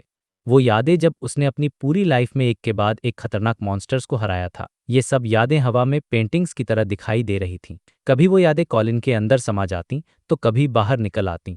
ये प्रोसेस उसे इस एक्सट्रीम दर्द में भी खुद को पहचानने में मदद कर रहा था। और यही वो मोमेंट था जब कॉलिन को रिचुअल का असली मतलब समझ में आया। As a sequence four demon hunter, हर एक पावरफुल क्रिएचर का शिकार करना सिर्फ एक लड़ाई नहीं थी, बल्कि एक मेंटल वॉर थी। उन लड़ाइयों ने उसकी लाइफ पर गहरे निशान छोड़े थे। और अब जब वो पोषण पीकर दर्द और पागलपन में खोने वाला था, तो यही पावरफुल मेंटल इम्प्रिंट्स उसे वापस खींच रहे थे। वो उसे याद दिला रहे थे कि वो कौन है, ताकि वो पागलपन में गुम न हो जाए। यहाँ पर एक बहुत ही इंपॉर्टेंट टर्म आता है जो आपने शायद सिटी ऑफ सिल्वर की बुक्स में सुना होगा, और वो है एंकर। हाँ भाई, एंकर। सीक्वेंस 3 पर पहुंचने के बाद एक बियॉन्डर को एक तरह से देवता या डेटी माना जाता है। वो एक सर्टेन रेंज में प्रेयर्स का जवाब दे सकता है, इसलिए उसे इस दुनिया से जुड़े रहने के लिए एक एंकर की जरूरत होती है। चूंकि ये अभी पूरी तरह एंजल लेवल नहीं है, इसलिए जरूरी नहीं कि एंकर कोई बिलीवर ही हो। ये एंकर आपकी लाइफ के वो निशान भी हो सकते हैं जिनका मिस्टिसिज्म में कोई गहरा मतलब हो। जैसे कॉलिन के लिए उसकी वो लड़ाइयाँ और उसकी वो यादें ही उसका एंकर थीं। इन यादों के सहारे कॉलिन इलियार्ड धीरे धीरे अपनी सेल्फ अवेयरनेस वापस पा रहा था। उसने फिर से अपनी बॉडी को महसूस किया और उसमें हो रहे बदलावों को समझा, और जैसे उसने कंट्रोल पाया, उसके पीछे इल्यूजरी लाइट से बने हुए पंख निकल आए। ये पंख आसपास तैर रही उन पेंटिंग्स के साथ मिल गए और अंदर की तरफ सिकुड़ने लगे। कॉलिन इलियार्ड की बॉडी की सरफेस कोल्प्स हो गई और एक शानदार सिल्वर आर्मर में बदल गई। ये आर्मर देखने में बहुत ही सॉलिड और ब्यूटीफुल था, लेकिन मजे की बात ये थी कि इसमें कोई वजन नहीं था। अब यहाँ पर एक इंटरेस्टिंग फैक्ट बताता हूँ। सिल्वर नाइट बनने के बाद हर किसी की पावर्स में थोड़ा फर्क होता है, क्योंकि उन्हें अलग अलग देवताओं की ब्लेसिंग्स मिलती हैं। जैसे किंग कोर्ट के चेजर्स का लीडर मर्स्कोगन, उसे जायंट किंग की ब्लेसिंग्स मिली थी, इसलिए उसका सिल्वर नाइट डोमेन बहुत ज्यादा स्ट्रांग था। लेकिन कॉलिन इलियार्ड का सीन थोड़ा अलग था। वो अपनी बॉडी से एक सिल्वर रेपियर कंडेंस कर सकता था जो टेलीपोर्ट हो सकती थी। मतलब फाइट के दौरान उसका हथियार रैंडमली कहीं भी अपीयर हो सकता है और दुश्मन को सरप्राइज अटैक दे सकता है। इसके अलावा मर्करी लिक्विफिकेशन यूज करते टाइम भी उसे कुछ यूनिकनेस मिली थी।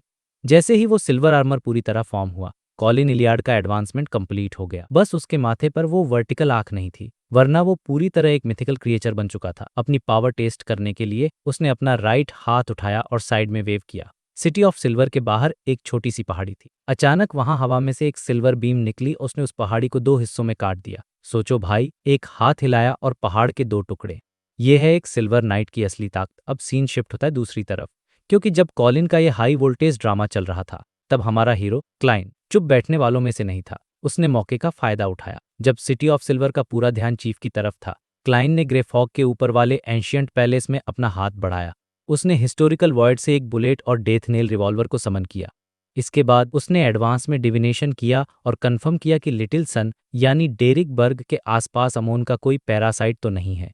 जब कंफर्म हो गया कि रास्ता साफ है, तो उसने बिना किसी हिचकिचाहट के रिवॉल्वर का सिलेंडर खोला और उसमें वो डिसीड बुलेट डाल दी। उसने सिलेंडर बंद किया और मिस्टिसिज्म कनेक्शन का यूज करके उस जगह पर निशाना लगाया जहां वो खुद मरा था। बैंग, उसने ट्रिगर दबा दिया और इसी के साथ उसने सेफिरा कैसल की पावर्स को एक्टिवेट कर दिया। ग्रे फॉग में भूचाल आ गया, स्पेस हिलने लगा और एक डार्क एनर्जी की लहर उस बुलेट के साथ रियल वर्ल्ड की तरफ बढ़ी। सेफिरा कैसल की लाइट एकदम से डिम हो गई।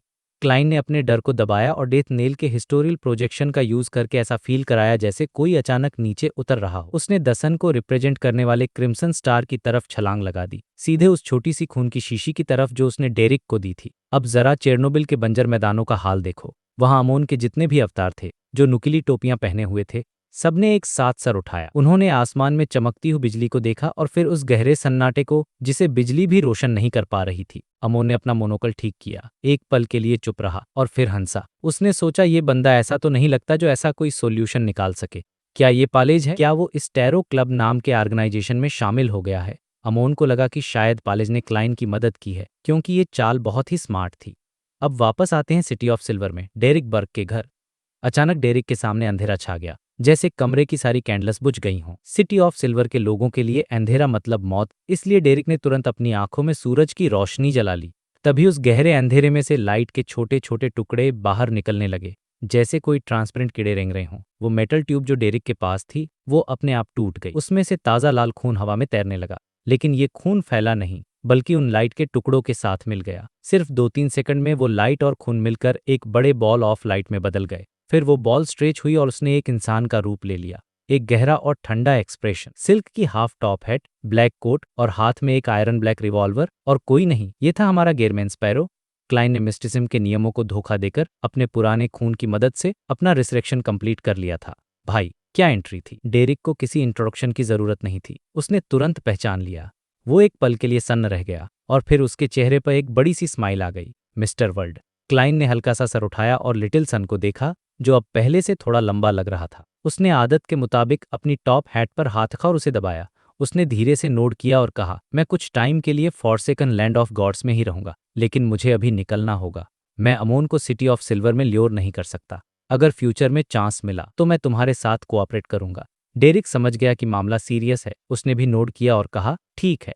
जैसे ही क्लाइन ने फ्लेमिंग जंप से निकलने के लिए अपनी चुटकी बजाने के लिए हाथ उठाया, डेरिक ने उसे रोका। डेरिक ने रूम में रखे एक स्टोरेज कैबिनेट की तरफ इशारा किया और बड़े ही भोलेपन से पूछा, मिस्टर वर्ल्ड, क्या आपको रास्ते के लिए कुछ खाना चाहिए? वहां ऐसे मशरूम्स हैं जो दूध देते हैं। यार सीरियसली, इतना टेंस माहौल है। अमोन पीछे पड़ा है और डेरिक को दूध वाले मशरूम्स की पड़ी है। क्लाइन ने बड़ी मुश्किल से अपने चेहरे को कंट्रोल किया ताकि उसके होंठ फड़फड़ाए नहीं। उसने अपना वही ठंडा एटीट्यूड बनाए रखा और कहा, मैं दूध नहीं पीता, और जैसे ही उसने ये बोला उसने चुटकी बजा दी।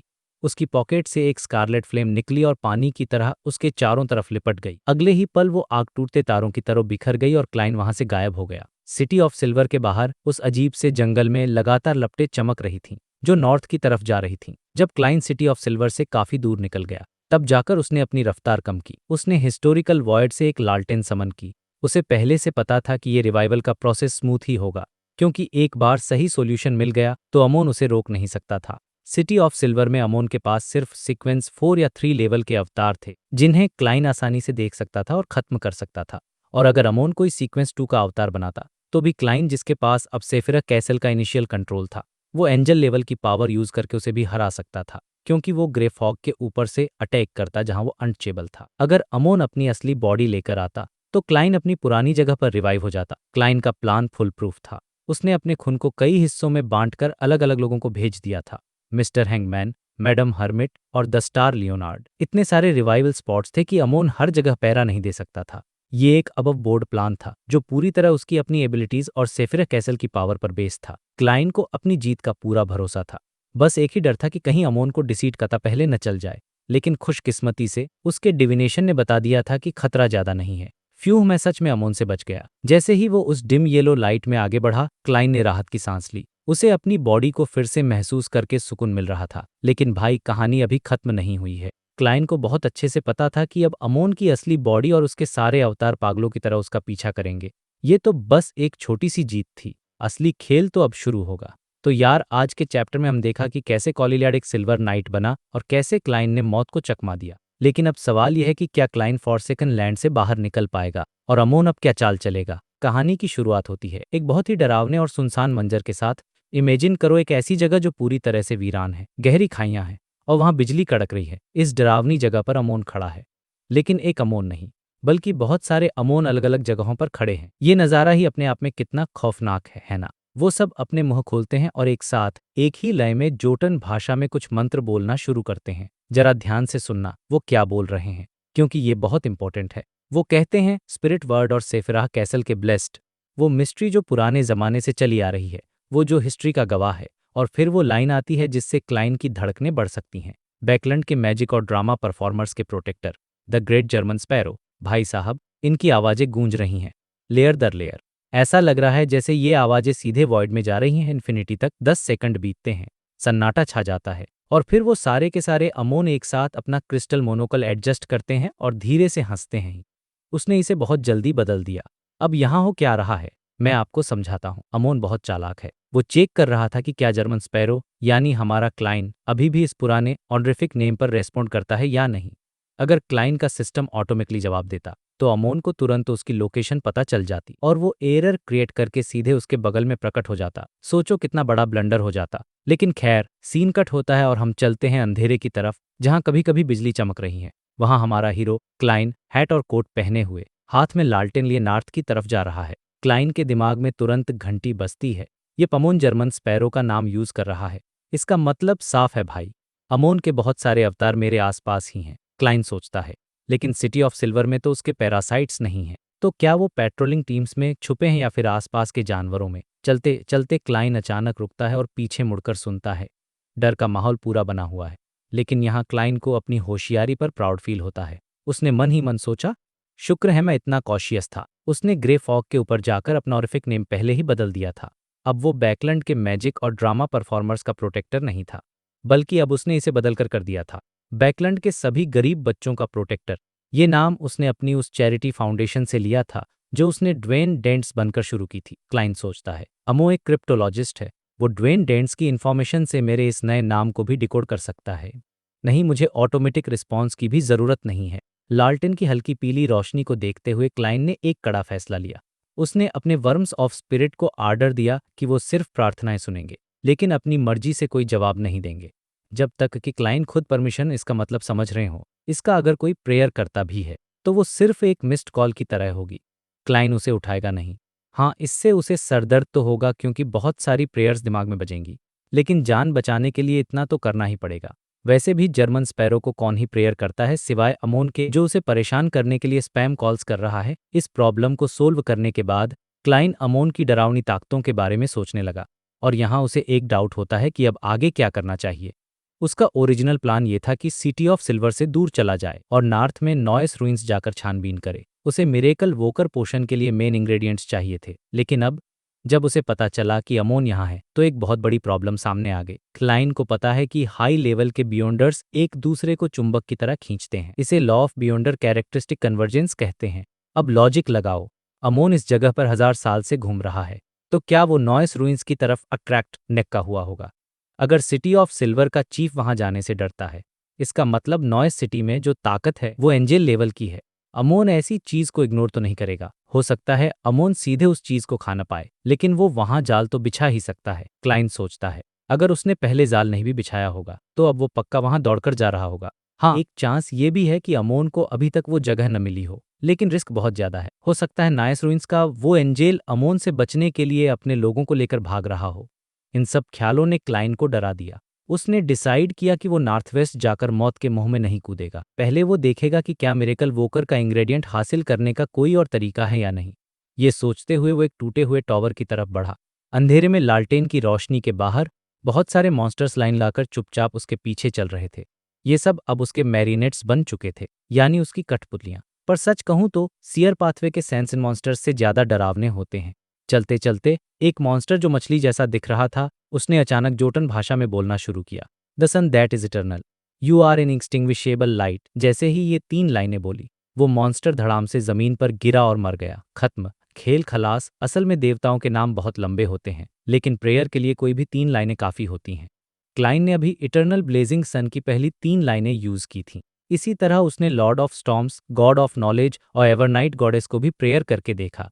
15 मिनट बीत गए, लेकिन आसपास कुछ नहीं हुआ। सन्नाटा। क्लाइन ने सोचा, क्या फोर्सेकन लैंड ऑफ द गॉड्स में असली देवताओं को प्रेयर करने का कोई फायदा नहीं है? शायद सिर्फ ट्रू क्रिएटर या वो जो सेफिराह कैसल को कंट्रोल करता है वही यहाँ सुन सकता है। लेकिन रुको, आफ्टरनून टाउन में उस पादरी ने जब गॉडेस का नाम लिया था तो वो जलकर राख हो गया था। इसका मतलब यहाँ डिवाइन पावर तो है, लेकिन वो शायद सोई हुई हैं या फिर कंसीलमेंट की वजह से दबी हुई है। क्लाइन का दिमाग घोड़े की रफ्तार से दौड़ रहा था। उसे लगा कि शायद इसीलिए सिटी ऑफ सिल्वर के लोग पुराने देवताओं के नाम जानते तो हैं, लेकिन उनसे कनेक्ट नहीं कर पाते। मतलब देवता उनकी बात सुन नहीं पा रहे या जवाब नहीं दे पा रहे। हाँ, ये भी हो सकता है कि सिटी ऑफ सिल्वर में जो 2 ग्रेड 0 सील्ड आर्टिफैक्ट्स हैं वो इन प्रेयर्स को ब्लॉक कर रहे हों। अब यहाँ क्लाइन के दिमाग में एक खुराफात आई, एक बहुत ही रिस्की आइडिया। अगर मैं सीधे गॉडेस का असली नाम बोलूं तो क्या अंधेरा हिल जाएगा? अगर मैं इस पावर को कंट्रोल कर पाऊं तो अमोन के खिलाफ मेरे पास एक तगड़ा हथियार आ जाएगा। लेकिन फिर क्लाइन की अक्ल ठिकाने आ गई। भाई, देवता का असली नाम लेना मतलब ब्लास्फेमी है, सीधा ऊपर का टिक कट सकता है। उसने अपनी जिज्ञासा को वहीं दबा दिया। कोर्टिंग डेथ करने का भी एक लिमिट होता है यार। उसने सोचा, बेहतर होगा मैं पहले ग्रे फॉग के ऊपर जाकर डिविनेशन कर लूं, वरना पता चला एक्सपेरिमेंट के चक्कर में खुद ही राख बन गया। फिर उसने खुद को ही डांटा, मेरा पिछला प्लान ऐसा था जैसे मैंने 2 दिन से मौत को दावत नहीं दी है। चलो आज सीरियसली ट्राई करते हैं। खैर वो एक टूटे हुए टॉवर के पास पहुंच गया और वहां एक दीवार के सहारे बैठ गया। उसने हिस्टोरिकल वॉइड से एक पेपर क्रेन निकाला और उसे जला दिया। वो चेक करना चाह दिया कि क्या वो स्नेक ऑफ फेट यानी वेलोसिप्टिन से कांटेक्ट कर सकता है या नहीं। उसे जानना था कि मिरेकल वोकर का सामान और कहाँ मिल सकता है। क्लाइन सो गया, लेकिन सपने में कुछ नहीं आया। जागने के बाद उसने सर हिलाया। जैसा सोचा था ये काम नहीं कर रहा। अब क्लाइन ने अपना ब्रह्मास्त्र निकाला। उसने अपनी बॉडी को हिस्टोरिकल वॉइड में डाला और खुद 4 कदम उल्टा चलकर ग्रे फॉग के ऊपर पहुंच गया। द फूल की कुर्सी पर बैठकर उसने कबाड़ के ढेर से एक छोटा बॉक्स मंगवाया, जिसमें वही पेपर क्रेन्स थे जो विल ऑसेप्टिन यानी उस छोटे बच्चे ने बनाए थे। अब यहाँ क्लाइन ने अपना डबल रोल प्ले किया। अदवर्ल्ड जर्मन स्पैरो प्रकट हुआ और उसने मिस्टर फूल को प्रेयर की कि प्लीज मेरा ये मैसेज मिस जस्टिस यानी ऑर्डरी तक पहुंचा दो। मैसेज ये था कि ऑर्डरी को एक सपना देखना है और उस पेपर क्रेन के जरिए वेलोसिप्टिन से बात करनी है। बदले में ये काम ऑर्डरी के मैनिपुलेटर पोशन के कंट्रीब्यूशन में गिना जाएगा। और हाँ, क्लाइन ने यह भी हिंट दे दिया था कि पोशन पीने के लिए इमोशनल रेजोनेंस बहुत जरूरी है। अब सीन शिफ्ट होता है बैकलैंड में। एम्प्रेस बोरो हॉल फैमिली का आलीशान बंगला।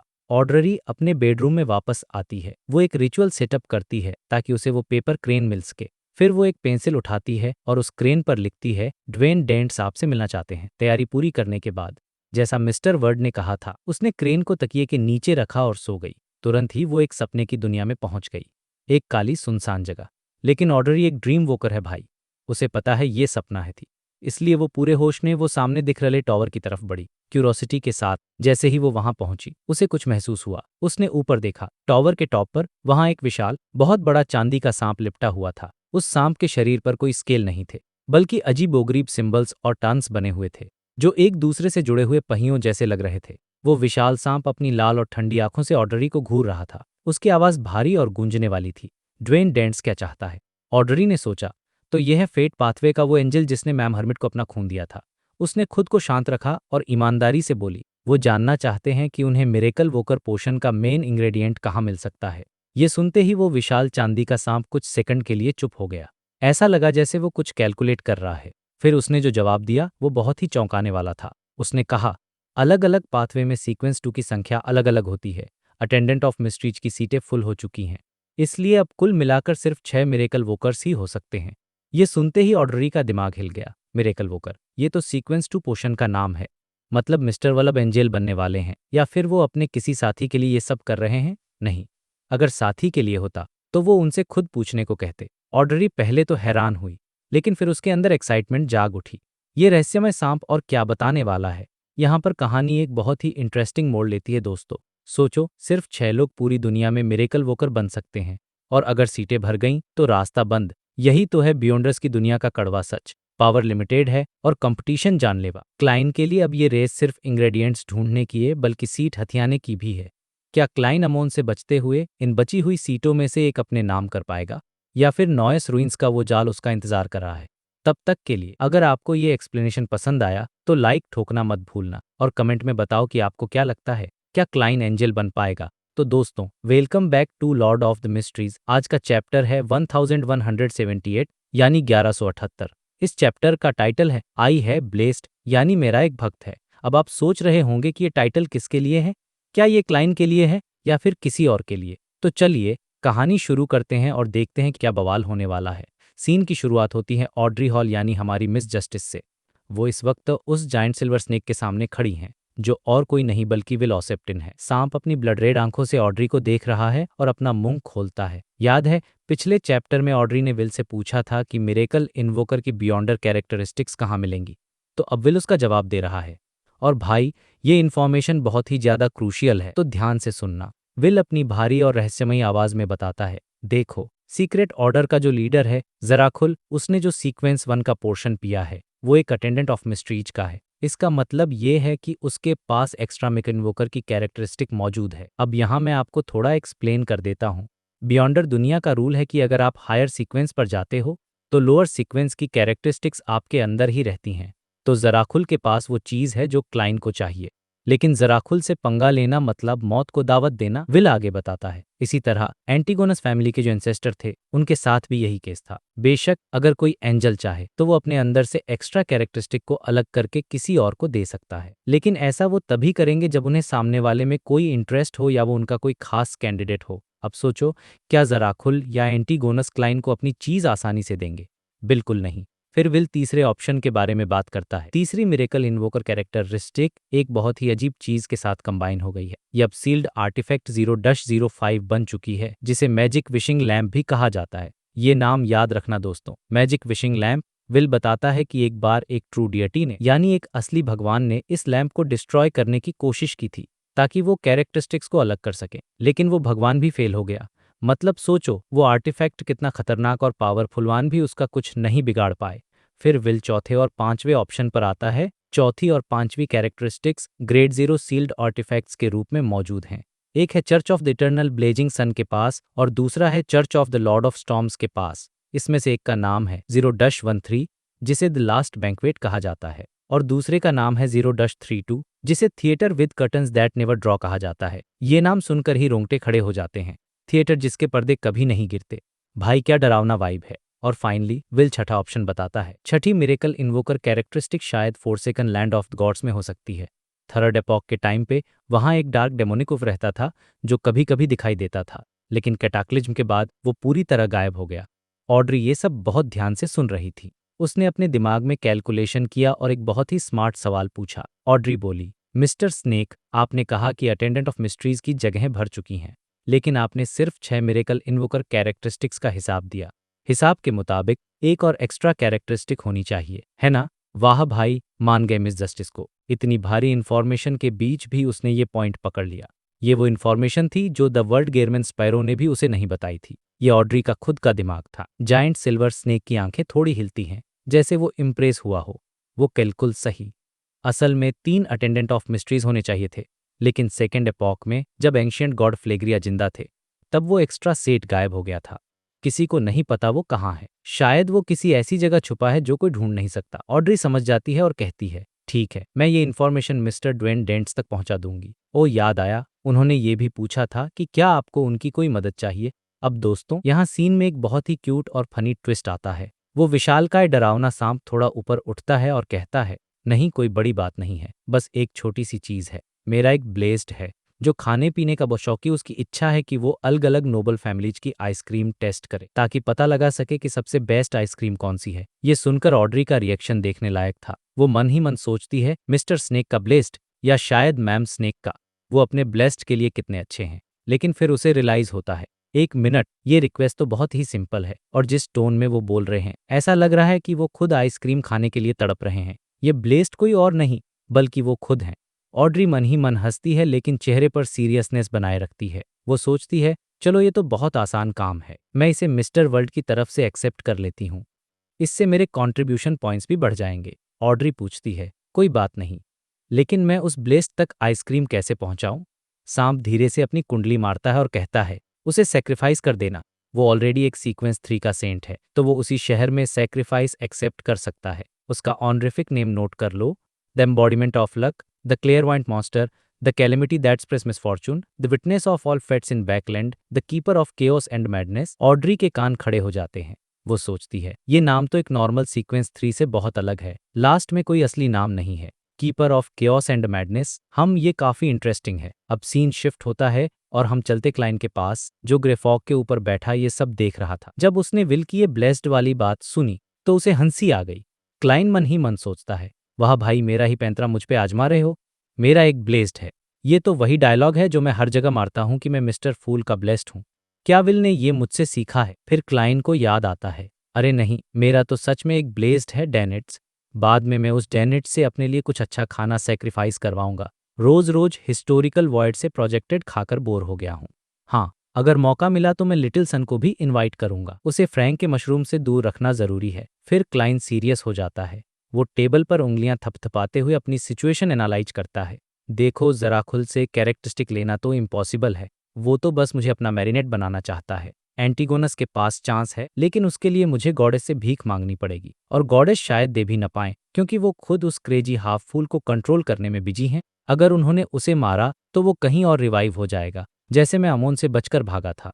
फिर बचता है वो लैंप 0-05। अगर ट्रू डीएटी उसे नहीं तोड़ पाए तो मैं क्या चीज हूँ। वैसे उस लैंप की स्टोरी बहुत सस्पिशस है, उसमें पक्का कोई झोल है। अब आते हैं चर्च के आर्टिफैक्ट्स पर। ब्लेजिंग सन का the last banquet. City of silver का क्रिएटर हमेशा ऐसे नाम क्यों रखता है जो डेंजरस लगते हैं, और लॉर्ड ऑफ स्टॉर्म्स का theatre with curtains that never draw. नाम सुनकर ही दम घुटता है। इन दोनों से आर्टिफैक्ट मिलना बहुत मुश्किल है। ये तभी पॉसिबल है अगर वो लोग अमोन को रोकने के लिए मुझे सपोर्ट करना चाहें, लेकिन अब तक उन्होंने कोई खास दया नहीं दिखाई है, और मैं दोबारा ब्लेजिंग सन की जासूसी करने का रिस्क नहीं ले सकता, वरना वो सीधा सेफिराक कैसल में घुस आएंगे। क्लाइन का दिमाग अब एक ही जगह पर टिकता है। Forsaken Land of Gods true creator को अटेंडेंट ऑफ मिस्ट्रीज की तीसरी कैरेक्टरिस्टिक का कुछ सुराग पता है। उसका डिवाइन किंगडम वहीं है। हो सकता है वो मिसिंग कैरेक्टरिस्टिक वहीं कहीं छिपी हो, लेकिन वहां अमोन का खतरा भी है, और वो रूइंस यानी खंडहर भी डेंजरस है। ग्लाइन डिसाइड करता है कि उसे वहां जाना तो पड़ेगा, लेकिन पूरी तैयारी के साथ अंधाधुंध घुसना बेवकूफ़ी होगी। अपना प्लान पक्का करने के लिए क्लाइन एक और कन्फर्मेशन लेना चाहता है। वो एक पेपर और पेंट आता है, लेकिन फिर उसे एक और आइडिया आता है। वो मिस मैजिशियन यानी फोर्स को यूज करने का सोचता है। क्लाइन एक कॉम्प्लिकेटेड सिंबल बनाता है और उसे फोर्स के सितारे की तरफ फेंक देता है। गेरमैन स्पैरो की आवाज में वो फोर्स को इंस्ट्रक्शन देता है कि वो एरोड से सवाल पूछे। सीन कट होता है बैकलैंड के ईस्ट बरो में। फोर्स, जो अपना घर शिफ्ट करने वाली थी, उसने पर्दे गिराए और मोमबत्ती जलाई। उसने शियो को भी साथ में खड़ा कर लिया ताकि डर कम लगे। फिर उसने वो सिंबल ड्रा किया जो मिस्टर वर्ल्ड ने दिया था। कमरे में अंधेरा छा गया, ठंडी हवा चलने लगी और दोनों लड़कियां कांपने लगीं। अचानक आईने के ऊपर लहरें उठीं और पुराने फेसाक टेक्स में शब्द भर आए, तुमने महान एरोड्स को समन किया है। नियम याद रखना, हर सवाल के बदले तुम्हें मेरे सवाल का जवाब देना होगा। अगर झूठ बोला या मना किया तो पनिशमेंट मिलेगी। फोर्स, जिसे पहले ही वार्निंग मिल चुकी थी, शांति से बोली ठीक है। फिर उसने अपना सवाल पूछा, मेरे का इन्वोकर पोर्शन का मेन इंग्रेडिएंट कहाँ मिल सकता है? आईने पर डार्क रेड वर्ड्स उभरे और गायब होते गए। एरोड्स ने वही सब बताया जो विल ने बताया था। क्लाइन ये सब देख रहा था और निराश होकर उसने सिर हिलाया। मतलब कोई नई इन्फॉर्मेशन नहीं है। लेकिन दोस्तों, कहानी खत्म नहीं हुई। अब एरोड्स की बारी थी सवाल पूछने की। आईने पर शब्द बने, क्या तुमने पिछले 1 साल में कोई एरोटिक ड्रीम यानी कोई रोमांटिक सपना देखा है? फोर्स की जान में जान आई। उसने राहत की सांस ली और बोली, हाँ, ये तो ह्यूमन नेचर है, इसमें शर्म की क्या बात है। इसके बाद फोर्स ने अपना दूसरा सवाल पूछा, क्या तुम्हारे पास कोई सुझाव है कि मिरेकल इन्वोकर का इंग्रेडिएंट कैसे हासिल किया जाए? इस बार एरोड्स ने सिल्वर कलर के शब्दों में जवाब दिया, अब्राहम फैमिली के पास अभी भी अप्रेंटिस पाथवे के सीक्वेंस 2 यानी प्लेन्स वॉकर पोर्शन का फॉर्मूला है, और साथ ही उनके पास 2 पावरफुल सील्ड आर्टिफैक्ट्स भी हैं। इसके अलावा ऑरोरा ऑर्डर के पास भी एक है। ये सुनते ही क्लाइन की आंखों में चमक आ गई। उसने सोचा, अरे हाँ, प्लेन्स वॉकर और मिरेकल इन्वोकर एक दूसरे के पड़ोसी पाथवे। हो सकता है मैं ट्रेड कर सकूं या कुछ जुगाड़ लगा सकूं। फोर्स ने थोड़ा कंफ्यूज होकर, हाँ ठीक है, अब तुम्हारी बारी। दोस्तों, एरोड्स का सेंस ऑफ ह्यूमर गजब है और वो फोर्स को छेड़ने का कोई मौका नहीं छोड़ता। आईने पर डार्क रेड कलर में नया सवाल उभरा, तुम्हारे अलावा उस एरोटिक सपने का दूसरा स्टार कौन था? ये पढ़ते ही फोर्स का मुंह खुला का खुला रह गया। उसका चेहरा शर्म से एकदम लाल टमाटर हो गया। वो वहां खड़ी बस जमीन में गड़ जाना चाहती थी। अब सोचो, बेचारी फोर्स शियो के सामने क्या जवाब देगी। और क्लाइन को तो अपना सुराग मिल गया, लेकिन फोर्स की तो वाट लग गई। यही तो मजा है एरोड्स के साथ डील करने का। इन्फॉर्मेशन सॉलिड देता है, लेकिन इज्जत का फालूदा कर देता है। तो दोस्तों, आज के लिए बस इतना ही। क्लाइन अब समझ गया है कि उसे अब्राहम फैमिली और ओरा ऑर्डर पर नजर रखनी है और फोर्सेकन लैंड ऑफ द गॉड्स जाने की तैयारी भी करनी है। स्टोरी अब और भी कॉम्प्लेक्स और इंटरेस्टिंग होने वाली है। तो पिछले चैप्टर के एंड में हमने देखा था कि मैजिक मिरर यानी एरोड्स ने फोर्स से एक बहुत ही अजीब और पर्सनल सवाल पूछ लिया था। माहौल एकदम टेंस हो गया था और बेचारी फोर्स की हालत खराब थी। अब कहानी वहीं से आगे बढ़ती है। फोर्स के गाल एकदम लाल पड़ चुके हैं, शर्म के मारे उसका बुरा हाल है। उसकी बॉडी पूरी तरह स्टिफ हो गई है, मतलब वो हिलने डुलने की भी हिम्मत नहीं कर पा रही। उसे एहसास हो गया था कि उसने मैजिक मिरर की बेशर्मी को बहुत ही हल्के में ले लिया था। उसने सोचा भी नहीं था कि एरोड्स इस लेवल तक गिर सकता, लेकिन अब क्या, सजा तो मिलेगी। फोर्स को मिस्टर वर्ल्ड की वार्निंग याद आती है कि अगर सवाल का जवाब नहीं दिया तो पनिशमेंट झेलनी पड़ेगी। तो वो अपनी आंखें बंद करती है और डरते हुए बोलती है, मैं सजा कबूल करती हूँ। जैसे ही उसने ये कहा, कमरे की हवा में एक अजीब सी वाइब्रेशन हुई।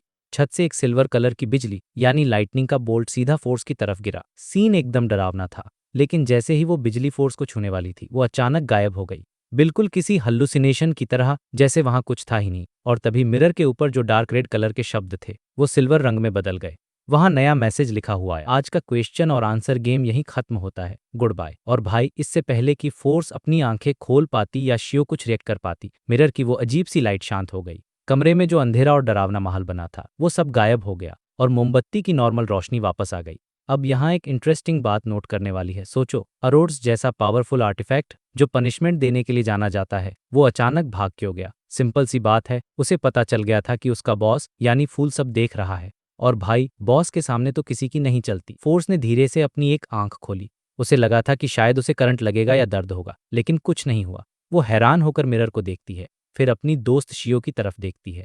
शियो जो साइड में खड़ी होकर ये सब तमाशा देख रही थी, उसने फोर्स के सर की तरफ इशारा किया और बोला, एक बिजली गिरी तो थी, पर वो आधे रास्ते में ही गायब हो गई और वो मैजिक मिरर भी जा चुका है। फोर्स को यकीन नहीं हो रहा था। वो बड़बड़ाई, क्या मैजिक मिरर मजाक कर रहा था? नहीं यार, ये तो हो ही नहीं सकता। मुझे तो वार्निंग मिली थी कि सवाल शर्मनाक होंगे और सजा बहुत भारी होगी। तो फिर ये क्या हुआ? कहीं ऐसा तो नहीं कि मिस्टर फूल ने मुझे बचा लिया? फोर्स अपने गाल पर हाथ रखकर सोचने लगी। शियो ने भी हाँ में सर हिलाया कि शायद यही हुआ होगा। जैसे ही फोर्स ने चैन की सांस ली और रिलैक्स होने की कोशिश की, उसे महसूस हुआ कि शियो उसे बड़े गौर से देख रही है, एकदम सीरियस लुक्स के साथ। फोर्स का दिल फिर से जोर से धड़कने लगा। उसने डरते हुए पूछा, क्या हुआ? शियो ने बहुत ही सोच समझकर एकदम पॉइंट पर सवाल पूछा, वैसे तुम्हारे उस एरोटिक ड्रीम में मेन लीड हीरो कौन था? भाई साहब, ये सवाल सुनकर फोर्स को लगा होगा कि जमीन फट जाए और वो उसमें समा जाए। उसने जबरदस्ती की हंसी हंसते हुए बात को टालने की कोशिश की। अरे, इतना पुराना सपना किसे याद रहता है? वैसे भी सपने तो धुंधले होते हैं ना। लेकिन शियो इतनी आसानी से मानने वाली नहीं थी। उसने बस इतना कहा, अच्छा, अगर ऐसी बात है तो तुमने मिरर को यही जवाब क्यों नहीं दिया? तुमने पनिशमेंट क्यों चूज की? अब फोर्स बुरी तरह फंस चुकी थी। उसने बहाना बनाया, मैं नर्वस थी यार, बहुत ज्यादा नर्वस थी। और फिर उसने फटाफट टॉपिक चेंज किया। उसने अपने बैग्स की तरफ देखा और बोली, चलो अब निकलने का टाइम हो गया है। मुझे वो फायरप्लेस वाली जगह बहुत याद आ रही है। बोलते बोलते वो अपने सामान की तरफ भाग गई, लेकिन उसके दिमाग में अभी भी वही चल रहा था। उसे अब रियलाइज हो कि चाहे वो जवाब देती या न देती, नतीजा तो सेम ही निकला। उसकी इज्जत का फालूदा तो हो ही गया। क्या इसी को गेरमन स्पैरोज सोशल डेथ कहता है? फोर्स का मन कर रहा था कि वो अपना सर कहीं छुपा ले। खैर, अब चलते जगह जहां असली खेल चल रहा है, ग्रे फॉग के ऊपर मिस्टर फूल के महल में।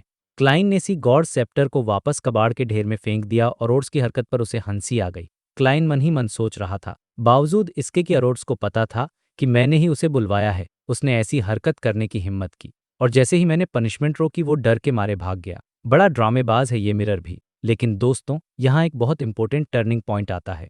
अरोड्स के उस सवाल और जवाब ने क्लाइन को एक नई डायरेक्शन दी थी। क्लाइन सोचने लगा कि उसे सिर्फ मिराकल इन्वोकर के रास्ते पर ही टिके रहने की जरूरत नहीं है। यहाँ थोड़ा एक्सप्लेनेशन जरूरी है। क्लाइन अभी सीक्वेंस 3 स्कॉलर ऑफ योर है। अगला स्टेप सीक्वेंस 2 है, जिसके दो रास्ते हैं। एक है सीर पाथवे का मिराकल इन्वोकर और दूसरा है प्रोसी पाथवे यानी अप्रेंटिस पाथवे का प्लेन्सवॉकर। क्लाइन अब स्ट्रेटेजी बना रहा है। वो सोचता है कि दूसरी ब्लास्फेमी स्लेट, जो शायद सिटी ऑफ सिल्वर के क्रिएटर की थी, वो अब एडम के पास है। एडम और आमोन दोनों भाई हैं। भले ही वो एक दूसरे के काम में टांग नहीं अड़ाते, लेकिन जरूरत पड़ने पर वो साथ काम करते हैं। क्लाइन को पक्का यकीन है कि एडम ने वो स्लेट देखी होगी। इसका मतलब एडम को मिराकल इन्वोकर का रिचुअल पता होगा, और अगर उसे पता है तो वो गेस कर लेगा कि क्लाइन सिटी ऑफ सिल्वर को बाहर निकालने को शिरेगा। अब सिचुएशन की गंभीरता को समझो। आमोन, जो धोखे और शरारत का देवता है, उसे क्लाइन को ढूंढने के लिए मेहनत करने की जरूरत ही नहीं है।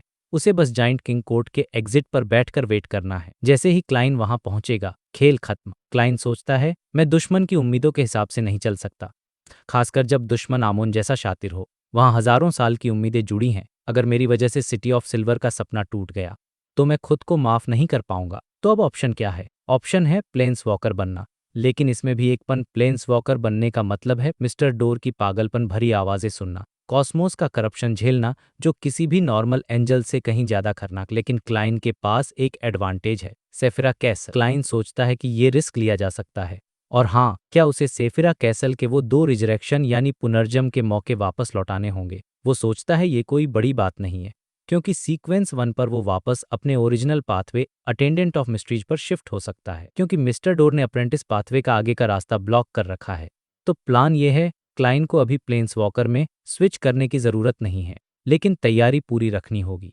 जब उसके पास ऑप्शंस ज्यादा होंगे, तभी वो आमोन जैसे किंग ऑफ एंजल्स को चकमा दे पाएगा। इस डिसीजन के साथ क्लाइन का दिमाग एकदम क्लियर हो गया। वो अब काफी रिलैक्स्ड फील कर रहा था। अब अगला सवाल, प्लेन्सवॉर का पोर्शन फार्मूला और ग्रेड 0 सील्ड आर्टिफैक्ट कहाँ से मिलेगा? वो मिस मैजिशियन यानी फोर्स के टीचर से सीधे नहीं मांग सकता। इससे अब्राहम फैमिली डर जाएगी। उन्हें लगेगा कि फोर्स किसी बुरे संगठन या इविल गॉड के चक्कर में पड़ गई है, और वो डर कर अपने कॉन्ट्रैक्ट्स काट देंगे। तो क्लाइन को एक दूसरा शिकार मिल गया, सेंट ऑफ सीक्रेट्स बोटिस। ये बोटिस अब्राहम फैमिली का गद्दार है, जिसने उन्हें धोखा दिया था। और मजे की बात यह है कि उसके पास अप्रेंटिस पाथवे का एक ग्रेड 0 सील्ड आर्टिफैक्ट है। क्लाइन के चेहरे पर एक मुस्कान आ गई। ये तो एक तीर से 2 शिकार वाली बात हो गई। बोटिस का सर एक अच्छा गिफ्ट होगा अब्राहम फैमिली के लिए, और साथ ही क्लाइन का काम भी बन जाएगा। क्लाइन अपने टैरोप के मेंबर्स के बारे में सोचने लगा। वो उम्मीद कर रहा था कि मिस जस्टिस जल्दी से अपना ड्रीम वॉकर पोर्शन डाइजेस्ट कर लें। मैडम हर्मिट यानी कैटिया तैयार हैं, और मिस मैजिशियन और मिस जजमेंट भी इस ऑपरेशन से पहले अपनी पावर बढ़ा लें। क्लाइन ने एक और इंटरेस्टिंग बात सोची। अगर वो ग्रेड 0 आर्टिफैक्ट बोटिस के पास नहीं हुआ, तो शायद उसे एंजल ऑफ फेट ओरोबोरोस का सामना करना पड़ेगा। नहीं, वो तो बहुत ज्यादा खतरनाक हो जाएगा। ग्रेड 0 आर्टिफैक्ट्स अपने आप में ही तबाही होते हैं। खैर, क्लाइन ने सोचा कि पहले फोर्स के टीचर के रिप्लाई का वेट करते हैं। लेकिन यहाँ क्लाइन को खुद पर ही थोड़ी हंसी आ गई। उसे महसूस हुआ कि वो और अरोरा ऑर्डर जैसे जन्मों जन्मों के दुश्मन हैं। जहां भी क्लाइन जाता है, अरोरा ऑर्डर वाले मिल ही जाते हैं। और जब ये ऑपरेशन शुरू होगा तो अरोरा ऑर्डर वाले भी सर पीट लेंगे और सोचेंगे, भाई फिर से तुम, हर बार हम ही क्यों? ये सोचकर क्लाइन ने एक गहरी सांस ली और अपने अन्य काम पर लगा। उसने द वर्ल्ड गेरमन स्पैरोज का रूप लिया और फोर्स को जवाब भेजा। इसके बाद उसने मिस्टर फूल से प्रार्थना की कि उसका मैसेज डेनिट्स तक पहुंचा दिया जा। अब चलते हैं फॉक्स सी के एक आइलैंड पर, जहां डेनिट्स अपनी गोल्डन ड्रीम जहाज का वेट कर रहा था। डेनिट्स ने एंडरसन की तरफ देखा और हंसते हुए बोला, मैं गेरमन स्पैरोज के मैसेंजर को बुलाने वाला हूँ। एंडरसन, जो वहां लेटा हुआ था, उसने अपनी आईब्रोज ऊपर की और ताना मारा, तुम सच में कॉन्स्पायरर पोर्शन पीने के लायक हो। डेनिट्स खुश हो गया। उसे लगा एंडरसन उसकी तारीफ कर रहा है। उसने बड़े गर्व से कहा, तुमने अपना डर बहुत ज्यादा दिखा दिया था। मैं साफ देख सकता था कि तुम उस मैसेंजर से डरते हो। इस पर एंडरसन जोर से हंस पड़ा। उसने कहा, तुम्हें ऐसा क्यों नहीं लगता कि मैं डरने का नाटक कर रहा था, ताकि मुझे वो बातें न सुननी पड़े जो मुझे नहीं सुननी चाहिए? डेनिट्स का मुंह खुला का खुला रह गया। वो फिर कंफ्यूज हो गया। डेनिट्स चिल्लाया, डॉग शिट, क्या तुझे लगता है मैं तेरी इन झूठी कहानियों पर भरोसा करूंगा? एंडरसन हंसा, अपने हाथ फैलाए और दरवाजे की तरफ चल दिया।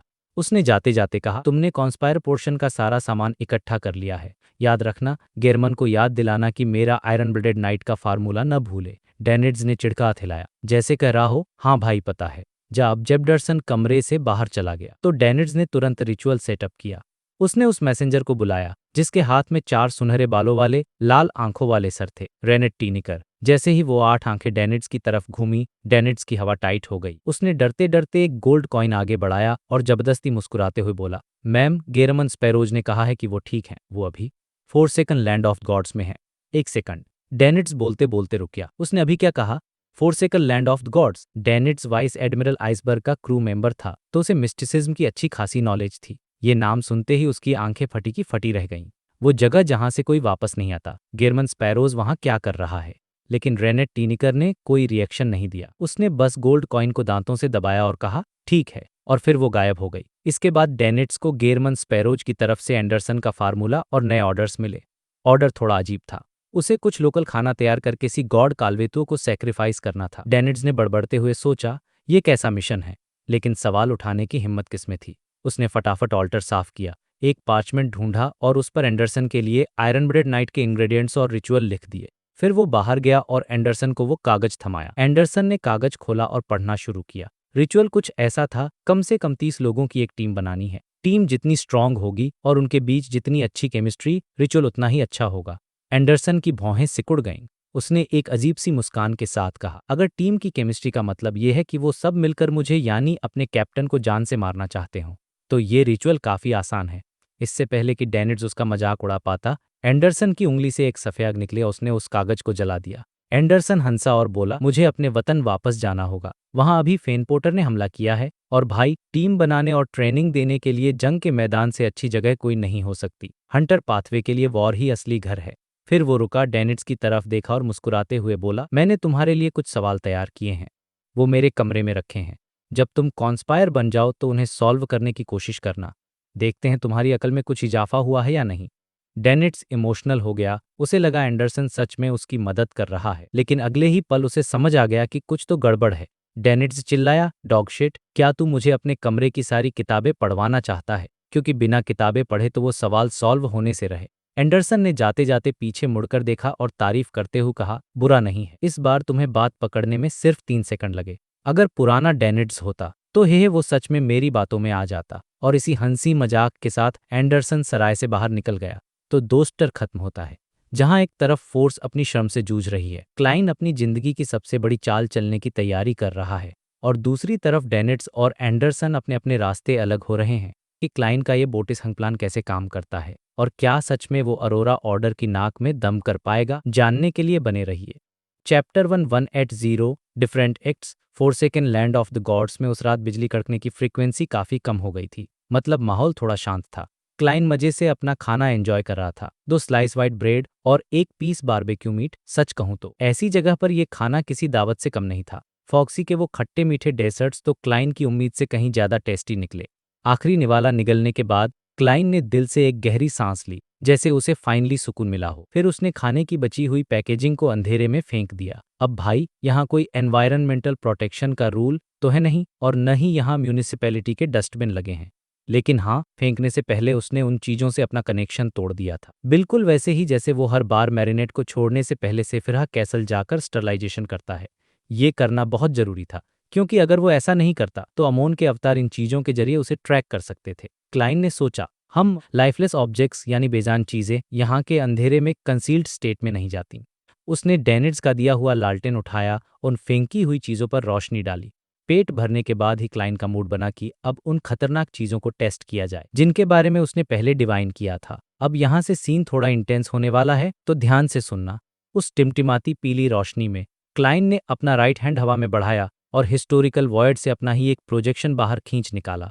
ये उसका एक पुराना वर्जन था जिसके हाथ में भी लालटेन थी। अगले ही सेकंड क्लाइन खुद उस ग्रेयश वाइट फॉग के अंदर चला गया ताकि उसके प्रोजेक्शन की कॉन्शियसनेस जाग जाए। अब सोचो, वो प्रोजेक्शन वहां खड़ा है, चारों तरफ राक्षस हैं और घुप अंधेरा है। प्रोजेक्शन ने अपना मुंह खोला और वो एक नाम रिसाइट करने वाला था, अमेनिसिस यानी एवरनाइट गॉडेस का नाम। लेकिन वहां से एक भी आवाज नहीं निकली। ऐसा लगा जैसे वो जो शब्द बोलना चाहता था उन्हें किसी ने हवा में ही गायब कर दिया हो या कंसील कर दिया हो। क्लाइन, जो सिल्क हाफ टॉप और ब्लैक ट्रेंच कोट पहने हुए था, उसने धीरे से गहरी सांस ली और कहा, बिल्कुल वैसा ही हुआ जैसा मैंने सोचा था। यानी यहाँ गॉडेस का नाम लेना पॉसिबल नहीं है, या वो यहाँ नहीं सुन सकती। इसके बाद क्लाइन ने उस लालटेन को देखा और अचानक उसने जोटन लैंग्वेज में एक नाम चैंट किया, लियोडेरो। जी हाँ, लॉर्ड ऑफ स्टॉर्म्स का नाम। भाई साहब, सेंटेंस खत्म भी नहीं हुआ था कि रिएक्शन आ गया। 100 से ज्यादा लाइटनिंग बोल्ट्स यानी बिजलियां एक साथ वहां गिरीं, जैसे वो बस इसी बुलावे का इंतजार कर रही थीं। क्लाइन के पास बचने का कोई टाइम नहीं था। भले ही वो अपनी मैरियनेट के साथ जगह बदल लेता, फिर भी वो उस अटैक की रेंज में ही रहता। पूरी सिल्वरी वाइट रोशनी से भर गई और क्लाइन का वो प्रोजेक्शन जमीन पर गिर गया। उसकी बॉडी पूरी तरह जलककाली हो चुकी थी और वो बुरी तरह कांप रहा था, जैसे वो कोई बड़ा सा कोयले का टुकड़ा बन गया हो। फिर वो इल्यूजन गायब हो गया। असली क्लाइन, जो इंटेस्टाइल विंडब्रेकर पहने था, तुरंत रियलिटी में वापस आया और आगे चलने लगा जैसे कुछ हुआ ही न हो। मतलब बंदे का कॉन्फिडेंस देखो, खुद को बिजली से मरवाकर चेक कर रहा है। थोड़ी दूर चलने के बाद उसका फिगर फिर से धुंधला और साफ हुआ। इस बार उसने फिर से मुंह खोला और जोटन लैंग्वेज में एक और नाम लिया। ओ, ये एटर्नल ब्लेजिंग सन का नाम शुरू होने वाला था, लेकिन जैसे ही पहला सिलेबल निकला, उसकी बॉडी से एक ट्रांसपेरेंट आग भड़क उठी। उस आग ने उसे पल भर में राख बना दिया। उसे अपनी मैरिनेट से जगह बदलने का मौका तक नहीं मिला। क्लाइन का फिगर फिर से अपीयर हुआ। उसने अपनी हेड को सही किया और उन अजीब से पौधों वाली पहाड़ी पर शांति से चलता रहा। अब उसने बाकी नाम ट्राई किए, हेरा बर्जेन, बैडहेल, ओमेबेला, लेकिन कोई रिएक्शन नहीं। क्लाइन ने मन में सोचा, यहाँ कुछ भी अजीब नहीं है। सिटी ऑफ सिल्वर के आसपास इन देवताओं की कोई पावर नहीं बची है। फिर उसने मेडिची, उरोबोरोस और सेसरिर के नाम भी ट्राई किए। ये सब बेकार हैं, इनमें से कोई भी ट्रू गॉड नहीं है। मुझे लगा था कि आफ्टरनून टाउन और जाइंट किंग कोर्ट की सिचुएशन कुछ स्पेशल थी। वहां सेसरिर का नाम लेने से डिजेनरेशन की पावर्स एक्टिवेट हो जाती थीं, लेकिन यहाँ ऐसा नहीं है। रेड एंजल मेडिची, जिनके पास यूनिकनेस थी, वो आधे ट्रू गॉड माने जाते हैं, फिर भी उनका कोई नामो निशान नहीं है यहाँ। क्लाइन ने सोचा, कितनी शर्म की बात है एक किंग ऑफ एंजल्स के लिए। खैर, वो अपनी स्पिरिचुअल इंट्यूशन को फॉलो करते हुए नॉर्थ वेस्ट की तरफ बढ़ता रहा, जहां नोइस सिटी के खंडर थे। वो सिटी ऑफ सिल्वर वाले रास्ते से नहीं जा रहा था, बल्कि बीच बीच में फ्लेमिंग जंप यूज करके शॉर्टकट्स ले रहा था। अब सीन शिफ्ट होता है बैकलून की तरफ, जहां रात काफी हो चुकी थी। ऑड्रे, यानी हमारी जस्टिस, को लगा कि उसका पोर्शन थोड़ा डाइजेस्ट हो गया है। वो बहुत एक्साइटेड थी और उसने ड्रीम ट्रैवर्सल यूज करके अपनी मैंशन छोड़ी और आसपास के लोगों के सपनों में घुस गई। उसका डेमीगॉड बनने का डिजायर बहुत स्ट्रांग था, खासकर अभी की सिचुएशन को देख में घूमते हुए। उसे अचानक कोई जाना पहचाना दिखा। ये एक नोबल लेडी थी, जिससे ऑड्रे के अच्छे रिलेशंस थे। वो 29 ईयर्स की थी और 2 साल पहले ही एक वाइसकाउंट से शादी हुई थी। सपने में उस लेडी का कमरा गुलाब की पंखुड़ियों से भरा था। बेड पर एक हार्ट शेप्ड अंगूठी रखी थी। तभी बाहर से खटखटाने की आवाज आई। शर्माते हुए उस लेडी ने खिड़की खोली। एक आदमी जिसने ब्लैक आयरन मास्क और डार्क क्लॉक पहन अंदर कूद आया। उसने लेडी को गले लगाया और विस्पर किया, मैं तुम्हें तुम्हारी तकलीफों से दूर ले जाऊंगा। और फिर वो दोनों बेड पर, खैर तुम समझ जाओ, रोमांस शुरू हो गया। ऑड्रे, जो एक ड्रीम वॉकर के तौर पर अपना पोर्शन डाइजेस्ट कर रही थी, उसने ऐसे सीन्स बहुत देखे थे। शुरुआत में उसे शर्म आती थी, लेकिन अब उसे समझ आ गया था कि लोगों के सपने इतने इमेजिनेटिव होते हैं। उसने एक स्पेक्टर की तरह अपना एटीट्यूड मेंटेन किया, जैसे वो कोई ड्रामा देख रही हो। थोड़ा ध्यान से देखने पर उसे एक गड़बड़ दिखी। वो मास्क वाला आदमी उस लेडी का पति नहीं था, बल्कि अरिस्टोक्रेटिक सर्कल्स का एक फेमस प्लेबॉय था। ऑड्रे ने अकादमिक तरीके से एनालाइज किया, क्या ये उसके दिल में छिपी किसी दबी हुई इच्छा का रिफ्लेक्शन है। फिर अपनी क्यूरियोसिटी को शांत करने के लिए वो बगल वाले सपने में ट्रैवर्स कर गई। ये सपना उस लेडी के पति यानी वाइसकाउंट का था। सपने में वाइसकाउंट हाउस लॉर्ड्स की मीटिंग में बिजी था। बाद में एक अर्ल रिवॉल्वर लेकर उसके पीछे पड़ गया, ये कहते हुए कि वाइसकाउंट ने उसकी बेटी को धोखा दिया है। भागते भागते वाइसकाउंट एक सेफ जोन में पहुंचा, जहां उसने अपनी फीमेल सेक्रेटरी के साथ अपना डर वेंट आउट किया। मतलब भाई, पति पत्नी दोनों के सपने कुछ और ही कहानी बयां कर रहे थे। ऑड्रे ने सपना छोड़ा और रियल वर्ल्ड में उन दोनों को देखने गई। बेडरूम में क्रिम्सन मूनलाइट के नीचे वाइसकाउंट अपनी पत्नी को गले लगाकर सो रहा था। दोनों बहुत इंटीमेट तरीके से बिल्कुल दूसरे को पकड़ बिल्कुल परफेक्ट कपल की तरह। ऑड्रे ने मन में सोचा, हाँ, मुझे ये समझना होगा कि हर किसी का एक डार्क साइड होता है। ये सिर्फ एक सपना है। अगर सिर्फ एक बुरे ख्याल के लिए सजा मिलने लगे तो हर कोई नर्क में जाएगा, मैं भी नहीं बचूंगी। मैं अपने डार्क साइड को कंट्रोल कर सकती हूँ, उसे रियलिटी में आने से रोक सकती हूँ। ज्यादातर लोगों के लिए यही एक्सीलेंट बात है। ऑड्रे को अब और ज़्यादा महसूस हो रहा था कि ड्रीम वॉकर बनना अपने माइंड और बॉडी को टेस्ट करने का एक तरीका है। वो फिर से सपनों की दुनिया में गई एक और जगह ट्रैवर्स किया। थोड़ी देर बाद वो एक बहुत ही वार्म और कोजी कमरे में पहुंची। एक डाइनिंग टेबल थी जिसके नीचे मोटा कालीन बिछा था। मेन सीट पर एक सफ़ेद बालों वाली बूढ़ी औरत बैठी थी। उसके आसपास एक मिडिल एज्ड कपल और 3 बच्चे थे। सब लोग मज़े से खाना खा रहे थे, हंस रहे थे। कमरे के बाहर अंधेरा था। तेज हवा खिड़कियों से टकरा रही थी, जैसे कोई तूफान आने वाला हो, लेकिन अंदर सब खुश थे। ऑड्रे ने सोचा, इस सपने का मालिक किस बात से परेशान है। वो सपने से बाहर आई और रियल वर्ल्ड में चेक करने गई। वहां उसने एक छोटा सा बिस्तर देखा और उसी बूढ़ी औरत को देखा। बेडसाइड टेबल पर फोटो फ्रेम्स रखे थे, या तो उन पर काला कपड़ा लिपटा था या सफेद फूल चढ़े थे। उन फोटोज में वही मिडिल एज्ड कपल और वो 3 बच्चे थे। ऑड्रे ने चुपचाप खिड़की से बाहर देखा। पास ही में किसी धमाके के खंडहर दिखाई दे रहे, बहुत इमोशनल था। वो बूढ़ी औरत हकीकत में अकेली थी। उसका पूरा परिवार खत्म हो चुका था। वो यंग नोबल लेडी यानी ऑड्रे ने अपने होंठ भींचे और वापस उस बूढ़ी औरत के सपने में गई। उसने उस आने वाले तूफान को नहीं रोका। उसने बस एक कुर्सी बनाई और उस पर बैठ गई। उसने उस खुशहाल परिवार को बहुत संजीदगी से देखा। बाहर हवा की आवाज थी, लेकिन अंदर रोशनी और खाने की खुशबू थी। ऑड्रे ने ड्रीम वॉकर का एक्टिंग प्रिंसिपल समझ लिया था। एक ट्रैवलर सपने में आता है, नजरें देखता है, रिकॉर्ड करता है, लेकिन कभी इंटरफेयर नहीं करता। यही एक स्पेक्टेटर है। ये रियलाइजेशन ऑड्रे के कैरेक्टर डेवलपमेंट के लिए बहुत बड़ा था। अब चलते हैं सेंट सैमुअल कैथेड्रल की तरफ। बिशप एंथनी स्टीवन के बुलाने पर लियोड स्पाइरल सीढ़ियों से ऊपर जा रहा था। धूप रंगीन कान से छंदर आ रही थी। अचानक लियोड ने दबी हुई आवाज में कहा, ओल्ड मैन, वो सीक्रेट गैदरिंग फिर से शुरू होने वाली है। क्या तुम सच में महीने के आखिर में जैकब फैमिली के खजाने में घुसने का प्लान बना रहे हो? लियोड के दिमाग में पैलेस जोरोस्ट की थोड़ी भारी आवाज गूंजी। मैं अभी श्योर नहीं हूं, लेकिन ये एक मौका है। कम से कम अमोन की मेन बॉडी सेफिरा कैसल के मामले में फंसी हुई है, तो वो अचानक नहीं टपकेगा। हालांकि मेरा प्लान ये है कि हम खजाने की खबर फैला दें। गैदरिंग के लोगों को वहां जाने दो, उन्हें एक्सप्लोर करने दो। हम आसपास रहकर सिचुएशन ऑब्जर्व करेंगे और जो मुझे चाहिए वो उनके हाथों से ले लेंगे। लियोड थोड़ा हैरान हुआ और विस्पर किया, ओल्ड मैन, ये कुछ ज्यादा ही सिनिस्टर नहीं है? मतलब ये तो हर्मिट्स ऑफ फेट के मेंबर्स को चारे की इस्तेमाल करना हुआ। पैलेस ने मजाक उड़ाते हुए कहा, हे नादान बचकाने हो तुम। जाओ, उन्हें सारी डिटेल्स बता दो और उन्हें खुद डिसाइड करने दो कि वो जाना चाहते हैं या नहीं। लियोड ने फिर इस बारे में बात नहीं की। उसने टॉपिक बदला, ओल्ड मैन, मैं डेमीगॉड कब बन सकता हूँ? पैलेस हंसा, अगर तुम्हें तुम्हारे पुराने कलीग यानी क्लाइन के मैसेंजर के लेवल की कोई स्पिरिट मिल जाए तो तुम अगले साल की शुरुआत तक पोर्शन डाइजेस्ट कर लोगे। लेकिन हे बेहतर होगा कि तुम मेरे इंस्ट्रक्शंस फॉलो करो, थोड़ा डीप लेवल की एक्टिंग करो। अगले साल के सेकंड हाफ तक रुको, तब तुम सीक्वेंस 4 के लिए क्वालिफाई कर पाओगे। बेशक मुझे नहीं पता कि चर्च ऑफ एवरनाइट तुम्हें पोर्शन देगा या नहीं। याद है ना, वो हाई रैंकिंग डीकन सेसिमिर क्रेस्टेड को भी सालों इंतजार करना पड़ा था। लियोड ने सिर हिलाया और सोचते हुए पूछा, ओल्ड मैन, क्या तुम स्पिरिट बनकर मेरी मदद कर सकते हो? तुम्हारा लेवल तो क्लाइन के मैसेंजर से ज्यादा ही होना चाहिए। पैलेस जरोस्ट कुछ सेकंड चुप रहा, फिर जोर से हंसा, क्या शानदार आइडिया है। क्यों मैं तुम्हारी मदद करूं पोर्शन डाइजेस्ट करने में? लियोड को पता था कि ओल्ड मैन मजाक उड़ा रहा है, पर उसने पूछा, कैसे? पैलेस ने तपाक से जवाब दिया, मैं तुम्हें डीपली पैरासिटाइज कर लूंगा और तुम्हारी बॉडी का पूरा कंट्रोल ले लूंगा। लियोड की सिट्टी पिट्टी गुम हो गई। उसी वक्त वो बैकलून डायोसीज के आर्चबिशप के दरवाजे पर पहुंच गया। उसने तुरंत अपना मुंह बंद किया और दरवाजा खटखटाया। आ जाओ। एंथनी स्टीवन ने लियोड को देखा और कहा, तुम उस वैम्पायर को चाइनीज गेट के पीछे से रिहा कर सकते हो, मतलब एमलिन वाइट के बाहर आने का टाइम हो गया है। Chapter 1181, noise ancient city. कहानी की शुरुआत होती है लियोनार्ड से, जो बिशप के इंस्ट्रक्शंस सुन रहा था। जैसे ही उसे आर्डर मिला, वो पहले थोड़ा सरप्राइज हुआ, लेकिन फिर उसने मन ही मन एक गहरी सांस ली। उसके दिमाग में बस एक ही बात आई, मिस्टर फूल की प्रोफेसी सच में कितनी एक्यूरेट थी। नहीं बेट, लियोनार्ड ने खुद को करेक्ट किया, ये कोई प्रोफेसी या भविष्यवाणी नहीं थी।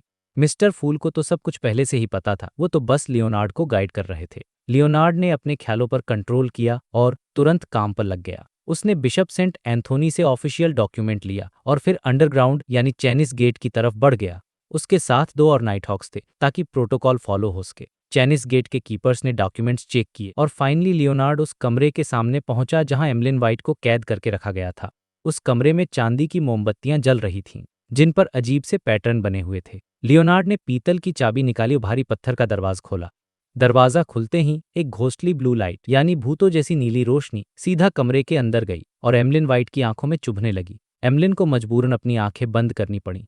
सीन ये था कि एमलिन की हालत काफी खराब लग रही थी। उसका चेहरा पहले से भी ज्यादा पीला पड़ चुका था और वो बहुत पतला हो गया था। उसे देखकर ऐसा लग रहा था कि अगर जोर की हवा चली तो ये वैम्पायर उड़ जाएगा। लेकिन जैसे ही उसे एहसास हुआ कि कोई आया है, एमलिन के दिमाग में मिस्टर फूल का जवाब गूंजने लगा। अचानक से उसमें कॉन्फिडेंस आ गया। बिना आंखें खोले वो धीरे से खड़ा हुआ और एक हल्की सी हंसी के साथ बोला, मुझे पता था कि तुम खुद मुझे बाहर निकालने आओगे। लियोनार्ड ने ये सुना और मन ही मन सोचा, अगर मैं तुझे ये बता दूं कि ये बस एक रूटीन इन्वेस्टिगेशन है तो क्या तेरा ईगो हर्ट हो जाएगा। लियोनार्ड को हंसी तो आई, लेकिन उसने अपना चेहरा एकदम पत्थर जैसा रखा और बड़े ही प्रोफेशनल टोन में बोला, मैं तुम्हें 30 सेकंड दे रहा हूं। अगर तुम इस टाइम में चैनिस गेट से बाहर नहीं निकले तो मैं ये मान लूंगा कि तुम्हें यहाँ रहना पसंद है और मैं दरवाज फिर से बंद कर दूंगा। अब यहाँ नोट करने वाली बात यह है कि लियोनार्ड अब एक सीनियर नाइटहॉक बन चुका है और रेड ग्लव्स टीम का कैप्टन भी है। उसे कैदियों को हैंडल करना बहुत अच्छे से आता है, खासकर एमलिन जैसे ड्रामेबाज वैम्पायर्स को। एमलिन का पूरा एटीट्यूड वहीं फ्रीज हो गया। उसने मुंह खोला, कुछ बोलना चाहा, शायद कोई ताना मारना चाहता था, लेकिन फिर उसने सोचा कि चुप रहना ही बेहतर है। वो चुपचाप लियोनार्ड और बाकी दो लोगों के पास से गुजरा और चैनिस गेट के बाहर निकल गया। जैसे ही वो बाहर आया, उसकी बॉडी अचानक कांप गई, जैसे कोई बहुत ठंडी जगह से बाहर आकर राहत की सांस लेता है। उसने अपनी बॉडी से उस ठंड को झटकने की कोशिश की। लियोनार्ड ने उसे देखा और काफी कैजुअल तरीके से एडवाइस दी, जब तुम वापस जाओ तो थोड़ी धूप सेक लेना, तुम्हारी सेहत के लिए अच्छा रहेगा। ओह वेट, बैकलैंड की सर्दियों में सूरज तो वैसे ही नहीं निकलता और तुम वैम्पायर्स को तो सनबाथिंग वैसे भी पसंद नहीं है। खैर, तुम तो एक एपोथिकेरी हो ना, दवाइयां बनाते हो, तो सन डोमेन की कोई दवाई खुद ही बना लेना और पी लेना। लियोनार्ड यहाँ सिर्फ मजाक नहीं कर रहा था, वो एक्चुअली सही बोल रहा था। एमलिन की कंडीशन सच में खराब थी। एक तो उसे कई दिनों से कोई स्पिरिचुअलिटी वाला इंसानी खून नहीं मिला था, वो बस जानवरों के खून पर जिंदा था। और दूसरा, चैनिस गेट के महदा दे रहने की वजह से एवरनाइट की पावर जो उस जगह को सील करती है, उसने एमलिन की बॉडी पर असर डाल दिया था। उस असर को हटाने के लिए उसे सनडोमेन की दवाई की सख्त जरूरत थी। एमलिन, जो खुद एक पोशंस प्रोफेसर है, अपनी हालत अच्छे से समझता था। उसने कोई बहस नहीं की, उसने बस अपने कपड़े ठीक किए और एक ही शब्द पर जोर दिया, सैंग्विन। मतलब वो खुद को वैम्पायर नहीं बल्कि सैंग्विन कहलाना पसंद करता है। फिर उसने पूछा, फादर उत्त्रावस्की कहाँ हैं? लियोनार्ड ने जवाब दिया, उन्हें अभी कुछ दिन और अंदर रहना होगा। मुझे उम्मीद है कि ये खूनी जंग जल्दी खत्म हो जाएगी। टेंशन मत लो, हम उन्हें हफ्ते में 2 बार बाहर निकालेंगे ताकि वो थोड़ी धूप ले सकें। लेकिन वो कौन सा दिन होगा, ये बैकलैंड के मौसम पर डिपेंड करता है। लियोनार्ड ने बड़ा ही सिंपल जवाब दिया और एमलिन को जमीन के ऊपर यानी सड़कों तक छोड़ आया। सड़क पर पहुंचकर एमलिन थोड़ा हिचकिचाया। फिर उसने पूछा, यहाँ सबसे पास वाला हॉस्पिटल कहाँ है? लियोनार्ड ने अपनी प्रोफेशनल टोन में पूछा, हॉस्पिटल क्यों, क्या करना है? एमलिन ने अपनी ठुड्डी थोड़ी ऊपर उठाई, जैसे वो कोई बहुत रॉयल काम करने जा रहा हो, और बोला, ब्लड ट्रांसफ्यूजन करवाना है। लियोनार्ड को हंसी आ गई, लेकिन उसने कंट्रोल किया। ब्लड ट्रांसफ्यूजन मतलब सीधा सीधा बोलो ना कि खून पीना है। लियोनार्ड ने उसे एक्सपोज नहीं किया, बस एक दिशा में उंगली दिखाई और हॉस्पिटल का एड्रेस दे दिया। उस सैंग्विन विस्काउंट को जाते हुए देखकर लियोनार्ड वापस अंडरग्राउंड चला गया ताकि अपनी टीम के साथ रिसेंट केस डिस्कशन कर सके। अब सीन शिफ्ट होता है क्लेन की तरफ। कई दिनों के सफर के बाद क्लेन फाइनली नोइस सिटी के खंडहरों के पास पहुंच गया था। ये जगह उत्तर दिशा में थी और एकदम वीरान थी। यहाँ एक सूखी हुई नदी थी जिसके निशान जमीन पर साफ दिखाई दे रहे थे। सामने वो शहर था, अंधेरा, परछाइयों से भरा हुआ और एक पतली सी धुंध में लिपटा हुआ। क्लेन ने जल्दबाजी नहीं की, वो शहर के अंदर नहीं घुसा। उसने एक छुपी हुई जगह ढूंढी और सबसे पहले मिस्टर फूल का नाम जपा। फिर उसने घड़ी की उल्टी दिशा में 4 कदम चले और इंकांताहेशन पढ़ा। अगले ही पल वो ग्रे फॉग के ऊपर यानी सेफिरा कैसल में पहुंच गया। हाँ, एक इंटरेस्टिंग बात है, क्लेन को सिर्फ एक सोच से सेफिरा कैसल लौटने के लिए टैरो क्लब के मेंबर्स की प्रार्थनाओं की जरूरत होती है। ये प्रार्थनाएं एक एंकर का काम करती हैं जो उसे इस दुनिया से जोड़ कर रखती हैं। तभी उसे इतनी पावर मिलती है कि वो खुद को समन कर सके। सेफिरा कैसल में बैठकर क्लेन ने अट्रूविजन का इस्तेमाल किया। उसने दूर से ही नोइस सिटी के खंडहरों को स्कैन करना शुरू किया। उसने देखा कि शहर की धुंध धीरे धीरे कम तो हो रही है, लेकिन पूरी तरह गायब नहीं हो रही। और सबसे चौंकाने वाली बात यह थी कि शहर में एक भी स्पिरिट बॉडी थ्रेड नहीं था। मतलब समझ रहे हो, वहां जो लोग दिख रहे थे जो लिनेन के कपड़े और जानवरों की खाल पहने हुए थे और अलग अलग जगहों पर लेटे हुए थे, उनमें से किसी में भी जान नहीं थी। वो सिटी ऑफ सिल्वर की टीम के टाइम पर जितने जिंदा दिख रहे थे अब वैसे नहीं थे। सब कुछ शांत था, एकदम मुर्दा। क्लेन ने अंदाजा लगाया, शायद उस एंजेल या सील्ड आर्टिफैक्ट को पता चल गया कि उनकी लोकेशन एक्सपोज हो गई है, इसलिए वो यहाँ से निकल गए। ये सोचते हुए क्लेन ने अपनी नजर हटाई और उस ग्रे फॉग को देखा जो सेफरे कैसल को संभाले हुए था। क्लेन बहुत ज्यादा सावधान था। वो नहीं चाहता था कि कोई मिरेकल इन्वोकर या attendant of mysteries historical ward में छुपकर बैठा हो और जैसे ही क्लेन वहां जाए उस पर हमला कर दे। उसे ज़रातुल का वो एम्बुश, वो जाल अभी भी याद था। उस घटना ने क्लेन के अंदर एक गहरा डर बैठा दिया था। उसे अब भी कभी कभी बुरे सपने आते थे और उसे लगता था कि उसे मिस जस्टिस से एक और थेरेपी सेशन लेना पड़ेगा। वो डर इतना गहरा था कि उसे अपने मैरियोनेट एनुनी को मोनोकल पहने हुए देखना उससे भी ज्यादा डरावना लगता था, क्योंकि उस वक्त जरातुल ने उसे फंसाने के लिए हाउंड्स ऑफ फुलग्रिम का इस्तेमाल किया था। तो क्लेन कोई भी रिस्क नहीं लेना चाहता था। जब क्लेन को तसल्ली हो गई कि हिस्टोरिकल वॉइड सेफ है, तो वो रियल वर्ल्ड में वापस आया। उसने अपना हाथ आगे बढ़ाया, हवा में कुछ पकड़ और अपने पुराने रूप को बाहर खींच लिया। ये उसका पुराना सेल्फ था, सिल्क की हाफ टॉप हैट, काला ट्रेंच कोट और हाथ में एक सिंपल सा लालटेन। अगले ही सेकंड क्लेन उस ग्रे फॉग में कूद गया। वो हिस्टोरिकल वॉइड में रोशनी के धब्बों का पीछा करते हुए भागा और सीधा फर्स्ट इपोक से भी पहले के समय में चला गया, एक ऐसी सभ्यता के शहर में जो बहुत पहले ही खत्म हो चुकी थी। ये क्लेन का एक मास्टर स्ट्रोक था। ये उसकी सेफ हाउस स्ट्रेटेजी थी, क्योंकि उसके अलावा कोई भी और स्कॉलर ऑफ योर इतिहास के इस हिस्से तक नहीं पहुंच सकता था। ये जगह पूरी तरह से सिक्योर थी। हाँ, यहाँ तक आने में उसकी काफी स्पिरिचुअलिटी खर्च हो गई थी। वो यहाँ मुश्किल से 15 मिनट ही रुक सकता था, और वो भी तब जब वो कोई और बड़ा समन न करे। अपनी असली बॉडी को इस सेफ जगह पर छुपाने के बाद क्लेन के प्रोजेक्शन ने, जो रियल वर्ल्ड में था, आगे बढ़ना शुरू किया। वो नोइस सिटी के खंडहरों के पास पहुंचा, लेकिन वो सीधा अंदर नहीं गया। उसने एक छोटे से टीले का चक्कर लगाया और अपना दाहिना हाथ उठाया। उसने अपने ओरिजिनल मैरियोनेट को समन किया, अर्ल ऑफ फॉलन कोनास किलगोर को। वही कोनास जिसकी नीली आंखें एकदम ठंडी और बेजान थीं। कोनास की बॉडी में हलचल हुई और वो तुरंत गेरमन स्पैरो में बदल गया। फिर उसने हाथ बढ़ाया और हिस्टोरिकल वॉइड से एक लालटेन निकाल ली। अब सीन ये था कि एक हिस्टोरिकल प्रोजेक्शन ने एक और हिस्टोरिकल प्रोजेक्शन को समन किया था, और उस लालटेन की मध्यम पीली रोशनी में दूरियां जैसे गड़बड़ा गई थी, डिसऑर्डर्ड हो गई थीं। बस कुछ ही कदमों में वो नोइस सिटी के ठीक बाहर पहुंच गया, एकदम अकेला। लालटेन हाथ में लिए वो टूटी फूटी इमारतों बीच से गुजरा, उस पतली धुंध को चीरता हुआ शहर के अंदर दाखिल हुआ। जब वो ग्रे फॉग के ऊपर से देख रहा था तो उसे डिटेल्स नहीं दिखी थी, लेकिन अब पास से देखने पर उसे बहुत कुछ नजर आ रहा था। जगह जगह जो इंसान और राक्षस पड़े हुए थे, उनमें सड़ने के निशान थे। ऐसा लग रहा था जैसे उन्हें यहाँ पड़े हुए काफी टाइम हो गया है। कुछ लोग घरों के छज्जों के नीचे कुर्सियों पर बैठे थे, कुछ चूल्हों के पास लुढ़के हुए थे, किसी के हाथ में फफूंद लगी हुई ब्रेड थी, तो कोई एक दूसरे का हाथ थामे हुए था। कुछ लोग दीवारों से टिके हुए थे, कुछ जमीन पर बैठे थे और उनके होठों पर हड्डियों से बनी बांसुरी थी। ये नज़ारा देखकर क्लेन आसानी से इमेजिन कर सकता था कि जब ये लोग जिंदा थे तो यहाँ क्या हो रहा होगा। कोई आराम कर रहा था, कोई खाना बना रहा था, कोई बाजार में शॉपिंग कर रहा था, कोई म्यूजिक में खोया था। लोग आ रहे थे, जा रहे थे, हंस रहे थे, और एरिना में कुछ लोग राक्षसों से लड़ भी रहे थे। सोचो कितना जिंदा और हलचल भरा शहर होगा। लेकिन सच्चाई ये थी कि वो सब मर चुके थे।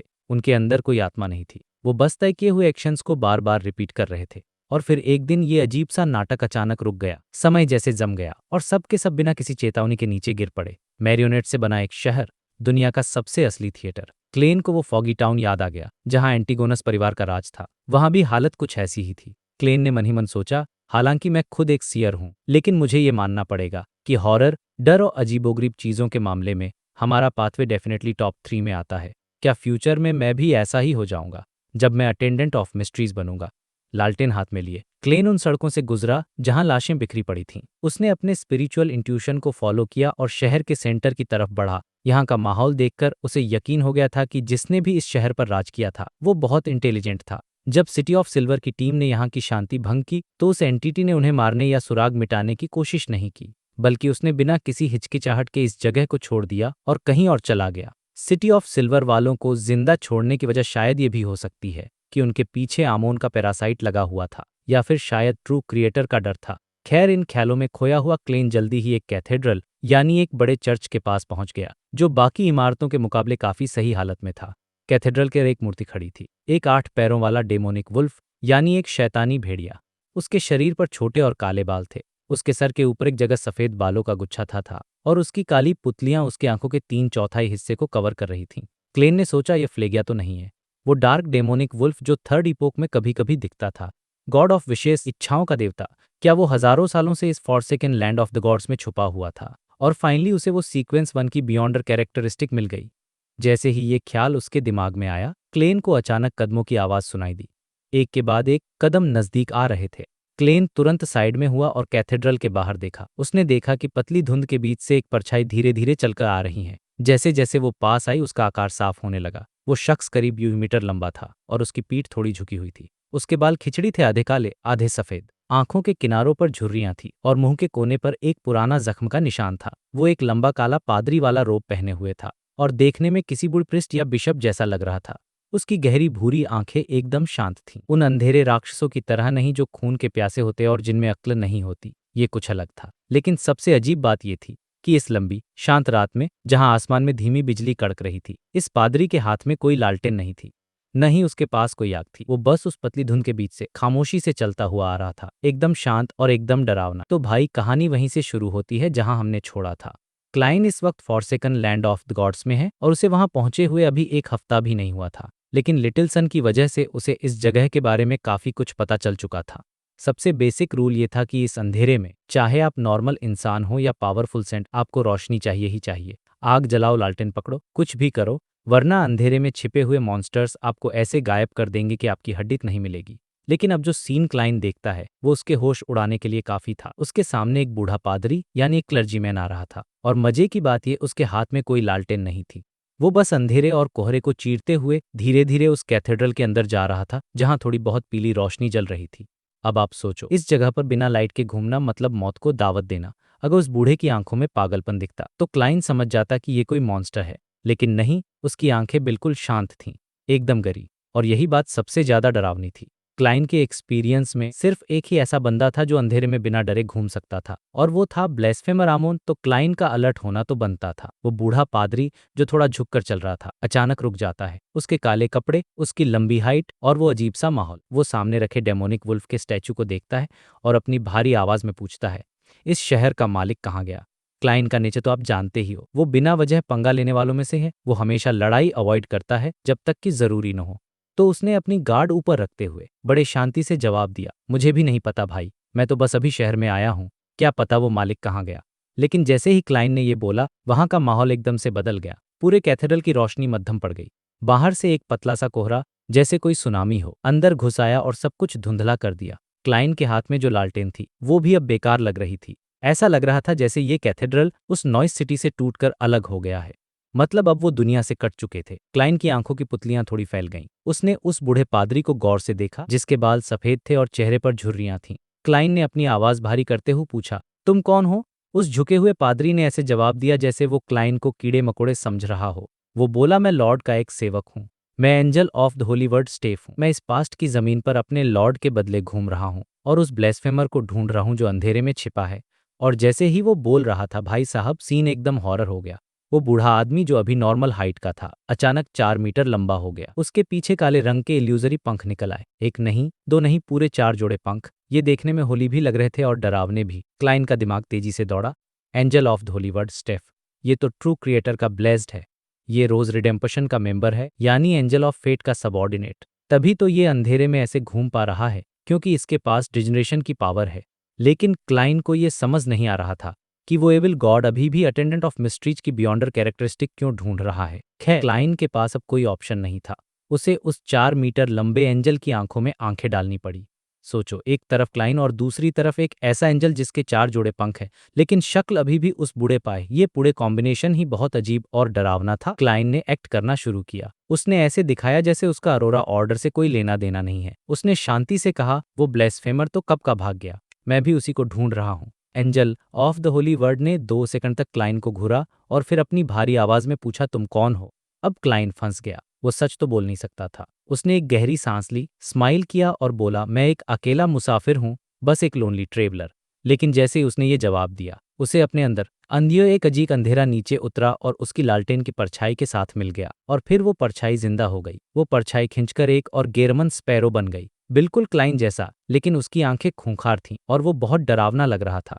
ये देखकर क्लाइन का दिमाग हिल गया। उसने बिना टाइम वेस्ट किए अपना हाथ हवा में बढ़ाया। अब तक क्लाइन समझ चुका था कि स्टेफ क्या कर रहा है। ये Steph angel of the holy word नहीं, बल्कि angel of the evil word है। ये बंदा सामने वाले के जवाब को यूज करके मैजिक करता है।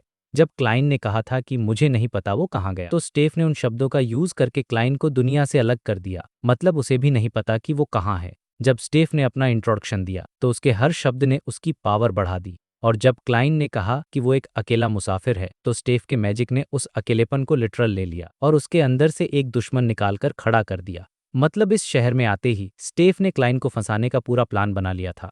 क्लाइन हिस्टोरिकल वॉइड से कुछ समन करने की कोशिश कर रहा था, लेकिन उसका वो डरावना डुप्लीकेट, वो भी तो गेरमन स्पैरो ही था। उसके दिमाग में भी वही चल रहा था। दोनों ने एक साथ एक ही चीज को समन करने की कोशिश की और नतीजा ये हुआ कि दोनों की पावर्स कैंसिल हो गई। सोचो सिचुएशन कितनी खराब है। एक तरफ 4 मीटर का एंजल और दूसरी तरफ अपनी ही परछाई जो आपको मारने पर तुली है। क्लाइन ने देखा कि उसकी स्कॉलर ऑफ योर की पावर्स काम नहीं कर रही हैं। उसने अपनी आंखें छोटी की और बिना किसी हिचकिचाहट के उसने जोटुन भाषा में एक शब्द बोलने के लिए मुंह खोला, लेकिन अगले ही सेकंड वो शब्द चोरी हो गया। हाँ, सही सुना आपने। वो 4 मीटर लंबा एंजल स्टे अब और भी ज्यादा भयानक हो चुका था। उसके लेफ्ट कंधे पर एक और सिर उगाया था। ये सिर खून से लथपथ था और काफी जवान दिख रहा था, करीब 40 साल का। उस सिर के आसपास 2 हाथ थे जिनमें खाल्स लटक रहा था। ये वो आत्माएं थीं जिन्हें स्टेफ ने ग्रेज किया था, यानी निगल लिया था, और इन्हीं की मदद से वो क्लाइन के ख्यालों को, उसके थॉट्स को चोरी कर रहा था। अब बात यहीं खत्म नहीं हुई। उसके राइट कंधे पर भी एक और सिर उगाया। ये वाला तो और भी जवान था, करीब 20 साल का। अब उस एंजल के 3 सिर थे। एक सिर आत्माओं को कंट्रोल कर रहा था और क्लाइन के थॉट्स चुरा रहा था। दूसरा सिर क्लाइन को घूर रहा था ताकि उस डुप्लीकेट को और स्ट्रांग बनाया जा सके। और तीसरा जो असली वाला था, उसने मुंह खोला और चिल्लाया, तुम झूठ बोल रहे हो। तुम वही हो जिसने सन ऑफ गॉड का रिचुअल खराब किया था। तुमने लॉर्ड के आने में 2 बार रुकावट डाली है। तुम वही हो जिसे मैं ढूंढ रहा हूँ। अब सिचुएशन एकदम आर या पार की थी। क्लाइन के ऊपर एक हल्की सी स्माइल आई। उसने बड़े सुकून से जोटुन भाषा में एक शब्द बोला, लियोडेरो। जी हाँ, लियोडेरो। ये लॉर्ड ऑफ स्टॉर्म्स का असली नाम है। अब आप सोचोगे कि ये थॉट चोरी क्यों नहीं हुआ, क्योंकि क्लाइन आमोन से लड़कर बहुत शातिर हो चुका है। उसने अपने दिमाग में ख्यालों की एक लाइन लगा रखी थी और उस लाइन में हर थॉट बस एक ही था, लियोडेरो लियोडेरो। अगर स्टेफ पहला चोरी कर भी था तो उसके पीछे वाला थॉट भी वही था। फर्क ही नहीं पड़ता। ये वो एक्सपीरियंस है जो क्लाइन को गॉड ऑफ मिस्चीफ आमोन से मिला था। हालांकि क्लाइन को पता था कि अगर असली आमोन यहाँ होता तो ये ट्रिक शायद काम नहीं करती, क्योंकि वो इसका भी कोई तोड़ निकाल लेता। लेकिन स्टेफ तो आमोन नहीं था। जैसे ही क्लाइन ने वो नाम पुकारा, स्टेफ की आंखों में चांदी जैसी बिजली चमकने लगी। वो बिजली पूरे नॉइस सिटी में फैल गई। उसने उस अंधेरे को चीर दिया जिसने कैथेड्रल को घेर रखा था। उसने हर तरह करप्शन, हर तरह के अंधेरे और हर तरह की बुराई को तार तार कर दिया। अंदर क्लाइन और उसका वो डरावना डुप्लीकेट दोनों उस बिजली के तूफान के बीचों बीच थे। बिना किसी आवाज के वो दोनों गायब हो गए। मतलब क्लाइन का वो प्रोजेक्शन भी खत्म हो गया। फिर वो भयानक सिल्वर और व्हाइट बिजली की लकीरें सांप की तरह पूरे एरिया में फैल गईं। उन्होंने उस डेमोनिक वुल्फ के स्टेच्यू को भी निगल लिया और साथ ही एंजल ऑफ होलीवर्ड स्टेफ को भी। एक भारी गड़गड़ाहट की आवाज आई और नॉइस का वो पुराना शहर पूरी तरह ढह गया। वो अब बस एक खंडहर बनकर रह गया था। उधर दूर सूखी हुई नदी के दूसरी तरफ क्लाइन का हिस्टोरिकल प्रोजेक्शन गायब होकर वापस असली दुनिया में आ गया। क्लाइन ने तुरंत फ्लेमिंग जंप यूज किया और नॉइस के कुछ खंडहरों से दूर भाग गया। भागते भागते उसने पर फिगरीन्स यानी कागज के पुतले फेंके और उन्हें एंजल्स में बदल दिया कि वो अपने निशानों को मिटा सके। वो वीरान मैदान फिर से एकदम शांत हो गया। काफी देर बाद जहां कैथेड्रल था वहां के मलबे में कुछ हलचल हुई। धूल और पत्थरों के बीच से स्टेफ धीरे धीरे खड़ा हुआ। उसके बाल जो पहले ही कम थे अब और भी झड़ चुके थे। उसका काला चोगा या रोब पूरी तरह फट चुका था। वो एंजल ऑफ धोलीवर्ड चुपचाप उस शहर से बाहर निकला। उसने दिशा का अंदाजा लगाया और अंधेरे में कहीं गायब हो गया। करीब आधे दिन बाद एक और फिगर उस शहर के खंडहरों के पास आया। ये कोई और नहीं, अपना क्लाइन ही था। उसने बहुत लंबा चक्कर लगाया था ताकि सेफ रहे। पिछली बार उसे शहर को ठीक चेक करने का मौका नहीं मिला था, तो वो इस उम्मीद में वापस आया था कि शायद उसे उस खास चीज का कोई सुराग मिल जाए। काफी दूर खड़े होकर क्लाइन ने ग्रे फॉग के ऊपर से सब कुछ चेक किया। फिर उसने अपना एक हिस्टोरिकल प्रोजेक्शन समन किया और खुद को पुराने समय में छिपा लिया। उस प्रोजेक्शन ने फिर एक और प्रोजेक्शन को समन किया। ये होती है सावधानी भाई। इतनी तैयारी के बाद वो फिर से नॉइस सिटी के अंदर गया और चुपचाप उस टूटे हुए कैथेड्रल के पास पहुंचा। रास्ते में उसने देखा कि जो लाशें पहले जमीन पर पड़ी थीं वो या तो राख बन चुकी थीं या बुरी तरह जल गई थीं। अब वहां वो डरावना एहसास नहीं जो पहले था। क्लाइन ने मन ही मन सोचा, वो स्टेफ नाम का बंदा मरा नहीं। लगता है यहाँ लॉर्ड ऑफ स्टॉर्म्स की बची खुची पावर सिर्फ एक एंजल को घायल ही कर सकती थी, मार नहीं सकती। क्लाइन ने टूटे हुए कैथेड्रल के सामने रुककर अफसोस के साथ ये बुदबुदाया। खैर, उसे ज्यादा उम्मीद भी नहीं थी कि एक एंजल को मारना इतना आसान होगा। उसने इधर उधर देखा तो उसे डेमोनिक वुल्फ के स्टैच्यू के कुछ टुकड़े दिखाई दिए।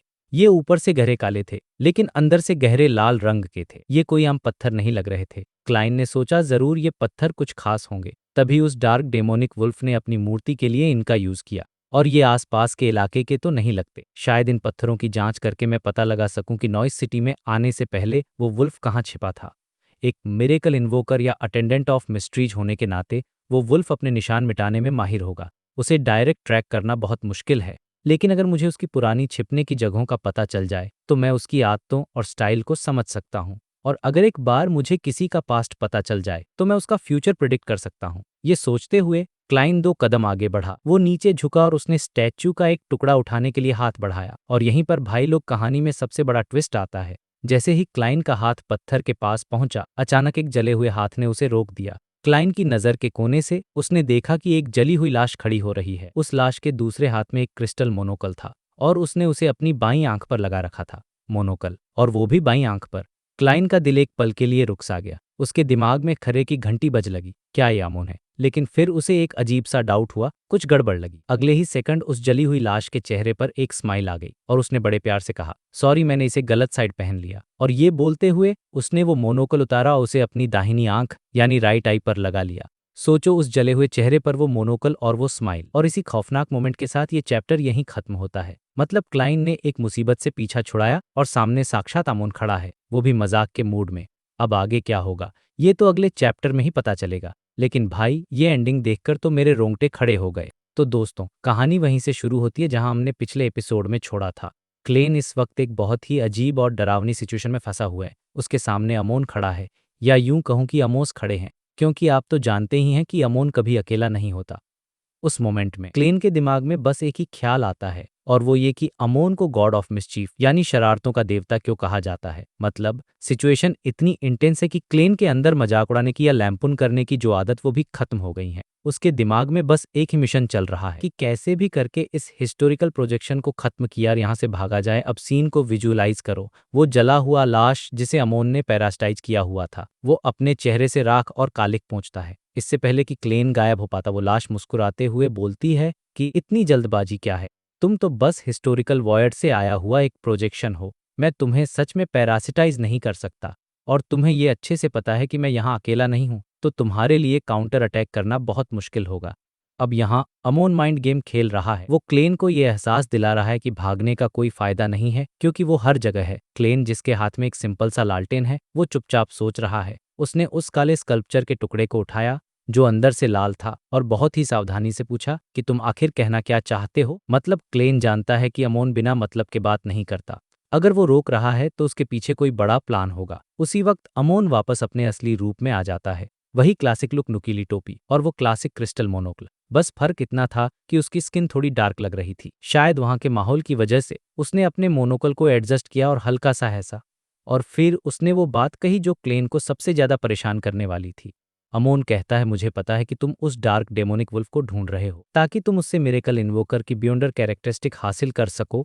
लेकिन कोइंसिडेंस देखो, मुझे भी उसमें काफी इंटरेस्ट है। तो क्यों ना हम एक गेम खेलें, देखते हैं कि हम दोनों में से पहले उस तक कौन पहुंचता है। अब सोचो, क्लेन के लिए ये कितनी बड़ी मुसीबत है। एक तो वो पहले से ही डरा हुआ है, ऊपर से अमोन कंपटीशन में आ गया। क्लेन मन ही मन सोचता है कि इस गेम का क्या मतलब है। अगर मैं गेम नहीं भी खेलूं तो भी क्या मैं उसे ढूंढना छोड़ दूंगा, या अगर मुझे मौका मिला तो क्या मैं उसे छीनने की कोशिश नहीं करूंगा। 2 सेकंड की खामोशी के बाद क्लेन ने अपना सिर हिलाया और सीधा जवाब दिया, मैं मना करता हूं। ये क्लेन का बहुत ही स्मार्ट मूव था। वो जानता है कि एक टॉप लेवल के धोखेबाज यानी चीटर की शर्तों को सुनने का कोई फायदा नहीं है। अमोन जैसे लोगों की बातें जितनी सुनोगे उतना ही नुकसान होगा। लेकिन अमोन को गुस्सा नहीं आया। उसने बस अपना सिर हिलाया और कहा कि तुम पछताओगे। मेरा ओरिजिनल प्लान ये था कि मैं मिरेकल इन्वोकर की कैरेक्टरिस्टिक को तुमसे एक्सचेंज कर लूं और बदले में तुम्हें सेफिराह कैसल दे दूं। साथ ही तुम्हें थोड़ा टाइम भी देता ताकि तुम अपनी सीक्रेट गैदरिंग यानी टैरो क्लब को किसी और को सौंप सको। दोस्तों, यहाँ अमोन एक बहुत बड़ा दांव खेल रहा है। वो क्लेन को सेफिराह कैसल के बदले में डील ऑफर कर रहा था, जो कि क्लेन की सबसे बड़ी ताकत है। फिर अमोन अपनी टोन बदलता है और कहता है कि अब मेरे पास एक ही रास्ता बचा है, और वो है सीधे तुम्हारी किस्मत यानी फेट को चुराना। हाँ, इसमें मुझे सोर्स से होने वाले करप्शन का बोझ उठाना पड़ेगा। ये खतरनाक लेकिन काफी रोमांचक भी है। मैं इसे स्वीकार करने के लिए तैयार हूँ, और देखते हैं कि अंत में कौन बाजी मारता है। मेरे फादर के एक्सपीरियंस के साथ मुझे यकीन है कि मैं बहुत बुरा परफॉर्म नहीं करूंगा। अब यहाँ पर क्लेन के कान खड़े हो गए। सोर्स से करप्शन, एंशिएंट सन गॉड का एक्सपीरियंस। क्लेन पहले तो मिरेकल इन्वोकर और सेफिराह कैसल के बारे में बात नहीं करना चाहता था, लेकिन ये सुनकर उसका दिल धड़कने लगा, क्योंकि ये लॉर यानी इस दुनिया का इतिहास बहुत गहरा है। क्लेन को याद आया कि अमोन ने सोर्स का जिक्र किया था, तो वो पूछ बैठा कि क्या सोर्स का मतलब ओल्डेस्ट वन यानी पहले क्रिएटर से है। क्लेन ये जानने के लिए बेताब था कि सेफिराह कैसल उसे किस तरह की भयानक किस्मत देने वाला है। क्या सेफिराह कैसल के साथ कोई श्राप जुड़ा है जो अमोन को पता है? अमोन ने अपने मोनोकल के किनारे को दबाया और कुछ सेकंड तक क्लेन को देखा, फिर अचानक मुस्कुराया और बोला कि बेहतर होगा कि मैं इस सवाल का जवाब सीधे न दूं, क्योंकि तुम मेरे हर शब्द पर भरोसा नहीं करोगे। क्लेन के अंदर एक बहुत तेज इच्छा हुई कि वो चिल्लाकर बोले कि तुम बताओ तो सही, सच और झूठ मैं खुद तय कर लूंगा। लेकिन उसने खुद को कंट्रोल किया और शांत रहकर कहा कि शायद इसलिए क्योंकि तुमने अभी तक कोई बहाना सोचा नहीं है। अमोन को इस ताने से कोई फर्क नहीं पड़ा। वो हंसा और बोला, तुम ऐसा भी सोच सकते हो, लेकिन कई बार जो सच तुम खुद ढूंढते हो वो दूसरों के बताए हुए सच से ज्यादा भरोसेमंद होता है। अगर तुम्हारे पास टाइम हो तो तुम forsaken land of the gods में घूम सकते हो, वहां तुम्हें और सुराग मिलेंगे। और हाँ, अगर तुम्हें चेरनोबिल में घुसने की हिम्मत है तो तुम्हें और भी बहुत कुछ पता चलेगा। यहाँ एक बहुत बड़ा ट्विस्ट है दोस्तों, चेरनोबिल। ये नाम सुनकर आपको अपनी दुनिया की याद आई होगी। लॉर्ड ऑफ द मिस्ट्रीज की दुनिया में चेरनोबिल का जिक्र होना ये कन्फर्म करता है कि ये दुनिया असल में भविष्य की पृथ्वी ही है। लेकिन क्लेन ने इस बात को ज्यादा नहीं खींचा। उसने बस उस टूटे हुए कैथरल को देखा और कैजुअली पूछा कि क्या डार्क डेमोनिक वुल्फ ने अपनी जगह इसलिए बदली क्योंकि उसे तुम्हारे यहाँ होने का पता चल गया था। अमोन ने सिर हिलाया और कहा, सिर्फ मैं नहीं, उसे द हैंग्ड मैन यानी ट्रू क्रिएटर की नज़र का भी एहसास हो गया था। वो हजारों सालों से यहाँ छुपा हुआ है, इसलिए वो ऐसी चीज़ों के लिए बहुत सेंसिटिव है। क्लेन मन में सोचता है कि एक सीक्वेंस 2 या शायद सीक्वेंस 1 का एंजेल सिर्फ लुका छिपी खेल रहा है और इतनी दयनीय जिंदगी जी रहा है। यहाँ का माहौल सच में बहुत ज्यादा खराब है। फिर क्लेन ने एक लॉजिकल सवाल पूछा।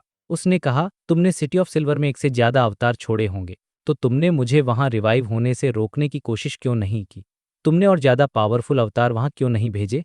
अमोन ने अपनी उंगली से मोनोकल को ठीक किया और हंसा। उसने कहा, अगर मैं ऐसा करता तो तुम बाहर की दुनिया में रिवाइव होना चुनते और इससे मुझे तुम्हें ट्रैक करने में परेशानी होती। और अगर हम थोड़ा ढील दे देते तो forsaken land of the gods में मेरे के नौकर की कैरेक्टरिस्टिक होने की वजह से तुम यहीं रिवाइव होते। और आगे के गेम में हमें सिर्फ हैंगमैन और ओरोम्बोरस का ध्यान रखना है। क्लेन ने सोचा जैसा मुझे लगा था। फिर उसने पूछा, क्या इसका मतलब ये है कि एक ही रीजन में होने के बावजूद अगर दूरी ज्यादा हो तो तुम्हारी असली बॉडी और अवतार तुरंत जगह नहीं बदल सकते? जब तुम पहली बार यहाँ आए थे तो तुम अपनी असली फॉर्म में वापस आ पाए क्योंकि सेफिराह कैसल ने माहौल में गड़बड़ की थी, जिससे तुम्हारी असली बॉडी को सिग्नल मिल गया। क्या तुम पहले से ही एंट्रेंस पर इंतजार कर रहे थे? अमोन ने जवाब देने के बजाय एक सवाल पूछ लिया कि तुम्हारा अनुमान क्या है? तुम ये गेस क्यों नहीं करते कि क्या मैं अपनी ओरिजिनल फॉर्म में वापस आ चुका हूँ? क्लेन ने अपना मुंह हाथ से ढका और कुछ सोचने के बाद मुस्कुराया। उसने कहा, मुझे लगता है कि तुम्हारे बाकी अवतार एक रिचुअल सेट कर रहे हैं ताकि तुम्हारी असली बॉडी यहाँ सीधे आ सके। लेकिन इससे पहले कि वो अपनी बात पूरी कर पाता, क्लेन का फिगर तेजी से गायब होने लगा। हिस्टोरिकल वॉइड का प्रोजेक्शन खत्म हो गया। अब सीन शिफ्ट होता है नोइस सिटी के बाहर के जंगल में। हवा में अचानक हलचल हुई और कई सारे इल्यूसरी मोनोकल्स दिखाई देने लगे। वो ऐसे घूर रहे थे जैसे उन्होंने क्लेन को ढूंढ लिया हो, लेकिन क्लेन वहां से भी गायब हो गया। अब यहाँ पर जो हुआ उसे समझना बहुत जरूरी है, क्योंकि ये क्लेन की इंटेलिजेंस का सबूत है। जब अमोन ने अपनी दाहिनी आंख पर मोनोकल लगाया था, क्लेन तभी असली दुनिया में वापस आ चुका था। उसने पेपर एंजल की मदद से फ्लेमिंग जंप और दूसरी बियॉन्डर पावर्स यूज की और वहां से भाग गया। अब आप सोच रहे होंगे कि अगर क्लेन भाग गया था तो अमोन से बात कौन कर रहा था? दोस्तों, वो जो अमोन से बात कर रहा था वो असल में एक मैरिनेट यानी कठपुतली था। वो कोनास किलगोर की बॉडी थी जिसे क्लेन ने गेरमन स्पैरो का रूप दिया था, और उसके अंदर एक वर्म ऑफ स्पिरिट था जो हिस्ट्री से बुलाया गया था। यानी क्लेन सिटी के बाहर बैठकर उस मैरिनेट को कंट्रोल कर रहा था। जब वो भाग रहा था तो वो बार बार हिस्टोरिकल वॉइड में जा रहा था ताकि कनेक्शन बना रहे। इसीलिए बातचीत के दौरान वो मैरिनेट बीच बीच में रुक जाता था, जैसे कुछ सोच रहा हो। वो असल में सिग्नल लैग था। मतलब सोचो, गॉड ऑफ डिसीट के सामने क्लेन ने इतना रिस्की गेम खेला। वो अमोन को बेवकूफ बनाने में कामयाब रहा। नोइस सिटी से निकलने के बाद क्लेन ने 2-3 चक्कर लगाए और ने ट्रू विजन से चेक किया कि कोई पीछा तो नहीं कर रहा। फिर उसने अपनी स्पीड कम की।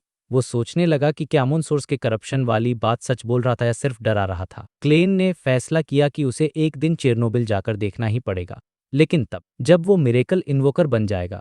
बिना पावर के वहां जाना मतलब मौत को दावत देना है। डेनिड्स के दिए हुए लालटेन को हाथ में लेकर क्लेन अंधेरे में आगे बढ़ा। इस एक्सपीरियंस ने उसे फॉरसेकन लैंड ऑफ गॉड्स के खतरे का असली एहसास करा दिया था। बेहद खराब माल, पागल कल्टिस्ट, फॉलन एंजल, अमोन के झुंड और अंधेरे में छिपे हुए माइथिकल क्रिएचर्स और कहीं न कहीं इविल गॉड सब कुछ देख रहे हैं। क्लेन ने मन ही मन में कहा, जैसा उम्मीद थी, यहाँ का खतरा मेरी इमेजिनेशन से कहीं ज्यादा है। फिर उसका ध्यान डार्क डेमोनिक वुल्फ पर गया। सच कहूं तो उसे नहीं लगा कि इस माइथिकल क्रिएचर को ट्रैक करने में उस कोई एडवांटेज इस जगह को 1000 साल से जानता है। ट्रू क्रिएटर के लोगों का ये होम ग्राउंड है। क्लेन के पास एक ही एडवांटेज है कि वो और वो भेड़िया दोनों सीर पाथवे के हैं, और उसके पास सेफिराह कैसल है। बियॉन्डर कैरेक्टरिस्टिक कन्वर्जेंस का नियम यहाँ काम करेगा, लेकिन अमोन और उस भेड़िए के बीच भी ये नियम काम करेगा, तो क्लेन का चांस बहुत कम है। तभी क्लेन को एक आइडिया आया। उसने अपना सबसे बड़ा वो एडवांटेज ये था कि वो बहुत कमज़ोर है। जी हाँ, आपने सही सुना, अमोन ट्रू क्रिएटर और उस डार्क डेमोनिक वुल्फ के मुकाबले क्लेन बहुत कमज़ोर है। नॉर्मली ये एक नुकसान होता है, लेकिन इस सिचुएशन में ये एक हथियार बन सकता। क्लेन ने सोचा, मेरा लेवल गन, मैं कमज़ोर हूँ, इसका मतलब ये है कि मैं शिकारी बनने के बजाय शिकार बन सकता हूँ। उस भेड़िए को ढूंढना मेरे लिए मुश्किल है, तो क्यों न मैं उसे अपने पास बुलाऊं। एक स्कॉलर ऑफ योर शायद उस भेड़िए को इंटरेस्टिंग न लगे, लेकिन अगर वो स्कॉलर ऑफ योर सेफरा कैसल को ट्रिगर कर सकता है तो बात अलग है। मैं बीच बीच में सेफरा कैसल की ग्रे फॉग का ऑरा छोड़ सकता हूँ, एक चारे की तरह, ताकि वो भेड़िया खुद मेरे पास आए। जितना उसने सोचा उसे ये प्लान उतना ही सही लगा। बेशक ये बहुत खतरनाक गलती हो, तो वो भेड़िए के साथ साथ अमोन या ट्रू क्रिएटर को भी अट्रैक्ट कर सकता है और वो भेड़िया बिना वार्निंग के हमला कर सकता है। लेकिन क्लेन के पास और कोई रास्ता नहीं है। उसने गहरी सांस ली, उस काले स्कल्पचर के टुकड़े को निकाला। भले ही वो असली आइटम नहीं ला पाया, लेकिन उसने इसे हिस्टोरिकल वॉइड से समन कर लिया था। अब वो इस टुकड़े को यूज करके उस भेड़िए के छुपने के तरीके को समझने की कोशिश करेगा। अंधेरे से भरे उस जंगल में क्लेन ने अपनी हल्की पीली रोशनी वाली लालटेन उठाई। उसने अपनी दिशा बदली और धीरे धीरे अंधेरे में आगे बढ़ गया। कहानी का माहौल यहाँ एकदम सस्पेंस से भरा हुआ है। क्लेन अब एक बहुत ही रिस्की गेम खेलने जा रहा है, जहाँ वो खुद को चारे की तरह इस्तेमाल करेगा। और वहीं दूसरी तरफ बैकलैंड में, हिलस्टन बोरो में, फोर्स, जो एक बार ट्रैवलिंग के लिए बाहर गई थी, उसे आखिरकार अपने टीचर डोरियन ग्रे अब्राहम से रिप्लाई मिल गया। और इसी के साथ ये चैप्टर यहाँ खत्म होता है। क्लेन की ये स्ट्रैटेजी क्या रंग लाएगी और क्या वो अमोन से बच पाएगा? लॉर्ड ऑफ द मिस्ट्रीज के चैप्टर 1184 के बारे में, जिसका टाइटल है रिकॉर्ड। ये चैप्टर बहुत ही ज़्यादा स्पेशल है, क्योंकि इसमें हमें फोर्स का एक अलग ही रूप देखने को मिलने वाला है। अब तक हम फोर्स को एक डरपोक और आलसी राइटर के रूप में जानते थे, लेकिन आज क्लाइन उसे एक असली बियॉन्डर बनाने की ट्रेनिंग देने वाला है। कहानी की शुरुआत होती है फोर्स से, जो अपने टीचर का लेटर पढ़ रही है। माहौल थोड़ा सीरियस है, क्योंकि फोर्स के ऊपर एक बहुत बड़ी जिम्मेदारी आ गई है, सेंट ऑफ सीक्रेट्स यानी बोटिस को हंट करने की जिम्मेदारी। अब आप सोचिए, फोर्स तो अभी सिर्फ सीक्वेंस 5 या 6 के आसपास है, और वो प्लान कर रही है एक डेमी गॉड को मारने का। ये कोई मजाक नहीं है भाई, ये वैसा ही है जैसे कोई लेवल 10 का प्लेयर लेवल 50 के बॉस से लड़ने जा रहा हो। फोर्स लेटर पढ़कर थोड़ी राहत की सांस लेती है, लेकिन उसके अंदर का डर अभी भी गया नहीं है। उसको पता है कि वो जिस बंदे को हंट करने जा रही है वो कोई आम इंसान नहीं, वो अरोरा ऑर्डर का एक डेमी गॉड है, जो कम से कम सीक्वेंस 4 पर तो है ही, और शायद अब तक सीक्वेंस 3 पर भी पहुंच गया हो। और अरोरा ऑर्डर के पीछे कौन खड़ा है? ट्रू क्रिएटर और किंग ऑफ एंजल्स। तो अगर ये प्लान फेल हुआ तो फोर्स की जान तो जाएगी ही, साथ में पूरी टैरो क्लब के लिए मुसीबत खड़ी हो जाएगी। फोर्स अपने मन में सोचती है कि हालांकि इस पूरे ऑपरेशन का मास्टरमाइंड मैम हर्मिट हैं, लेकिन चारा यानी बेट तो मुझे ही बनना है। मतलब गोली सबसे पहले फोर्स को ही लगने वाली है अगर कुछ गड़बड़ हुई तो। इसलिए वो नर्वस है, और ईमानदारी से कहूँ तो उसका नर्वस होना बनता भी है। इस टेंशन के बीच फोर्स को एक ख्याल आता है। वो सोचती है कि काश मिस्टर वर्ल्ड यानी गेयरमैन स्पैरो इस ऑपरेशन को लीड कर रहे होते। ऐसा नहीं कि उसे मैम हर्मिट पर भरोसा नहीं है। मैम हर्मिट एक बहुत पावरफुल सेमी डेमी गॉड हैं, लेकिन गेयरमैन स्पैरो की बात ही अलग है। पूरी दुनिया ने देखा है कि गेयरमैन स्पैरो ने कैसे कैसे कारनामे किए हैं। उसके हंटिंग रिकॉर्ड में एक दो नहीं, बल्कि कई डेमीगॉड्स शामिल हैं। तो फोर्स को लगता है कि अगर वो पागल एडवेंचरर साथ होता तो जान का खतरा थोड़ा कम होता। तभी वहां शियो आती है, जो फायरप्लेस के पास बैठी थी। शियो फोर्स की बेस्ट फ्रेंड है, और वो उसकी शक्ल देखकर समतीक्ष तो चल रहा है। वो पूछती है, क्या हंट शुरू होने वाला है? फोर्स सिर हिलाती है और कहती है, हाँ, लेकिन अभी नहीं, अभी तैयारी के लिए वक्त लगेगा। ये कोई फॉक्स हंटिंग नहीं है कि बस बंदूक उठाई और जंगल में निकल गए। एक डेमीगॉड को मारने के लिए बहुत ही प्रोसाइज और मेटिकुलस प्लानिंग की जरूरत होती है। फोर्स को लगता है कि मैम हर्मिट को खुद बैकलैंड आना पड़ेगा, या फिर किसी ऐसी जगह जाना होगा जो उन्होंने पहले से डिसाइड की हो, तभी तो एक सही ट्रैप बिछाया जा सकेगा। दूसरी तरफ मिस जस्टिस भी अपनी तैयारी में लगी हैं। वो अपने ड्रीम वॉकर पोशन को डाइजेस्ट कर रही हैं, जिसमें अभी 1-2 महीने और लग सकते हैं। फोर्स खुद भी अपने स्क्राइब पोशन को पूरी तरह डाइजेस्ट करना चाहती है, ताकि वो ट्रैवलर बन सके। ट्रैवलर बनने के बाद उसके पास भागने के बहुत सारे रास्ते खुल जाएंगे, जो इस मिशन के लिए बहुत जरूरी है। लेकिन फोर्स को एक ही बात का डर है, क्या मिस्टर वर्ल्ड इतना इंतजार करेंगे? कहीं वो इम्पेशेंट होकर मिशन जल्दी शुरू करने को ना बोल दे। फोर्स सोचती है कि वो मिस जस्टिस से कहेगी कि वो मिस्टर वर्ल्ड को कन्विंस करें, क्योंकि एक एस्पेक्टर ही ये काम सबसे अच्छे से कर सकता है। तभी शियो एक बहुत बड़ी बात बताती है। वो कहती है कि MI9 के ऑफिसर ने उसे आज ही ऑफिशियली ज्वाइन करने का सजेशन दिया है। ये शियो के लिए एक बहुत बड़ा मोमेंट है। MI9 ने उसे कहा है कि अब नया राजा आ गया है, तो पुरानी बातों की चिंता करने की जरूरत नहीं है। जॉर्ज द थर्ड मर चुका है और नया राजा जेविंगटन 2 गद्दी पर है, तो शियो और उसके जैसे लोगों को अब फिर से इम्पोर्टें मिल सकती है। फोर्स ये सुनकर थोड़ी अलर्ट हो जाती है। वो पूछती है, कहीं ये हमारे खिलाफ कोई इन्वेस्टिगेशन तो नहीं है? शियो कहती है, नहीं। उन्हें लगता है कि मुझे पुरानी घटना के बाद मेरे पीछे वाली फैक्शन ने छोड़ दिया था और उन्हें शक है कि वो फैक्शन एवरनाइट चर्च से जुड़ा है। ये सुनकर फोर्स को हंसी आ जाती है। वो अपने बाल ठीक करती है और मुस्कुराते हुए कहती है, अरे यही तो मिस्टर वर्ल्ड ने हमें डिस्गाइज करने के लिए कहा था। मतलब क्लाइन का प्लान भी काम कर रहा है। फोर्स शियो को समझाती है कि ये उसके लिए एक बहुत बड़ा मौका है।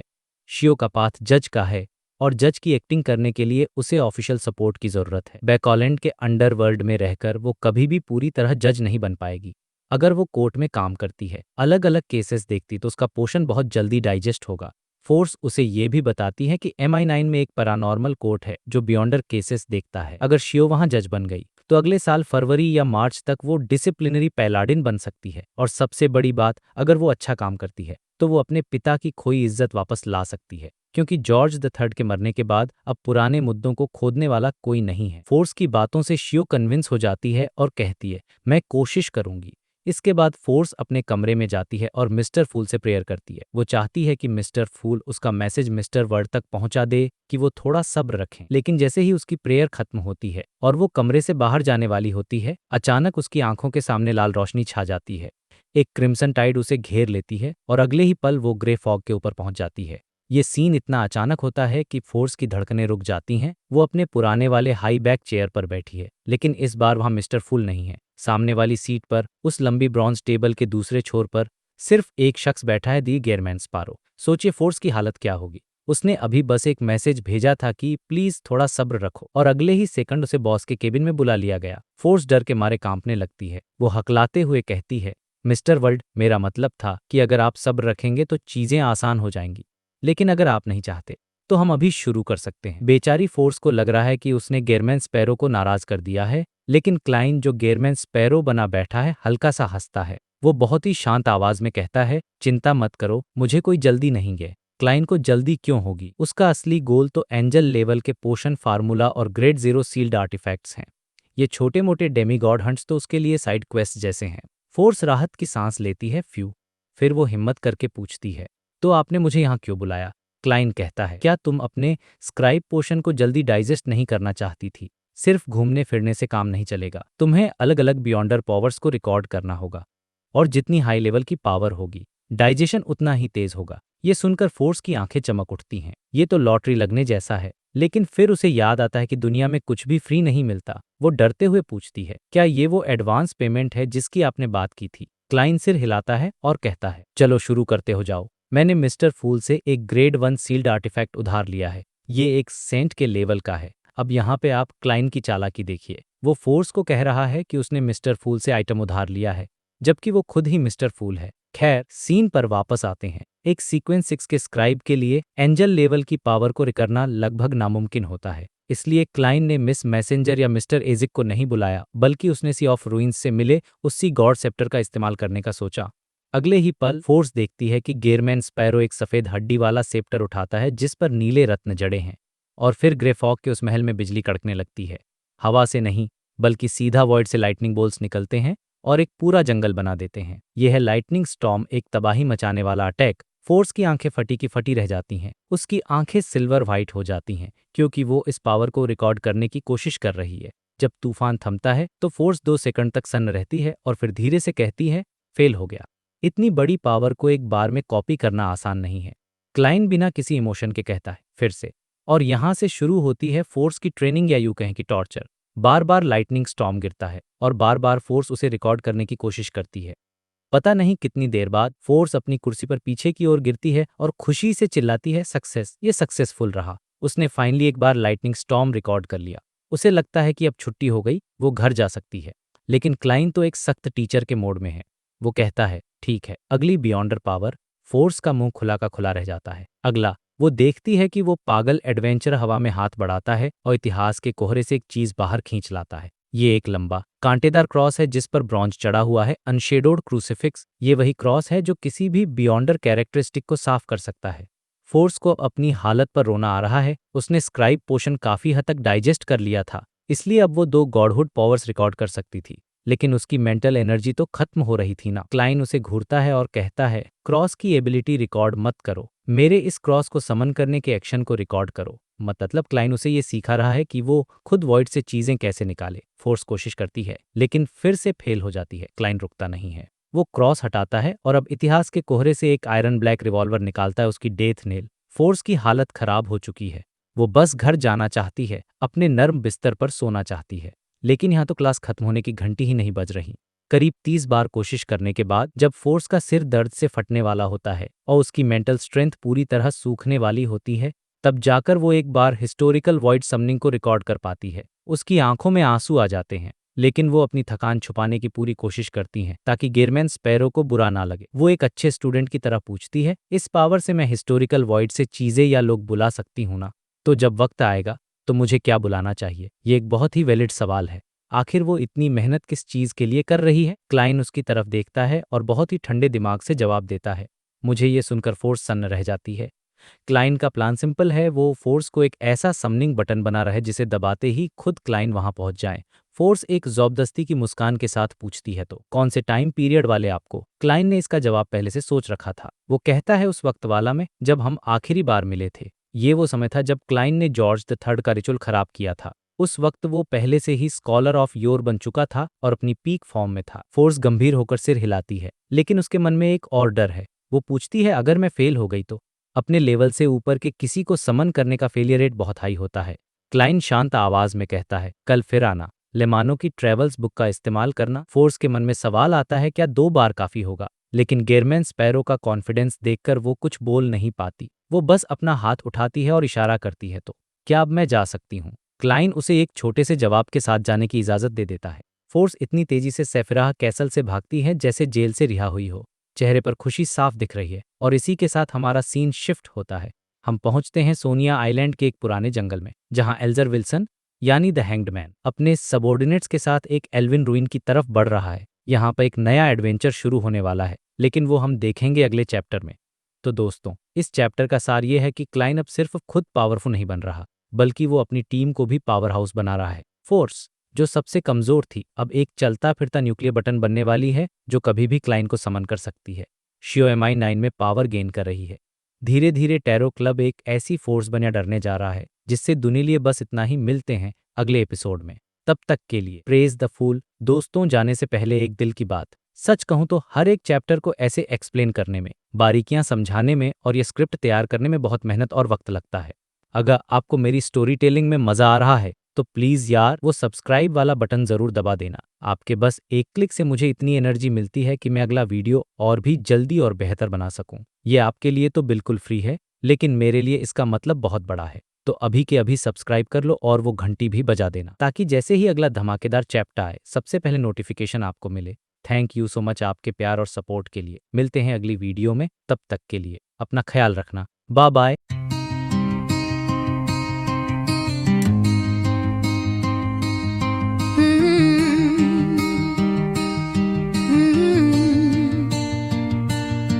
In a quiet room, the candle burns low, a page turns